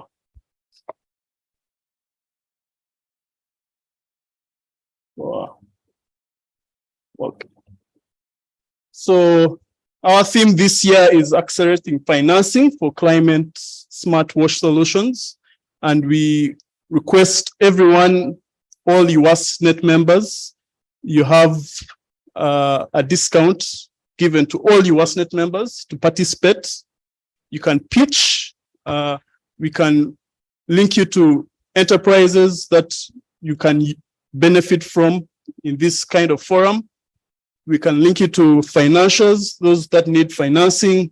We can also have a number of collaborations within the marketplace. So we have Kenyan enterprises that want to enter into the WASH ecosystem here in Uganda who will be participating. We have some enterprises from across Africa who will be joining us as well. And as well, we have our Ugandan enterprises across Uganda that will participate and pitch their innovations. They will pitch also their business cases, and they will showcase that it is possible that the WASH sector can invite the private sector in this kind of system. I know it has been, we have done a lot of work as CSOs, but to sustain that work, we need the private sector. So I present to you Innovate for WASH 2023, and I hope you will participate come end of this month. Thank you very much. I hand over to the moderator.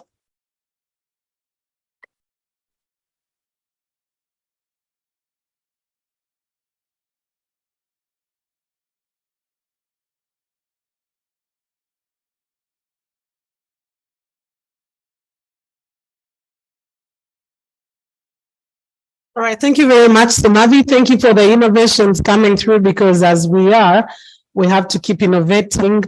For every change that comes through, we have to keep on innovating. So, ladies and gentlemen, we are finally coming to a close of our 3 days of conversation. I know that we've had a time where we spoke about statistics and numbers and the situation at hand, and it was saddening. But like I said, that becomes a place for us to take lessons, for us to innovate and work around how we can be able to bring solutions to those challenges that we are facing, and achievement of WASH and achievement of Sustainable Development Goal number 6. I am going to give 3 minutes to Cleto to just give us a wrap up. I know some of us might not have attended, and just for the commissioner's knowledge, just to look at a few of the discussions that we had, the issues that were raised mainly, and then we will have invite the commissioner to speak to us and officially be able to as well wrap up the session for today. But of course, the number of issues that came through about data, this is as Cleto comes. Data, working together and making sure that this data is available. Of course, coming in from the government side, unfortunately, the program-based approach seems to be taking a little bit of a snail speed, but probably hoping that we'll be there pretty soon, because government decided to move from the sector-based approach to the program-based approach.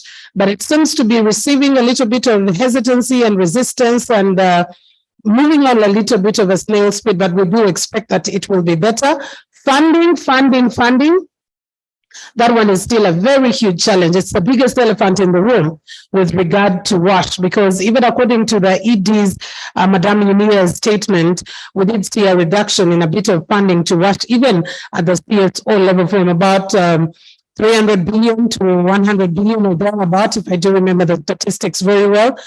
As government, 5.2 trillion shillings is needed annually. We will ask how much we are able to get each and every year, and how much it is able to achieve in terms of the target. So, ladies and gentlemen, Cleto is just going to give us in a few minutes the overview of what the discussions were, and then we will officially get to have this closed.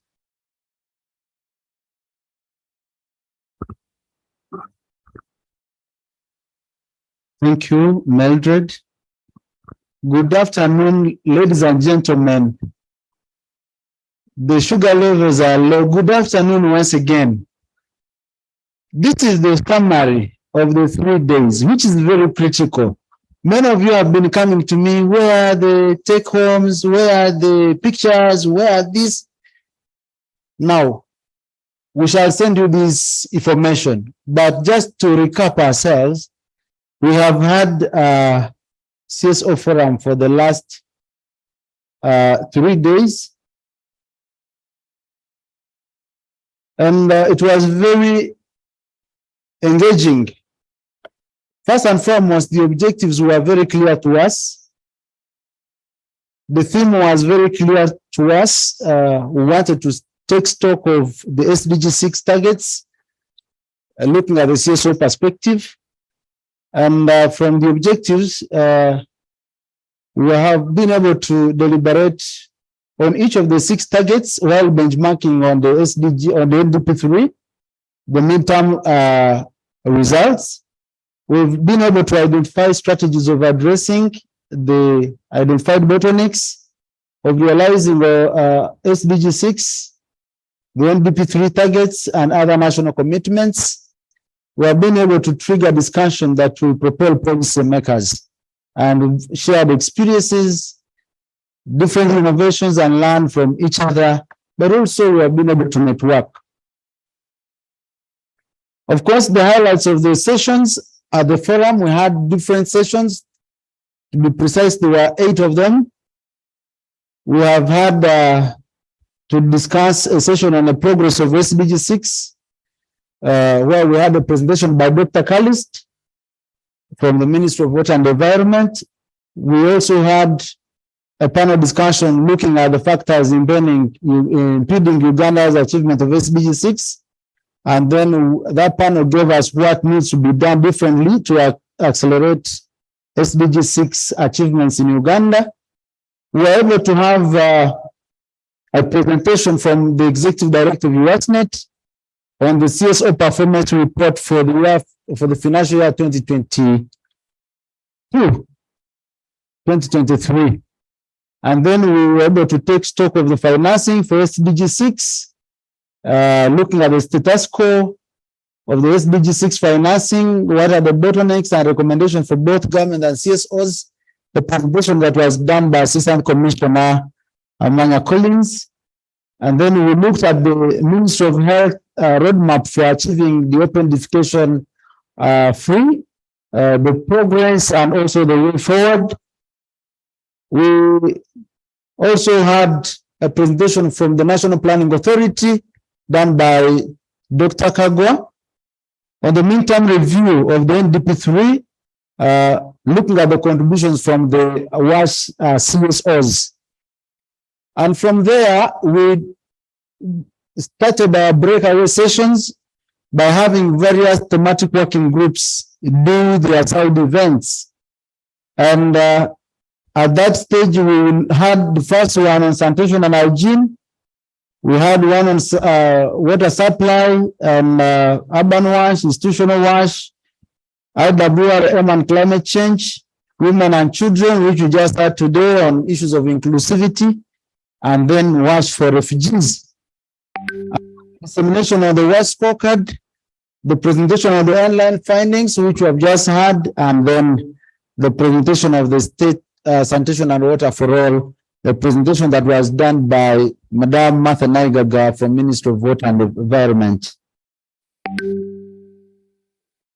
No, so this is the most critical part of this presentation. I'm looking at you, you're all hungry and tired. What should we do? Should I summarize? Should I send you the presentation? Anyhow, the broad issue that came out was data. Of course, the issues are there. I will not go through them. The takeaways that the bill were thrown back to USNet and the members where the CSOs are, where we are CSOs, and what is our part in the discussions going on. What are we putting on the table as CSOs? These are questions that we all have to ponder on as we move away from here. The need for USNet to go and find out at what level the districts are. Of course, we continue to call upon you to adopt the WASH scorecard, because this is implemented at district level, and probably this will give us the picture of where the districts are, hinging on the example that you saw in Bernadette's presentation. The sector needs to embrace some of the tools used by the CSOs, for instance, the M-Water platform, and there are many others. There are issues around funding for SDG indicator monitoring, which requires resources in terms of staff, technical support, and financial resources. Still, on the funding aspect, we are looking at the low funding for service provision to meet the SDG 6 targets. And the takeaway there is that we need to finalize and disseminate the study findings for the cost of inaction for advocacy purposes. Issues around coordination, where the key issues were stakeholders not seeming to know much about the SDG, the platforms for coordination and reporting not being very effective. We need to improve, create a platform for inclusion of the different players, the academia, the CSOs, the line ministries. So coordination. SDG 3 is doing well. So we need to learn from partners who work with the Ministry of Health to generate data and include it into the monitoring information system or the management information system. Issues around capacity development were also discussed. Of course, looking at issues of not having all stakeholders have an understanding of the SDGs and related indicators. We need to, the key take home or take away from here is that OPM needs to create more awareness among the stakeholders on the role of SDG Secretariat, but also more priority should be given to on awareness raising, data collection and analysis for full-scale adoption of SDG 6 indicators. The issues around reporting by WASNet CSOs, these were a stern warning was given by the previous. I hope you remember that, where he talked about issues of those CSOs that are not reporting, their status will need to be checked. And he has actually already asked us to give a list of those CSOs that have not reported this year. So that is the stern warning that was given by the PS. Hoping of those CSOs that are not reported, because he says this is a governance issue.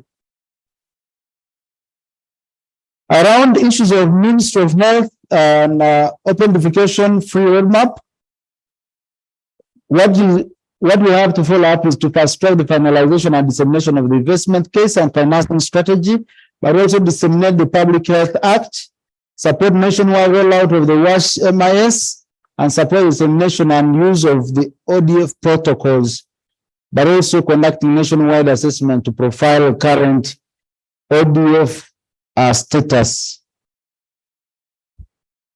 The issues around women, these are live to us. Allow me to go through this because these are discussions we just held in this hall. Same as issues around NDP3, the midterm review, where the overall performance of the Human Capital Development Program at midterm review was just around 17-18%. For follow-up action, we need to share information with government, LDAs, especially on CSOs, the plans and budgets, but also CSOs need to interest themselves and invest in data while working closely with UBOS and the National Planning Authority. Remember the section on data yesterday by the Good Governance Thematic Working Group, where a very polite statement was put to us that data on paper is dead data. So WASNet needs to share the full report with the National Planning Authority for inclusion in the upcoming National Development Report. And then the National Planning Authority needs to review whether the program approach is working, could be the reason for the low performance. And finally, issues around IWRM, wetland degradation, communities chased out of wetlands, while same government is allocating investors to establish industries in wetlands, use of pesticides for agriculture, polluting water sources and all that. There is need to reinstate the environmental committees at district level, but also advocate for more funding for environmental officers through the NRM Parliamentary Committee. And Honorable Silas here is looking at me. Guide the communities on the type of trees to plant and then work closely with the religious and cultural institutions. Friends, I thank you. May I now invite our ED to come and quickly take us through the final part of today. I have grabbed Mildred's work. Thank you.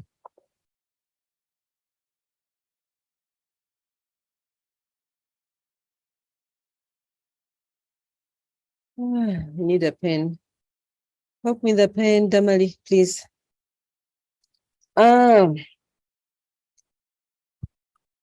Ladies and gentlemen here today, I think we all should stand up and give ourselves a big hand clap. Thank you so much. For me, my role now is to just give thanks to all of us in the different categories. As we wind down the 3 days, my role, like I've mentioned, is just to give a word of thanks to each one of you for having attained, if we call this a key milestone of the year, or success to us as the Iwaset fraternity.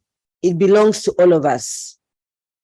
Allow me to, first of all, acknowledge and thank, I always thank the government of Uganda, because those of us who interact with different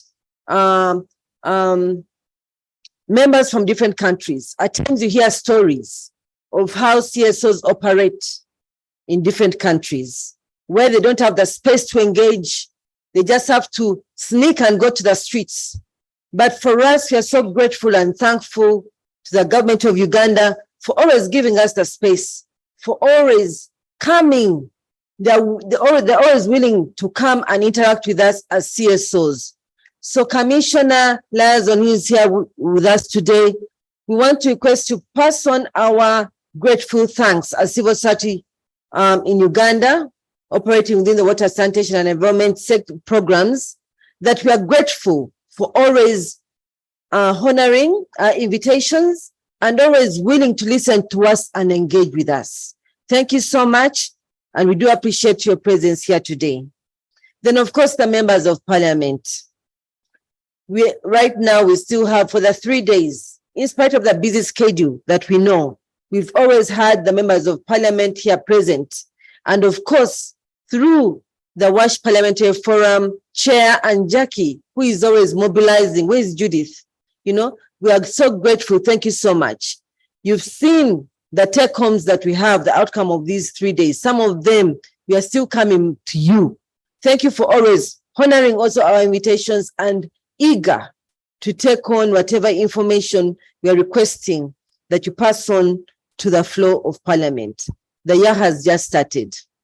You know, for me, as the different groups were discussing the recommendations, the commitments, the issues, I was like, oh my God, all this, how are we going to tackle it? But it's good that it's been identified jointly by us, the members, and we are identifying who, whether parliament or government or us CSOs. So let's get ready. Our development partners, GIZ, also Development Agency, Simavi, Danish People's Aid. Judith has been online since day one. And I think she's even been more attentive than those of us who have been in the room. She's been posting the different learnings and, you know, key issues that have been identified throughout the 3 days. We are grateful to all of you, our development partners. We are grateful to the board who have been here today. Some have not been able to join us, but of course, due to different commitments. We are grateful to Haji. We are grateful to Hewasa. We are grateful to Water Mission. And of course, our chair, who is always also, you know, engaging us with the board to make sure that we deliver such initiatives and we fulfill a mandate of being a conduit through which you are members. We fulfill what we have to do, of being a conduit of for you to voice and engage and influence at different levels.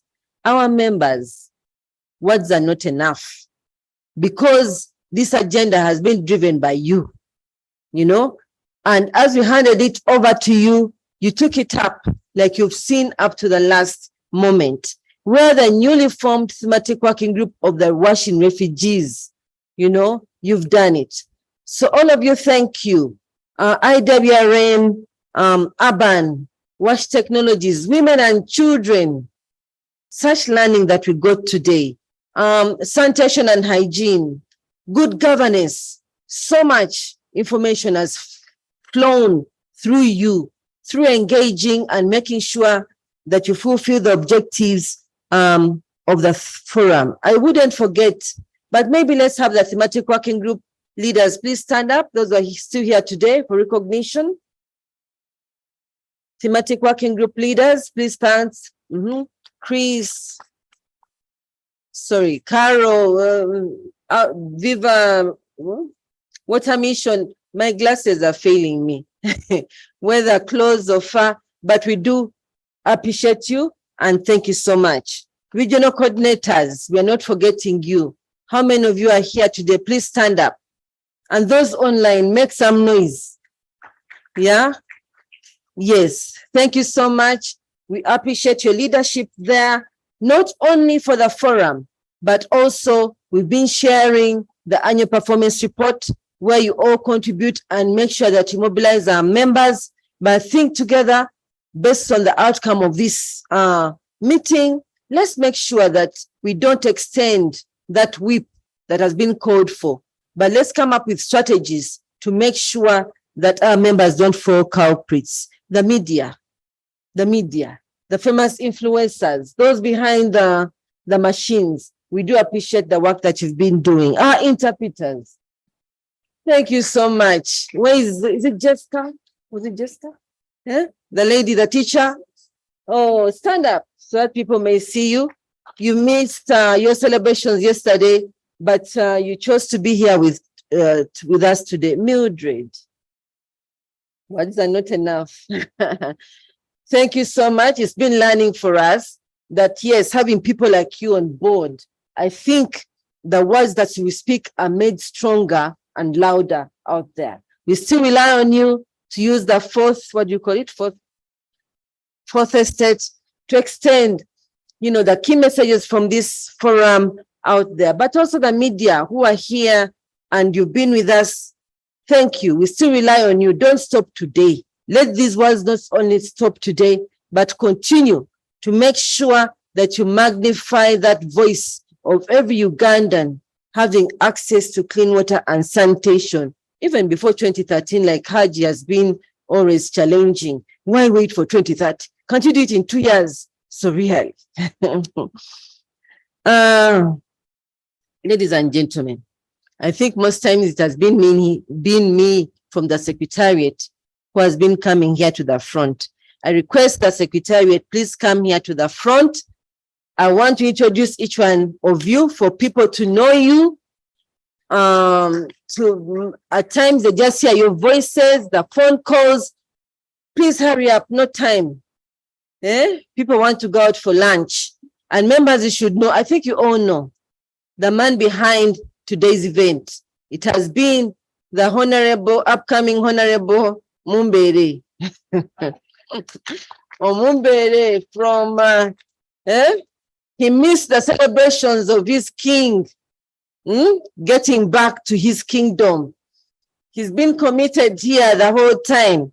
So, Mr. Mumbere, please have the honor of introducing the team and whatever. Where is Joseph? Where are you people?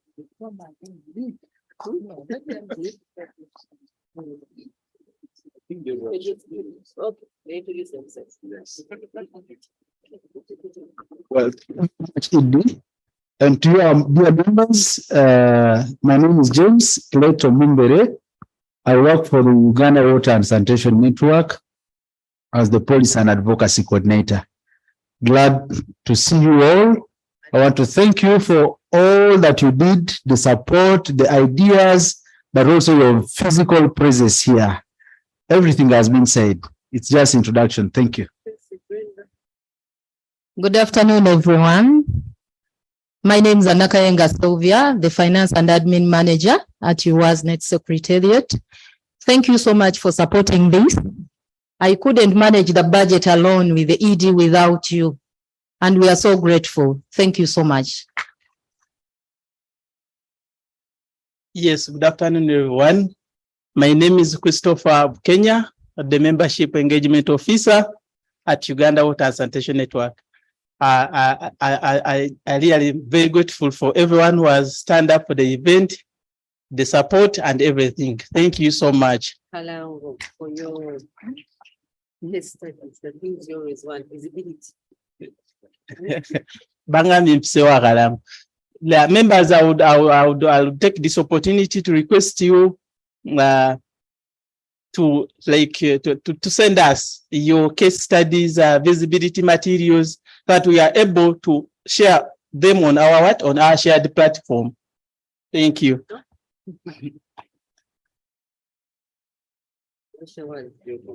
Yes, ladies and gentlemen, good afternoon.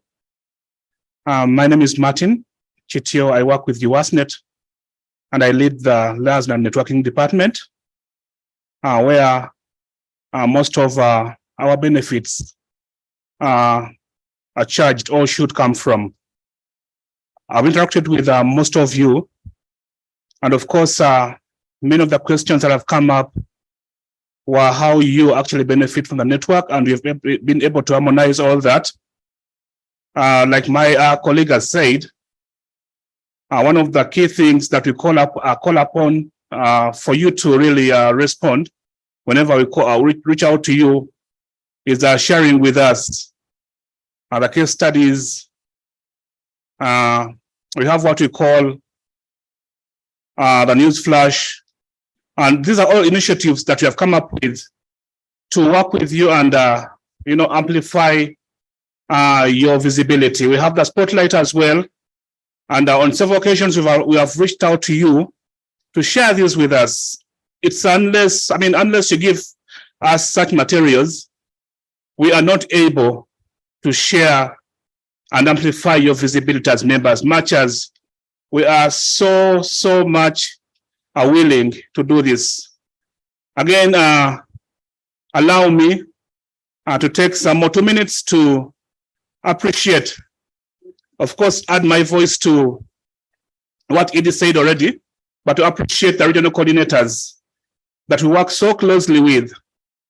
I thank you so much for supporting us to decentralize what we do at national level here, and for all that you're doing at in the different regions where you're supporting us from. Thank you so much. Then the other thing I want to talk about is our friends, the WASH Awards.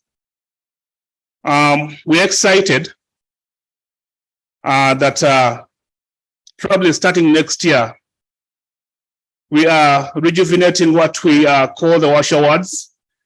I know that for the past years, we've had the Media WASH Awards, but this time around, we wanted to make it more inclusive. Besides the media, we wanted to also bring on board all the other stakeholders, just like we are looking at the SDG and reflecting, of course, with the notion of leaving no one behind. We want to bring the private sector on board. We want to bring academia on board. We want to bring researchers on board. We have our very own, the CSOs. I want to bring each and every other stakeholder on board. And we want to appreciate all of those that have extraordinarily worked to change the status quo, the narrative, the figures that we saw yesterday around WASH, environment systems and climate change.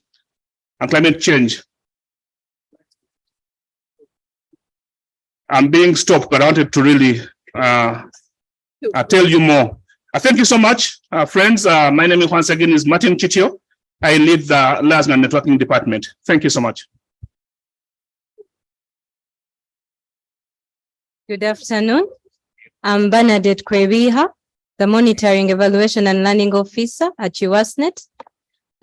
Thank you all to those that managed to report this year. And I urge the other CSOs who are listening to me, who are watching us on YouTube, to please do your role. Be accountable.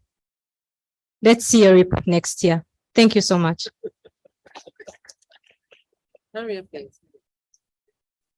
Yes, good afternoon. I'm Joseph Katongole, Program Assistant and a Police and Advocacy. I thank you all the way you have moved. We have had 11 meetings, but I thank you all who have endeavored to attend our many meetings. Thank you. Good afternoon. My name is Zahra Bull, the administrative assistant at USNet. Thank you all for coming. Good afternoon, members. My name is Zalwango Damali, and I'm the accountant at USNet. Thank you for honoring our invitation. Thank you. Good afternoon, everyone. My name is Birunji Tracy Lane, and I'm a programs assistant in the Liaison and Networking Department. Good afternoon, members. My name is Nabacha Brenda, and I'm a programs assistant and M&E at USNet. Okay, members, thank you, team. Yes, you can go. Thank you. So that's the team, you know. In case you need any support, we are here to serve you. And as per our mandate, you are bosses. So that's what I always remind them, to always listen to you, to not get tired of making sure that we serve you as expected. As I wind up, I just want to come up to emphasize the key points that have come out of this forum. Yes, we've been all hearing since Wednesday, what has been echoed. And as James gave the highlights earlier on, and also Madam Chairperson is going to come and emphasize what is coming out of here and how you're still going to be, because for us, like I mentioned, like you all tell us, we are conduit.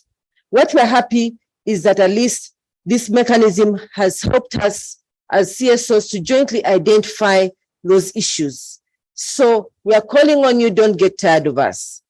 At times when the team, you know, as they are pushed by the board to make sure that we deliver, you know, in terms of engaging you, coordinating you, and for you to respond, you know, and as I also pass on that pressure too, to the team that you've seen here. At times they get back to me and say, but ED, the members are saying they're tired of us. We take them to now be like USAID staff. Please don't. We're just helping you to make sure that whatever you're delivering, whatever obstacles you're facing, they're aired out there and they're impactful. From the small that you're doing in whatever parish or village, you know, for it to be impactful at the wider level. So like I've said, I'll leave that to Madam Chairperson to emphasize. So my call is really just to make use of these departments and the structures that we have, the thematic working groups, the regional coordination structures, for us to take forward the words and commitments that we've made here. For us, as a secretariat, I just want to wind up by committing that together, if you allow us, we shall work together to make sure that whatever we've raised here does not end here. But because we are your representatives, we are your network, we shall still rely on you to make sure that we fulfill this. Different sessions have been shared where we still have to engage and call on you.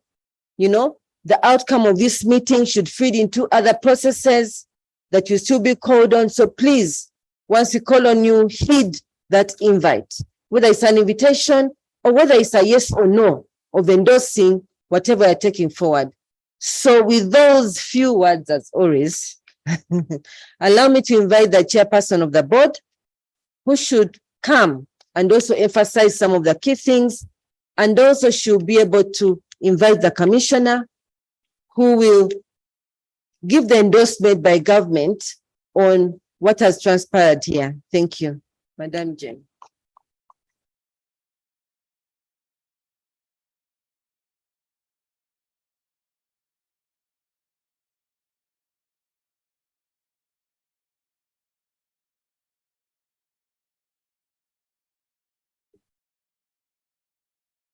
Good afternoon, members. Good afternoon, colleagues.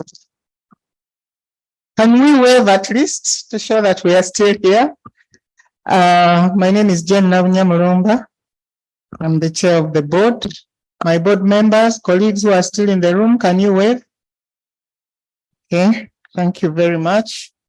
I'll be very brief. My job really is to invite the commissioner to come and give us some closing remarks, and thereafter invite Honorable Cyrus Algon to come and close. So I'll be very brief. First, to reemphasize what our ED raised, we come here, we've done this 13 times. We need to really factor in where we take all the products that come from these kinds of spaces. So the working groups, the technical working groups are the engines for this. We are going to put in quite a lot of efforts to strengthen the technical working groups so that they can do what they did or they've done in these 3 days. I think for me, in a special way, the WASH for refugees really touched my heart. It's the first time, I think, they are participating as a technical working group, and we are happy that that particular group was formed. Issues of collective action, we are in this together. UASNet is not one member. If you're walking on the streets, you're not UASNet until you become a collective. So as a collective, all of us are members, and we are in this together. Coordination is our core. The Secretariat is only helping us to coordinate ourselves. And our government people, the Ministry of Water and Environment, the Ministry of Health, the Office of the Prime Minister, are really keen on seeing how that coordination goes. And we really need to think about it. As we do our work in our respective organizations, and we are members of UASNet, let's think at both levels, at the level of our individual organizations and at the level of UASNet. And of course, learning, the technical working groups, really promoting learning, sharing, networking, knowledge management, documentation. We need to see our work visibly out there, but we also need to see that work feeding into Parliament, supporting the team in Parliament, the Parliamentarians WASH Forum, to really put our issues there. They're the ones that are nearest to the money, but to the power as well. What are we giving them? What should we give them? Are we doing that effectively, or we are lighting our lamps and putting them under our tables? We shouldn't do that. We need to connect with those spaces that will ensure that our messages get to the president, our messages get to the prime minister, our messages get to all the ministers. That's what we are supposed to do. You don't want to get money, use it, and then you keep quiet. Who knows what you are doing unless you come out and share it? And lastly, on behalf of the board, to remind the members, please pay your dues. Please pay your annual membership fees. It helps us to do a lot of work. You don't pay, you're demanding for services. It doesn't work like that. You are a member, you signed up, you are not forced. So because nobody is here, I doubt that there's anybody in this room who had a rope hanging around their necks to join. You joined voluntarily because you saw the benefits of being part of the network. So if you are reminded to pay, don't start making noise. You people, you people. No, the Secretariat is there on our behalf. We need to pay our dues. We need to report. Bernadette is not going to really come to you to whip you up. We heard what the PO said. If we create that gap, they will whip us out. Is that what we want? Definitely not. Let us report, let us pay our dues, let us constantly be in touch with our secretariat, so that then UASNet can continue shining. Board members, I hope I've represented you very well. It normally starts with us because we don't sit in that. If you're not paid up, you won't sit in that board meeting. So all board members are paid up and all board members report. It starts with us. It starts in the house before we take it out there. That's it. We'll add to what the ED earlier mentioned. Thank you very much. Thank you very, very much. All in your different categories. Thank you for being members of UASNet. Thank you for supporting UASNet. Thank you for working with us. Honorable, please send your message, the message to all the members. The different members where you come from, please take this message.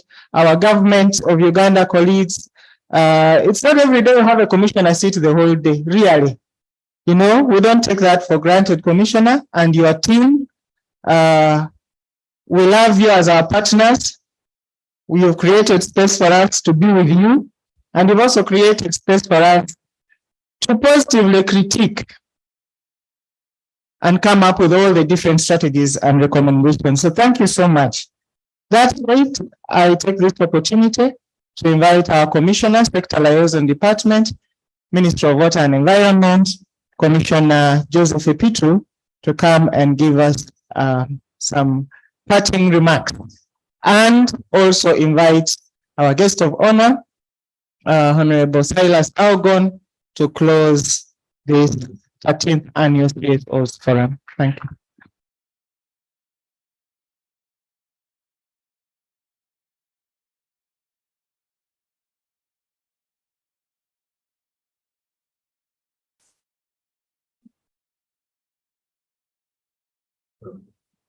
Thank you very much, Jane. Mine is a very simple task. Once again, my name is Joseph Epitu, Commissioner, Water and Environment Sector Liaison in the Ministry of Water and Environment, and I'm happy, as usual, to be with you at the end of this very, very important event in the calendar of the CSO fraternity. Let me start by recognizing our members of parliament present here. I would also like to recognize members of the UASNet board, the ED UASNet, my colleagues from the Ministry of Water and Environment and other ministries, departments, and agencies of government, our development partners, all the participants who have committed their time over the last 3 days, the media, ladies and gentlemen, protocol observed. I just want to, before I invite our chief guest and also a very, very committed member of the WASH fraternity, Honorable Silas Algon, I would like to congratulate UASNet for the successful organization and hosting of the 13th CSO WASH Forum. We don't take it for granted. I've been part of similar organizations, and sometimes we come here putting on suits and gomases, but we don't know what has gone behind to bring these events to this level. The people who have been having sleepless nights to ensure that we come and deliberate. We don't take it for granted, so we'd like to congratulate UASNet for that. I also like to appreciate, of course, the members for taking time to be here. I'm sure you have had the opportunity to share experiences as highlighted by Cleto in his summary, but also you have also been able to network. As a ministry, we continue to pledge our support to UASNet and the entire CSO fraternity, because you are one of our key partners. And as a ministry, we are proud of WASNET and the CSO fraternity, because you help us do most of the work that we are not able to do, especially when it comes to software activities. Not many sectors of government are privileged to have a very organized CSO fraternity like we have. So WASNET again want to congratulate you for the continued coordination of the CSOs. And I think as summed up by Jane, the board chair, our relationship has continued to strengthen, to improve, and on behalf of the ministry, we would really like to thank all of you for the continued support. My department coordinates the CSOs, and I'm happy to report that over the last 1 to 2 years, we have also seen an increased level of support financially from the CSOs, especially when we organize our annual program reviews, semi-annual technical reviews, and we don't take that for granted. Finally, let me take this opportunity to also inform the members of that this year's annual program review is scheduled to take place on 31st October this year at the headquarters of the Ministry of Water and Environment. And you'll get invitations, and we look forward to seeing you there. But specifically, we are expecting you to provide us with the credible data on the activities you have implemented over the last 1 year. And we expect you to do that through WASNET. And we have set the deadline of 12 October to have all that information received. So I hope between now and next Thursday, WASNET should be able to have submitted to us that data.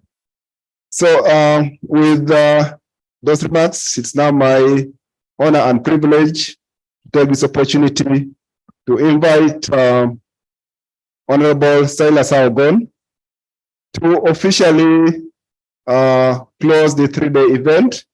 And as he comes, again, we'd like us to give Silas a very big clap, because he has really shown that he's one of us. Whether it's Luzira, you invite Silas, he will jump on the border and will come and attend a meeting related to WASH. We don't take that for granted, Silas. And we hope that you'll continue, God will continue to bless you to be with us. And with those, I would like to invite you to address the WASH fraternity. Thank you very much.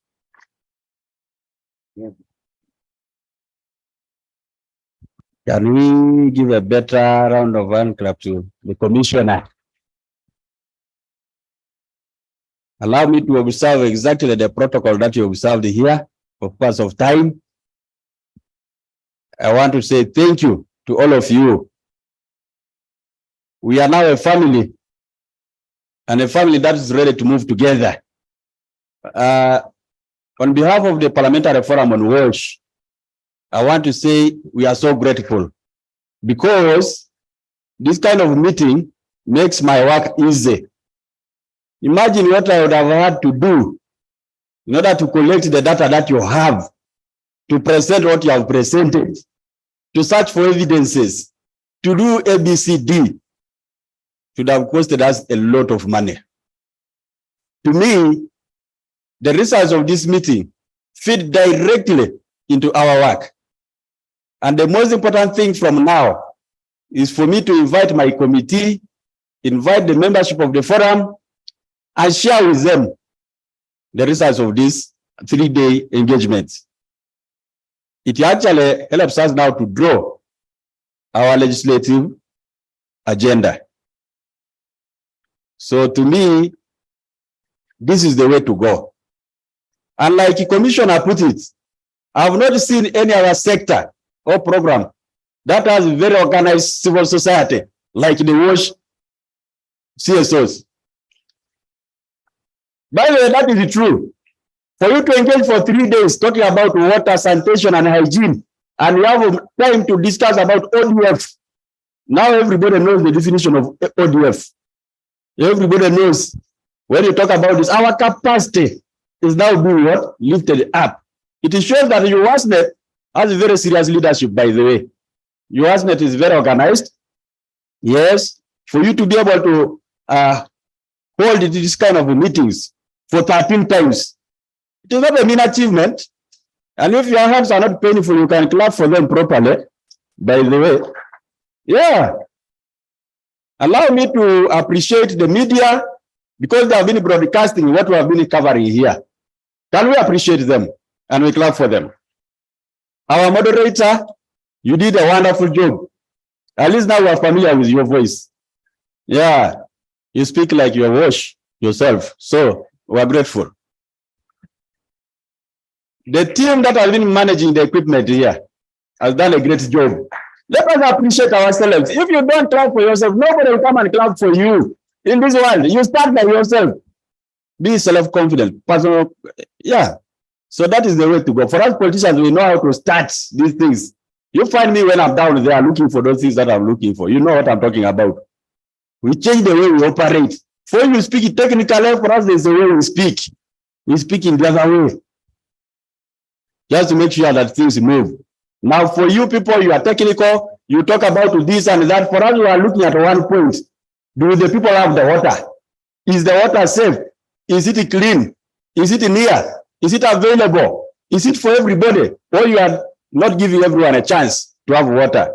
We used to say some water for all, not more water for some. I know of some places where there is no point of water, really. You don't have a water source. You have to walk for 5 kilometers. Recently, I was in a burial in Mikumi. And then, you know, because my voters, most especially the women, when they see me, they come, we sit down. We can't even sit down exactly down, not on a chair. And then we talk about these issues. And they talked about them walking into a water source at 2 a.m. when the rest of the people are sleeping, looking for water. And then somebody told me about a story where, I don't know what they call kifaru in English. These things that kill people, I don't know whether, in the night, because in the swamp, came for one of the women, came to her. She was searching for water. She took off. They came and told me this story. It's a living story. These are the kind of suffering that we have in the villages. So when we have this kind of meeting, it's all because we are trying to address such challenges. We talk about the COP, but COP is far. The problems are just near here. Don't come to Queen and you see the problems. Yes, we talk about the planning frameworks, the SDG. For us, we are very technical, but our issues are very close to us and very close to the people. They need a solution urgently. And that is why we appreciate your gathering. Today, I'm aware that government has accepted that they are going to consider putting a budget for at least a single, every village should have a water source. Government has accepted. Cabinet has accepted to approve that. I don't know why you are not clapping. Sometimes, when you wait to government, one day you will be government. Let's clap for government. That is the truth. So we must learn to appreciate. Sometimes we can say government is a bad, but you go to another place, go to another country. That's when you realize that your government actually is what? Good. That is Africa for you. Government cannot be bad all the times. But what we need to do is to work together. Let us create a system. Let's not work as individuals. You can imagine now we are working as a family. It's a new family. And I'm proud of this big family, the Walsh family. If I had the money now, I would take you for a tour. I'd first take you to Murchison Falls, come back from there, Kidepo. We come to CP. CP is around Bugisu here, towards Sironko. Then we come back from there, I take you to my home. You wine and dine, dance, be happy, feel good. I tell you stories of water. But because I am not yet there economically, I can't lose my economic temper right now. So you just accept and agree with me There is time for everything. One day we shall be there. And that is it. We want to appreciate the students. I think we had two schools this time. The Muslim school from, I think, Honorable Kisa's place, Basic place. I marked them by the Basic Kasangati, and then another from Mlago. Yes, they came and graced our function here. Can we clap for them? Last time we had in Akivubo Blue, and they performed very well. So let us learn to bring the children on board, because they help us a lot. They keep on reminding even the parents on what to be done. So as Parliament, we are going to concentrate on making sure that what we have learned from this meeting, we act on it. The speaker is our patron, and we think that it's very important that we share with her the findings of this engagement. I say so because we must find a way of having government act. It is not good for us to keep on gathering. We enjoy breakfast. Moreover, they bring it, I think it's a line of chewing. They bring for you black tea, African tea, there's a dawa tea, plain tea, spiced tea. Then a lunch is there, you choose whatever you want. Then after this, we don't do anything. It disturbs.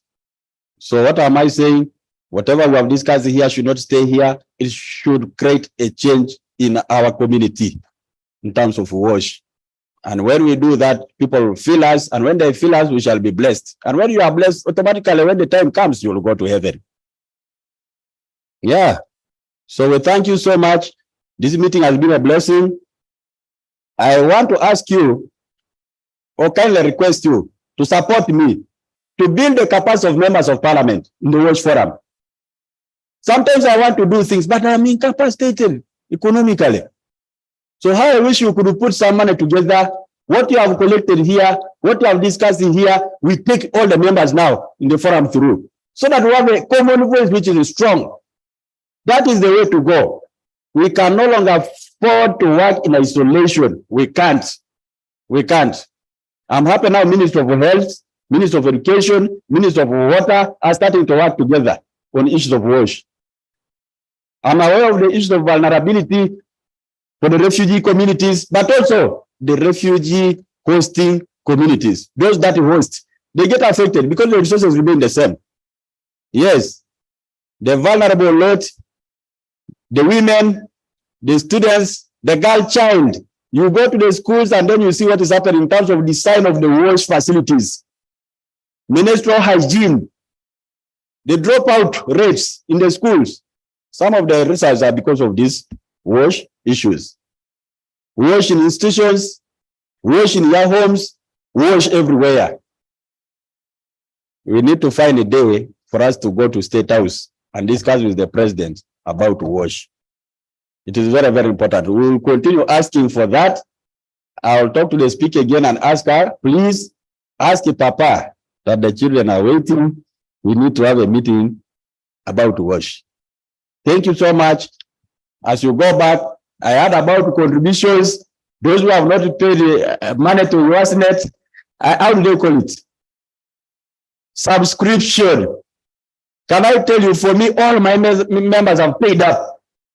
Each of us pays around 300,000 per annum. All of them have paid.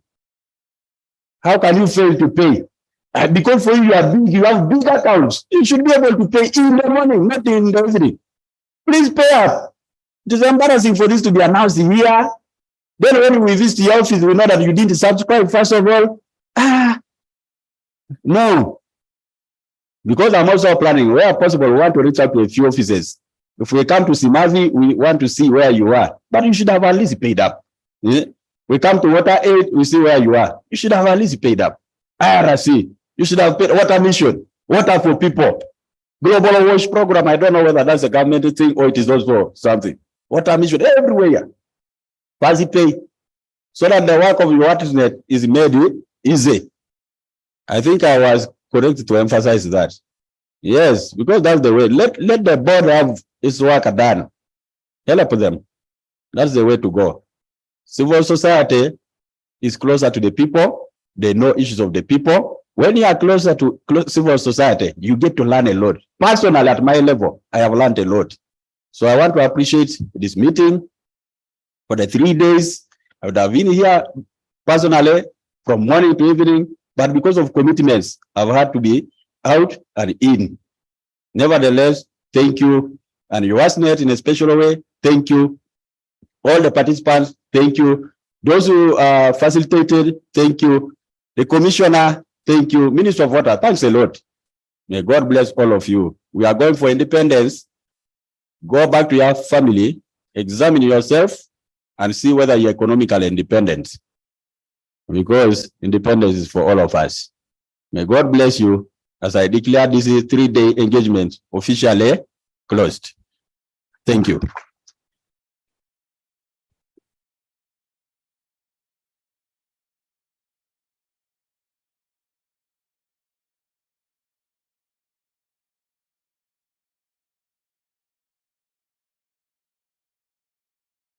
All right, thank you very much, Honorable Silas. And before you leave, I am going to request that we get a group photo for every one of us. Please, let's come. Some will be up, some will be down. And as we do this, by the way, the EB just has, in Uganda, they say, "Akatalekeka," just one more. But please, everyone, let's walk to the front and have this group photo, please. Thank you, Mildred. Members, before you're disrupted while walking, allow me. This is a Katalekeka, like Mildred has said. Apologies. You all must have received a mail, a call from someone by the names of Charles Opolot. Charles, where are you? High agency. Charles, please come so that people may know who is that who has been pestering us, who has been. Charles, we want to say thank you so much to High Agency. We want to say thank you so much to Jacinta, who up to Tuesday evening was still following up with members to make sure that your sessions are well arranged and you're meeting the objectives for, of the forum. So Charles, thank you so much. Yeah. I really think without the High Agency and Richard Alinga from, I think, a month ago, he's been supporting so much to make sure that the publicity and everything is out there. We are grateful. Thank you. Over to you. All right, let everyone stand up and walk to the front. I do not know how we can make this bigger. And some will stand up, some will stand down, others will get seated. Okay? Terms and conditions apply. When you're the cameraman, you're not in the picture. When you're the one. Okay. But ladies and gentlemen, I always love to use the scripture that when the children of God gathered, even the devil followed. So please make sure that you're taking care, very good care of your property, your laptops, your phones. And I hope that we all have our lunch coupons, because after this, we'll take lunch from exactly where we took lunch. The team from Zambia, thank you so much. We had the Rush team from Zambia that has been here with us all through the entire time. Those who joined us online, we do not take this for granted. Thank you so much. Misty, I think please kindly come and join this picture. It makes a whole lot of sense for you to come through. For our sign language interpreters, thank you so much. May God bless you. And to every one of you, sometimes we stretched you out so hard. We took longer than you would have expected. The discussions were immense, but you still kept here. Thank you. God bless you. To all the organizations that have made sure this comes to pass, JIZ, European Union, German Corporation, Danish People's Aid, Austrian Development Agency, Water Aid, IRC, Water Mission, Water for People, Simavi, Plan International World Vision, Drink Local Data. I'm saying all this while you took pictures, by the way. Viva Conagua, it was great having the interludes coming through. Evidence Action, Habitat for Humanity, I will see Wave, Life Water, Living Water, I will take the motion. I finally got the okay. Words of life, toll for water, AMRO, high agency. In Luganda, we still mention the kechi. Can someone translate that to English directly? I bet what I live what. Oh, thank you so much, ladies and gentlemen, for coming through. May God richly bless you. But as you go back, by the way, we have a member of parliament here, and I know protocol pretty much well. We will sing the national anthem. You can just stand where you are.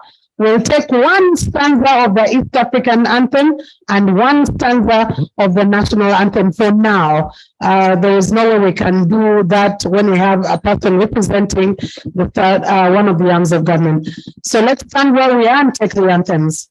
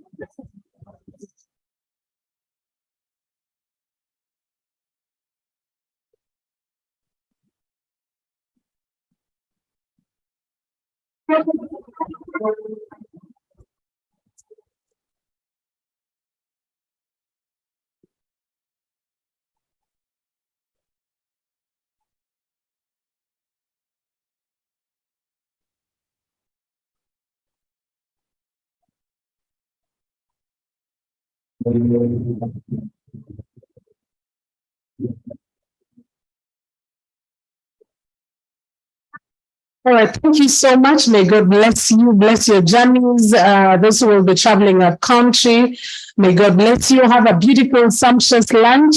And until we meet again, like we say, the conversations don't stop here. We are just going to advance the conversations more and more. Have a good time, and congratulations to you, Wasnet, over a very fruitful and successful forum for the last 3 days. And happy independence to everyone of you.